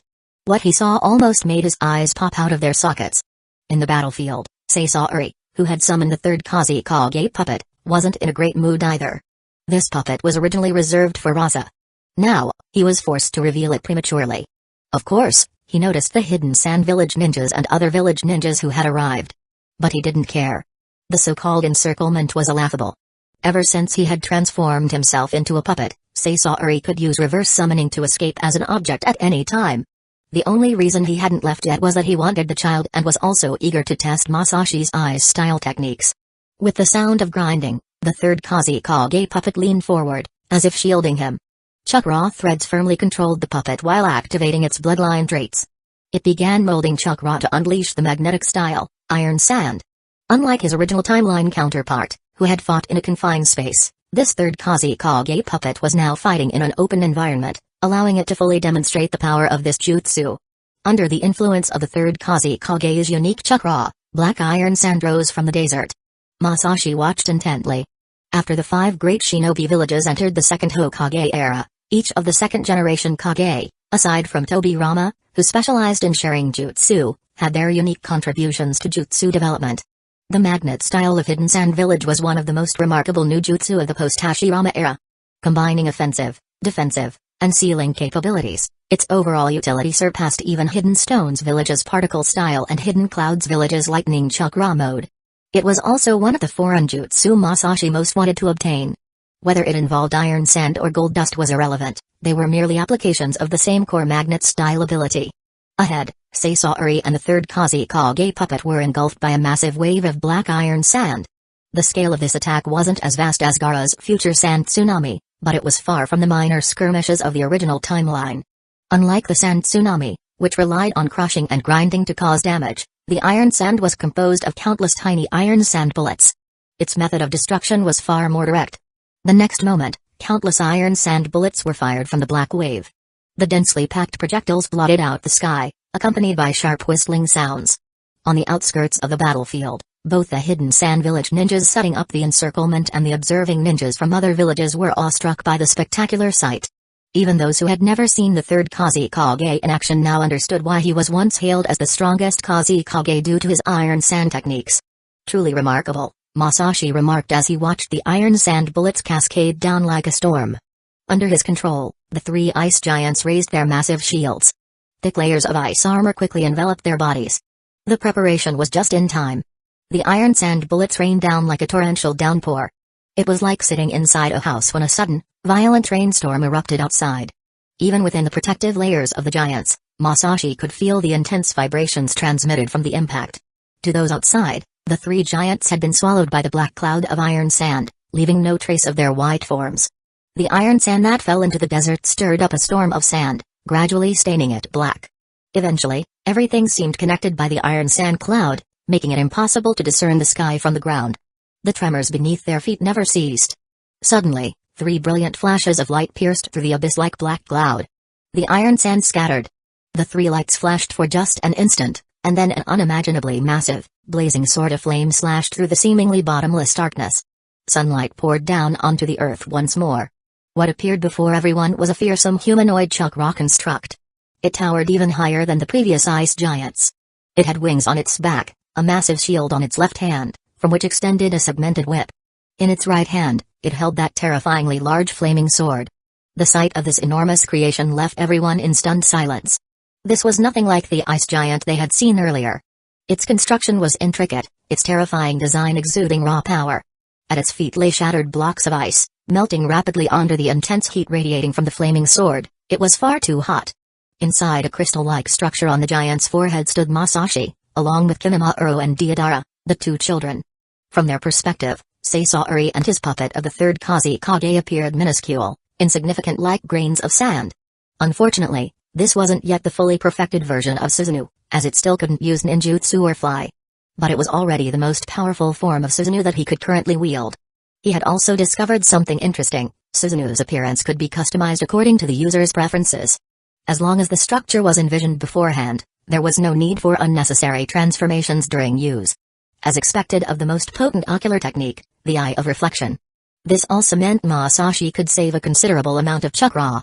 The two children were very curious about their current state. In fact, when they were first drawn inside, they nearly started fighting, mainly because Kimimaro suspected Deodara of being a traitor. After all, how could anyone chat so enthusiastically with Seisaori and not be on his side? Fortunately, with Masashi acting as the adult mediator, a fight was avoided. Unable to bicker further, the two quickly reconciled. Then, just like children on Earth, they discovered the charm of a giant mecha. The chakra construct was undeniably captivating and fit perfectly with the current level of Masashi's Susanoo. The giant resembled his previous Prometheus, but with sleek, angular armor reminiscent of Iron Man, a glowing core at its chest, and massive wings that looked like molten iron brought to life. Seisaori looked at the giant before him, finding it troublesome. As a craftsman, he lived by a simple principle: shoddy work equaled poor performance, and the reverse was equally true. This chakra construct was no exception. Despite being made of a single material, its design was unnecessarily complex. Did it even have an internal skeleton? Seisaori decided to retract his earlier evaluation. The White Ghost wasn't someone who just stacked powerful secret techniques on junk. "Is this your art?" he asked, tilting his head upward. Whether or not the White Ghost could hear him was unclear, but as fellow artists, he doubted Masashi would neglect such a basic functionality for communication. "That's right. This is my unique secret technique, Iron Prometheus," Masashi said with a grin, his explanation bordering on nonsense. "Its power? You'll see soon enough." Historically, most Uchiha used Susanoo in a similar fashion. But he had decided to break that tradition starting today. If meshs could operate like this, so could he. This was the collective wisdom of fans of human ingenuity. And Seisaori? He was the perfect test subject. "I'm coming, Seisaori." The Iron Prometheus moved. The crowd gasped in shock at its agility. It was nothing like the clumsy ice giant they had just seen. Behind Seisaori, the black curtain of iron sand rose again. It collided with the flaming sword forged from Kagetsuchi. But the moment the two clashed, the iron curtain was effortlessly sliced apart, the iron sand raining down like black raindrops. With a few quick swipes, the Iron Prometheus cleared away the iron sand that attempted to bind it. Even the occasional iron sand attack that landed on its body was blocked by the protective layer of armament form. "My art surpasses yours," Masashi declared smugly. "It's time to switch puppets." Using Susanoo was truly exhilarating. Aside from the chakra drain, it had no real weaknesses. Still, using it to fight small fry felt like overkill. The Iron Prometheus raised its left hand, and its segmented whip began glowing red. The combination of Scorch style and Susanoo had turned out even better than Masashi had expected. Fully charged, the chakra whip, infused with intense heat, lashed towards Seisaori's location. The desert's terrain, while durable, was no match for the attack. The whip tore through sand dunes, shattering them into crystalline fragments from the heat, sending sand soaring into the air. A reddish haze filled the sky as the landscape was devastated. The chakra whip obliterated everything in its path. The observing ninja were silent, watching the terrifying chakra giant wreak pure destruction across the desert. As for Seisaori, everyone assumed there would be little left to bury. Even the third Kazekage puppet wouldn't make a difference. Everyone knew that a human puppet's ninjutsu couldn't rival the originals. With the iron sand proving useless, what else could he possibly pull out? So far, there was no sign of new iron sand being created. "Is he dead?" someone whispered. No one answered. No one could confirm. After hammering the battlefield for a while, Masashi paused. Sasori and the third Kazekage's chakra had not vanished. From the beginning, Masashi had simply been targeting areas with chakra signatures. It was too tiring to aim visually. As the Iron Prometheus came to a halt, the sand began to settle, restoring visibility. What lay before them was a desert riddled with scars, almost no part of it untouched. Directly beneath the giant's attacks, some of the sand had even fused into glass due to the intense heat. And there was Sasori. He stood atop a relatively intact sand dune, with two large, conical iron sand constructs floating in the air. They were aimed at the Iron Prometheus. How did he get all the way over there? Kinemaru asked, confused. Sasori turned himself into a human puppet long ago, Masashi explained casually. His movements aren't limited by normal physical functions. The only limit is the material he's made of. But no material could compare to pure chakra. Susanoo was, after all, a cheat-level secret technique. That said, it was draining his chakra rapidly. He needed to conserve energy. This experiment wasn't over yet. Masashi formed hand seals. The Iron Prometheus's flaming sword vanished, and the chakra whip cooled, dispersing its heat. Then, with a powerful leap, the construct launched into the sky. Earth-style, super-lightened boulder jutsu. Its wings spread, and the Iron Prometheus soared into the air. Chapter 142, The Sky Belongs to Susanoo. Watching the Iron Prometheus actually flying in the sky, the onlookers were completely shaken. The difference between being able to fly and not was vast. Take Kitsuchi as an example. As long as the enemy was grounded, he had ways to deal with them. But if they could fly? The third Sushi Kage was a user of the lightweight rock jutsu. Thanks to this ability, he wandered wherever he pleased when he was young. After all, if worst came to worst, he could just fly away. In the shinobi world, most were ground-based units. Most, because there were some who specialized in water techniques. But aerial combatants? Very few. When the spectators realized that this terrifying creation from the White Ghost could actually fly, they felt as though the times were truly changing. Before the first Great Ninja War, ninjas didn't perceive much of a shift in the times. Ninja villages were just larger gatherings of ninjas, the structure hadn't fundamentally changed. It was still mostly just watching Hashirama and Madara showing off. Only after both of them left the stage did the era of the ninja villages truly begin. But now, everyone felt a shift. This White Ghost wielded the power to single-handedly alter the course of events. He didn't even need to do much. Just park this creation outside the village, and it would be enough to make nations tremble. Given its destructive power, a single lap around a country's capital could single-handedly revitalize the real estate market. For example, the fourth Kazekage was thinking, if this thing strutted through Hidden Sand Village, I might just drop dead on the spot. Yes, gold dust could solve Hidden Sand Village's financial problems, but only as a patch for budget shortfalls, not as a solution for the monumental funds this level of destruction would require. The White Ghost, his terror knew no bounds. However, at that moment, neither Sasori nor Masashi was paying any attention to the panicking onlookers. In the air, two cone-shaped constructs of iron sand began spinning rapidly. This was a technique the third Kazekage had devised for siege warfare. Using a siege technique against the Susanoo? Sasori thought it was a reasonable approach. If this didn't work, he'd make a tactical retreat. Masashi's ninjutsu was far too effective against puppetry. Sasori still had other tricks, but there was no point dragging this out. Too many ninjas had already gathered nearby, and there was no way to escape with Deodara. In the sky, the Susanoo also began to transform. Under everyone's gaze, it shifted into the shape of a flying creature with two heads. This caught Sasori's attention. No wonder the structure is so complex. But what's the point of transforming into this form? He often incorporated transformation mechanisms into his puppets, but creating a design that could shift from humanoid to animal-like seemed superfluous to him. Still, he would find out soon enough. Inside the Susanoo, Masashi created a shadow clone, and both his main body and the clone began forming different hand signs. Now in its two-headed dragon form, the Susanoo opened both mouths.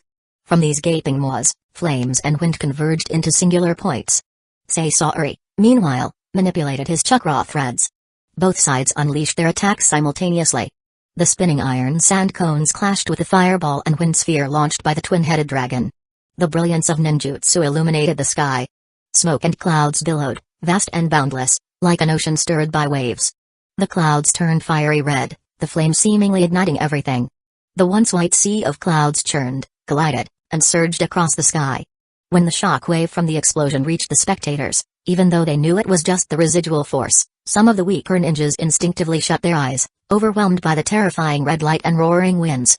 As the chaos subsided, the sky was almost entirely cleared, with only a few wisps of white clouds remaining like trails of silk. The iron sand had completely vanished, leaving only the Susanoo soaring in the sky. As for Seisaori and his puppet, they were nowhere to be seen. Seisaori used the reverse summoning jutsu to escape. Raza's voice broke the silence. Expand the search perimeter. Turn the land of wind upside down if you must, but find him. Yes, Kazekage-sama. The Hidden Sand Village ninjas replied in unison. Seisaori, once the pride of Hidden Sand Village, was now its disgrace and mortal enemy. Moreover, his actions had far-reaching consequences. Hidden Sand Village would now face Hidden Leaf Village with significantly diminished confidence. After all, Hidden Sand Village had been flirting with Hidden Clouds Village recently without raising eyebrows, partly due to the suspicion that Hidden Leaf Village had killed the third Kazekage. But now, Hidden Leaf Village had clearly chosen to ally with Hidden Sand Village, putting past grievances aside. It would take years to fully process this turn of events. Raza turned to the other village leaders, about the Chunin exams. There's no need for concern, Kazekage-sama, Mai interrupted. Seisaori's actions were clearly his own and have nothing to do with Hidden Sand Village. Hidden Mist Village will continue to participate in the exams. Exactly, Kitsuchi added.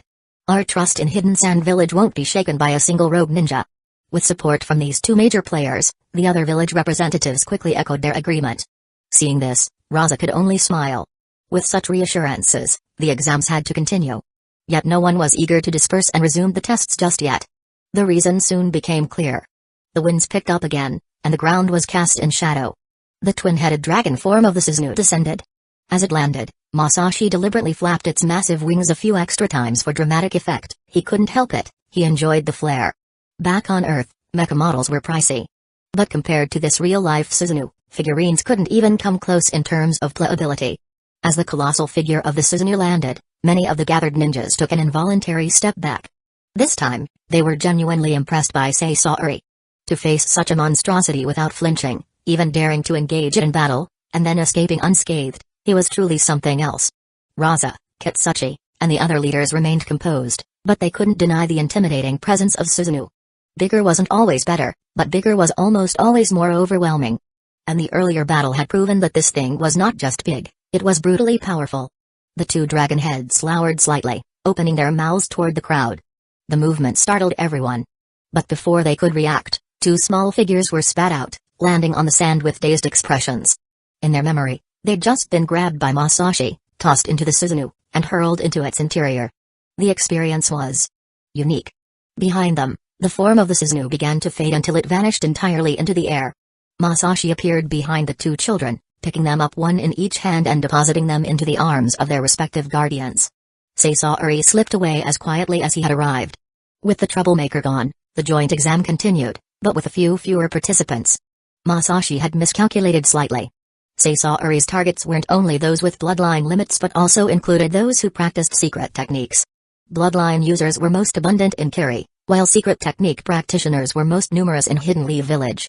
Afterward, the villages, together with Hidden Sand Village, conducted a joint investigation and found that, in the first round of exams, around 40 to 50 participants had either died or gone missing. Among the missing, most were from Kiri, presumably captured by Seisaori. The fate of those individuals was grim and obvious. However, for Mai, as long as Kimimaro was safe, it was acceptable. It wasn't that she didn't feel pain for the lost candidates from her village, but rather that she had to make a choice between two evils. Preserving Kimimaro was already a very fortunate outcome. After all, while Hidden Mist Village had many bloodline limits, few were exceptionally powerful. Hishi Katsumiyaka was their sole representative of such strength. On another note, none of AIM's candidates were taken by Seisaori, they were killed outright during the exams. This left the Hidden Rain Village team leader harboring a grudge against Kusa. He believed that if the Hidden Grass Village ninjas hadn't spread the story around, Hidden Rain Village wouldn't have been in this situation. Hidden Leaf Village also suffered some losses among its candidates. However, because most of the participants were civilian ninja without bloodline limits, and with only 2 or 3 using secret techniques, they weren't Seisaori's primary targets. Instead, they benefited from him eliminating some competitors, leading to a relatively successful performance overall. The 4 promising candidates from Hidden Leaf Village all advanced smoothly. One way or another, the first round of the exam came to an end. The surviving candidates from each village, whether they passed or not, were taken back by their team leaders to rest. The second round of exams would take place a month later. During the interim, those who advanced could take the time to recover and prepare. As for those who didn't make it, especially those with severe injuries such as lost limbs, they could only recuperate in the hospital. Fortunately, Hidden Sand Village's medical facilities were decent. As long as the injuries weren't too severe, they could usually be treated. For those with crippling injuries, however, the best they could hope for was survival and an early retirement to live as ordinary people. No one complained about this. The joint Chunin exams were inherently a high-risk, high-reward endeavor. Participants were out for blood. If someone ended up crippled but not dead, it was considered mercy on their opponent's part. Few would say, "My ninja way has ended, I might as well die." If one couldn't be a ninja anymore, they would just find another profession. After all, anyone capable of using chakra could easily transition to a respectable job. During this period, Masashi continued to protect Hidden Leaf Village's candidates as usual. The joint Chunin exams generated income, mainly from the nobility of various countries. In essence, the joint Chunin exams had multiple layers of meaning. For the candidates, it was a chance to earn a promotion. For the ninja villages, it was a sanctioned opportunity to gather intelligence, form alliances, and settle scores. For the nobles, it was a way to assess the strength of each village. And for merchants, especially those in gambling, it was a lucrative opportunity.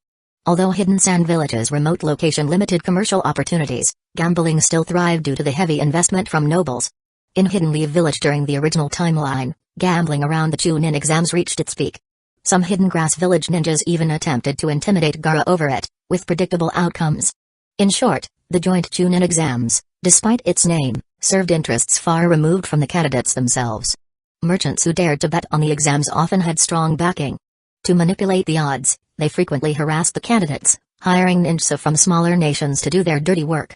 The larger villages didn't interfere with this, as it brought in revenue and also served as a test of the candidates' abilities. After all, if they couldn't handle situations more complex than this as Chunin, they wouldn't survive real missions. Masashi's attitude toward gambling was unique. He monitored it closely, not to stop participants from being defeated in fair combat, but to prevent underhanded actions outside the exam arena. The merchants and hired ninjas feared his infamous reputation as the White Ghost, especially after the first round of exams. No small country ninjas dared cross paths with him for the sake of a quick buck. As a result, Hidden Leaf Village's candidates were unusually free from disturbances. At the same time, Masashi, Pakura, and Kakashi began targeted training for the Genin candidates. Most of this responsibility fell to Kakashi. However, Masashi specifically took an interest in Anko. After Orochimaru's defection, she became the only other Hidden Leaf Village ninja to hold a Rechi Cave contract, besides him. That alone was enough for him to offer her guidance. After all, she currently didn't even have the qualifications to enter Rechi Cave. The only reason she managed to sign the contract was that Orochimaru had pulled strings for her. Getting the White Snake Sage to agree to such a favor was no easy feat. Masashi's training for Anko focused on taijutsu and clone techniques. His own elemental ninjutsu didn't suit her abilities. In this timeline, she hadn't been marked with Orochimaru's cursed seal, likely because he left before perfecting the technique. On the flip side, this proved she had the potential to learn Rechi Cave Sage mode. Though it was only potential, Masashi was willing to give her the chance. Anko seemed to be the only one among her peers who might have been limited by external factors rather than her own abilities. Building physical strength was foundational, as the Rechi Cave Sage mode required a strong physique. Every day, he took her into the desert outside Hidden Sand Village for training. This training served two purposes, to enhance her taijutsu and to teach her how to use the snakes of Rechi Cave as a medium for creating clone techniques. Unlike regular clones, medium-based clones could utilize the unique properties of their medium. For example, in the original timeline, Deodara's clay clones could use the stickiness of the clay to trap opponents. Anko, who could summon small snakes from Rechi Cave, could use them as mediums for her clones. If an opponent tried to attack her clones with taijutsu, they'd be in for an unpleasant surprise. She cherished Masashi's kindness deeply. Orochimaru's departure had forced her to mature overnight. She harbored no resentment toward Masashi. The reason was simple, her anger was directed at Orochimaru. After all, he had first trained her to be a loyal ninja for the village, only to betray it himself. In a way, his actions inadvertently protected Anko, though whether that was his true intention was anyone's guess. After all, with Orochimaru, it was always hard to tell. Time flew by, and soon, a month had passed. Hidden Sand Village announced the second round of the exam, which was a straightforward one-on-one duel, much like the third round of the Chunin exams in the original timeline. To give the nobles ample time, Hidden Sand Village postponed the final round by 2 months but held a preliminary elimination round, reducing the number of participants for the final stage to under 20. Anko was among those who advanced. Chapter 143, The Three Sages' Power. It had to be said that ever since Masashi got used to creating mechas with his ice style, his interactions with the giant snakes of Rechi Cave had significantly decreased. Once he unlocked Susanoo, he barely needed them anymore. To him, summoning the giant snakes had become somewhat redundant in most situations. Training Anko to succeed him as their summoner was part of his strategy. After all, having such a large group of snakes not frequently serving Hidden Leaf Village would be a waste. What was the point of the contract otherwise? After confirming her eligibility for the second stage of the exams, Masashi resumed her training. 2 months seemed like ample time. On this particular day, as usual, he teleported her using Flying Thunder God to the outskirts of Hidden Sand Village and began training. The desert climate was harsh, especially for a girl trying to maintain her skin, but chakra was an unreasonable cheat, sparing them the need to worry much about such concerns. Under Masashi's strict instructions, most of Anko's training focused on physical techniques. Anko tirelessly launched one attack after another at Masashi, holding nothing back. "If you don't go all out, how am I supposed to guide you?" he would say. "How can I help you rebound if you don't hit rock bottom for real?" Though blunt, his words were honest. "Your speed is good, but your movements are riddled with unnecessary actions," Masashi repeatedly corrected her form. Her basics were solid, but she severely lacked experience. "Unnecessary movements waste your chakra," he explained as he refined her techniques and taught her how to better control her chakra. "Don't mold too much chakra at once. Your reserve isn't remarkable." "Yes, teacher," Anko replied earnestly, absorbing every bit of instruction and daring not to slack off. Masashi didn't mind her calling him teacher. Her character was reliable enough for him to be willing to teach her. After a round of sparring, he barely broke a sweat, while Anko was left panting heavily. "Take a break," he said, handing her a water flask. "Your stamina has improved a lot compared to a month ago." Good progress. This was no empty praise. She indeed had a knack for taijutsu. After all, Orochimaru wouldn't take an untalented apprentice. "Teacher, can I learn your techniques?" Anko asked with hopeful eyes. "It's not that you can't," Masashi mused, "but your chakra reserves are still too low." His techniques consumed a lot of chakra. While there were countless jutsu in the shinobi world, only a minority used them as their primary combat method, and most of those were jonin. The reason was simple: they consumed too much chakra. Many ninjas would run out of energy after just a few uses. This was also why the Uchiha clan made a fortune selling explosive tags back in the day. For at least 90% of ninjas, they were far more economical and efficient than ninjutsu. Oh. Anko's disappointment was evident, knowing her current limitations in this regard. However, Masashi added, "Given your potential, you can dabble in Ganjutsu. For someone with the potential to master Senjutsu, their precision stat would naturally be high. At the Genin level, physical stamina is often still weak. I'll teach you 2 Ganjutsu, one to drain the opponent's stamina and another to mentally attack them," he explained. He then demonstrated them. Both were low-level Genjutsu, one ranked D and the other C. Given that Anko had already mastered summoning and striking shadow snakes, learning these should be well within her capabilities. After all, as a summoner of snakes, it only made sense to focus on fear and intimidation. Despite her exhaustion, Anko concentrated intently on his explanations. Her dedication earned Masashi's approval. In this regard, Anko resembled Sai a bit, always ready to seize any learning opportunity. "Just focus on understanding them for now," Masashi said.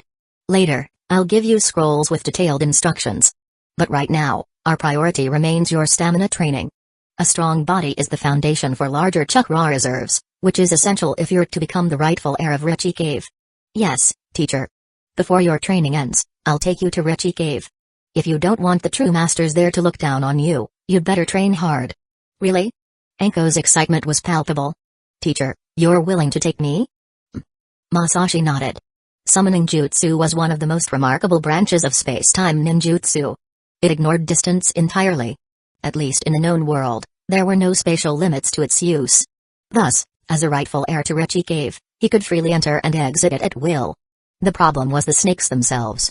The unruly inhabitants of Rechi Cave had an unsettling habit of expressing hospitality by devouring people.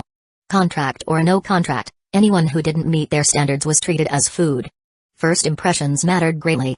With Masashi's assurance, Anko seemed to channel an inner superpower, training harder than ever and making rapid progress. By the time the final month began, she was almost unrecognizable from the novice who had first entered his training. Although she might not have noticed it herself, Masashi could see that, at her current pace, she would likely reach the basic competency required to visit Rechi Cave within a year. At that point, she would qualify to visit under his supervision. Meeting the White Snake Sage, however, was out of the question. Rechi Cave had its own rules. When humans met the White Snake Sage for the first time, it was either to get eaten in a show of hospitality or to offer themselves for a bite. That said, Masashi himself did need to meet the White Snake Sage again. The three great sacred lands were familiar with one another, and he wondered if he could leverage his relationship with the White Snake Sage to gain access to Mount Mayabaku. Ever since learning from Black Zetsu, the idea of mastering all three types of senjutsu had reignited within him. The mechanisms behind the tailed beast's resurrection were deeply tied to natural energy. The Ten Tails, in particular, had the ability to manipulate natural energy flowing through this world. This suggested that natural energy was an indispensable piece of the puzzle to reaching a higher level of power. If the Ten Tails could manipulate natural energy from the land, air, and water, so could he, eventually. Mount Mayabaku's relationship with Hidden Leaf Village was quite amicable these days, and he was determined to learn its senjutsu. Time flew, and the final month of training passed. It was finally time for Anko to step back into the exam arena.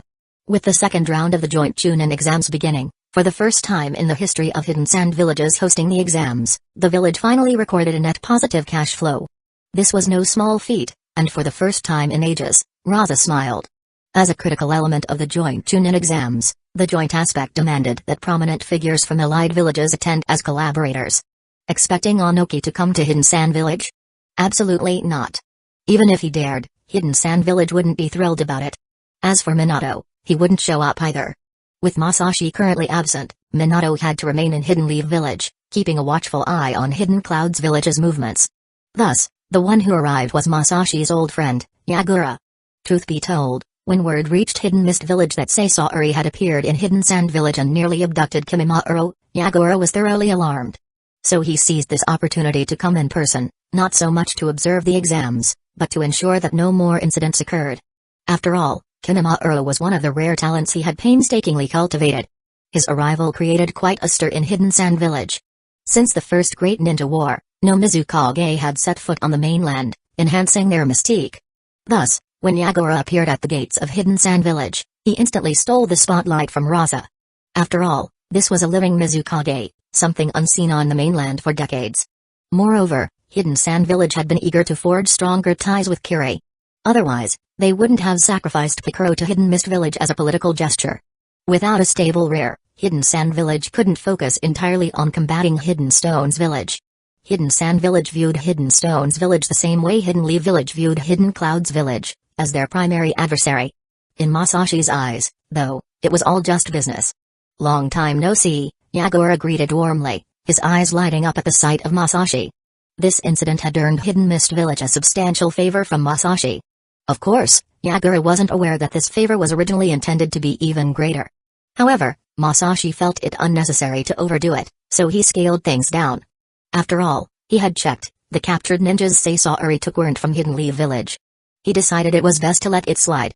Long time no see, Mizukage-sama, Masashi replied politely. Since Hidden Mist Village and Hidden Leaf Village were in a honeymoon phase, any disrespect could lead to Fugaku nagging him later. Fugaku, having savored victory once, had become increasingly full of himself. Masashi figured it was time to showcase his skills once more when he returned. Rumor had it that Fugaku's calligraphy had become a hot commodity on the black market again. Masashi didn't quite understand this obsession, but markets often defied logic. Let's continue our conversation inside, Raza interjected, clearly irked by the apparent camaraderie between Masashi and Yagura. The relationship between Hidden Sand Village and Hidden Leaf Village was delicate at best, but he was genuinely intent on cultivating stronger ties with Kiri. Revitalizing Hidden Sand Village had become his personal mission. Masashi, understanding the situation, graciously stepped aside, yielding the spotlight to Raza as the host. After all, Hidden Sand Village had fully financed this event. It wouldn't do to appear ungrateful, no one likes stingy people. As the two leaders engaged in amiable conversation, Yagura tactfully played along, making Raza feel at ease. With his harmonious atmosphere, the second round of the joint Chunin exams commenced as scheduled. This time, Masashi chose not to attend. With Yagura present, along with Bakura and Kakashi, there was no risk of Hidden Leaf Village as teams facing undue interference. Early in the morning, after seeing off Hidden Leaf Village's representatives, Masashi returned to his quarters and used a reverse summoning. Space shifted, stars swirled, and he found himself in a cavern. The first sound that greeted him was the gentle splash of water. The small snakes of Ruchi Cave, noticing the presence of an intruder, instinctively slithered forward to confront him. However, they quickly sensed the power of Ruchi Cave's senjutsu emanating from him. To these low-level, semi-intelligent snakes, this power acted like an overriding command.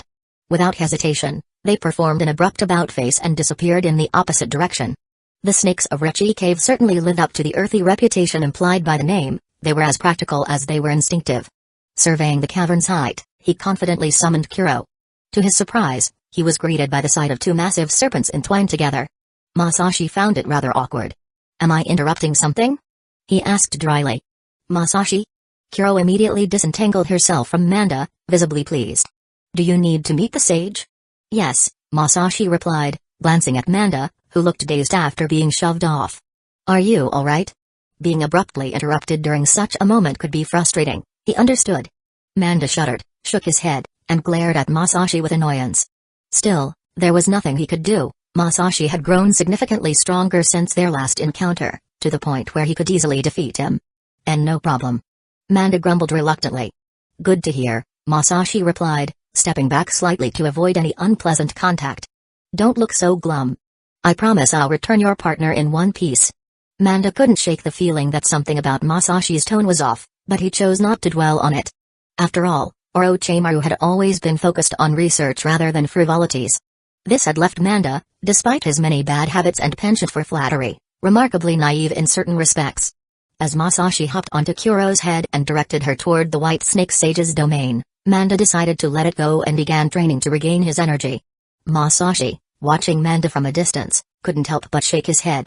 Manda was clearly too idle, a sign that Orochimaru hadn't been engaged in any serious battles lately. Things had to be going well on his end. He wondered if Orochimaru had established contact with the daimyo of the Land of Sound. Kuro moved swiftly through the familiar terrain, and soon, recognizable landmarks began to emerge. Finally, Masashi found himself once again at the expansive plaza where the White Snake Sage resided. From afar, he caught sight of the sage's imposing form. "Kuro, you can go now," Masashi said as he leapt down. "I'll handle the conversation myself."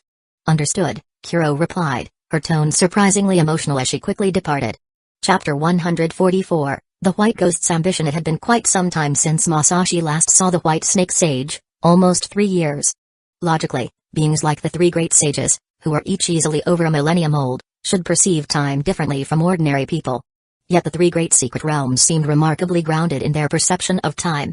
From the sages on down, their understanding of time was surprisingly human-like. That said, their naps were impressively long. The White Snake Sage looked the same as always, part of its serpentine body coiled on the enormous stone throne. It wasn't smoking today, its eyes were unfocused, and it remained perfectly still, napping. However, as he approached, the White Snake Sage awoke. It wasn't a swift awakening. Its massive body stirred slowly, as if to show it recognized the visitor as a friend rather than a foe.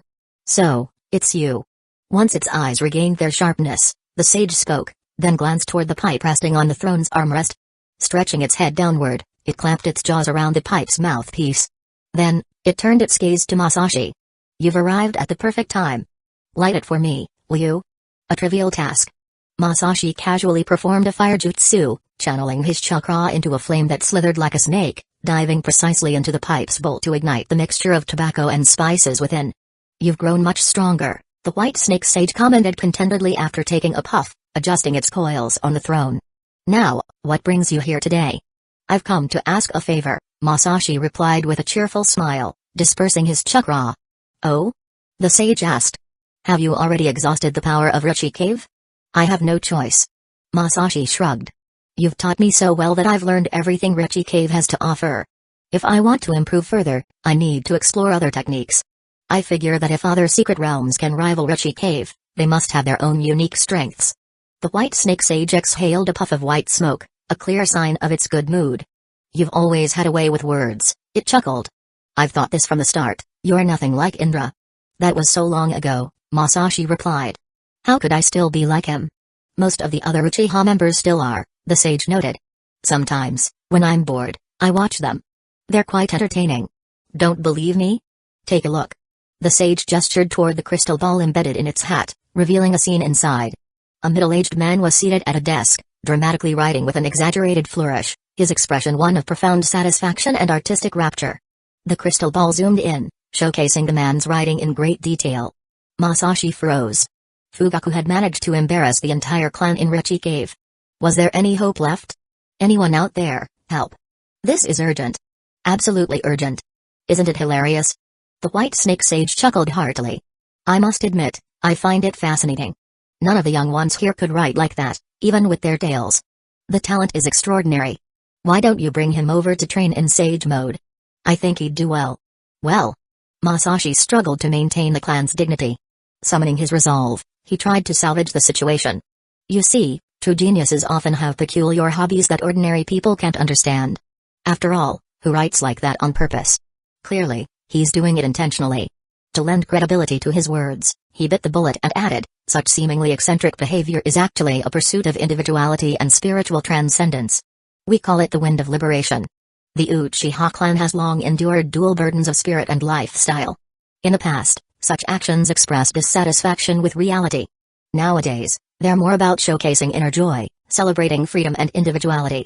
The White Snake Sage, being a snake rather than a human, pondered deeply on this explanation.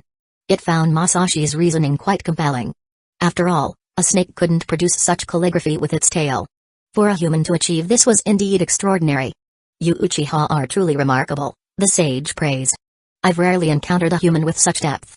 I'll keep observing him, one day, I'll understand him fully. Whatever makes you happy, Masashi replied with a polite smile. He had done his best. Whatever happened next, it wouldn't be his fault. Well then. The White Snake Sage dismissed the technique, and the crystal ball's image faded. It gazed down at him. What exactly do you wish to obtain from me today? Do you often interact with the other two great sages? What do you think? The White Snake Sage turned its head toward the left. Following its gaze, Masashi saw a stone wall. Part of the sage's body was visible, while most of it extended deep into the earth, seemingly immobile for countless years. Well, interact is more of a metaphor, he clarified. What I mean is, do you occasionally chat with the other two, just to catch up? I've never spoken to the one in the Shikatsu forest, and I wouldn't recommend going there. It's not an environment humans can tolerate, the sage replied, blowing another puff of smoke. From the intensity of its exhale, Masashi deduced that the relationship between Richie Cave and the Shikatsu forest was poor. As for that toad from Mount Mayabaku, the sage's tone softened. If it's awake, I can ask for you. But whether it agrees is up to it. That's more than enough, Masashi said, delighted. The White Snake Sage was reliable. Richie Cave was a true ally. Clearly, the White Snake Sage and the Great Toad Sage were on decent terms, otherwise, it wouldn't have made the offer. Masashi simply wanted to learn Sage Mode. For Mount Mayabaku, training one more person in Sage Mode without a summoning contract wouldn't be a big deal, they likely wouldn't refuse. For these secret realms, summoning contracts were the real treasure. Meanwhile, the Sage Mode techniques that humans valued so highly weren't nearly as important, especially when they didn't involve guarantees of mastery or ongoing support. And he had no need for frogs sitting on his shoulders, he had Ice Style and Suzuno. He didn't need teammates to buy him time. In that case, I'll return in a while, Masashi said cheerfully, preparing to leave. Oh, and next time, I might bring someone along. I hope you will permit it. Oh? The White Snake Sage's interest was piqued. Is it the little one who writes? I wouldn't mind. My opinion remains the same, he's talented and could try learning Sage Mode. No, it's another summoner. One of Orochimaru's former disciples. Ah. Just that? The sage sounded disappointed. Do as you please. Understood. I'll take my leave, then. Alright, you can go. Just come back in a year. After bidding farewell to the White Snake Sage, Masashi used a reverse summoning jutsu on the spot. He reappeared in his room. He hadn't spent too much time in Richie Cave this time. It was time to check out the exam venue. Leaving the inn, he asked a nearby Hidden Sand Village ninja for directions to the exam site and then headed in that direction. In the original timeline, Hidden Leaf Village had used an open-air stadium for its one-on-one exam matches, which doubled as a gambling attraction. No, as a proper exam setting. Hidden Sand Village, however, couldn't do the same due to its environment. If they held open-air exams here, by the end of one round, everyone would dehydrate due to the hot sun. So, their exam venue was indoors, a massive convention hall located fairly close to the Kazekage's residence. The security measures were exceptionally tight. However, the security wasn't for protecting the examinees. It was for protecting the audience. Among the attendees were not only residents of Hidden Sand Village but also a group of VIPs. Given the arrangement, It was understandable why Hidden Sand Village had prioritized this. After all, in the original timeline, Hidden Leaf Village had done the same. At the entrance, Hidden Sand Village guards stood on duty. Upon seeing him, they quickly opened the door. After nodding his thanks, Masashi entered, walking through the lobby and descending the staircase marked with directions to the second floor of the building. The area he entered was the section reserved for team leaders. Masashi-sama. Kakashi, seated in the second row, waved at him. Pakura was seated nearby as well. Masashi walked over. As he passed by, leaders from smaller ninja villages stood up and bowed to him. These weren't all allies of Hidden Leaf Village, some were allies of Hidden Sand Village or Hidden Stones Village. However, they dared not show disrespect to him. In the 5 great nations, being a jonin didn't necessarily mean holding a high-ranking position within the village. After all, there were only so many spots available. For an ordinary jonin, their role was essentially that of an elite combatant. But a jonin of Kage level? That was a different story. Such a person was invariably part of the village leadership, regardless of whether they held a formal position. Their influence was undeniable. It was out of the question for these small nation ninja leaders to disregard someone of his stature.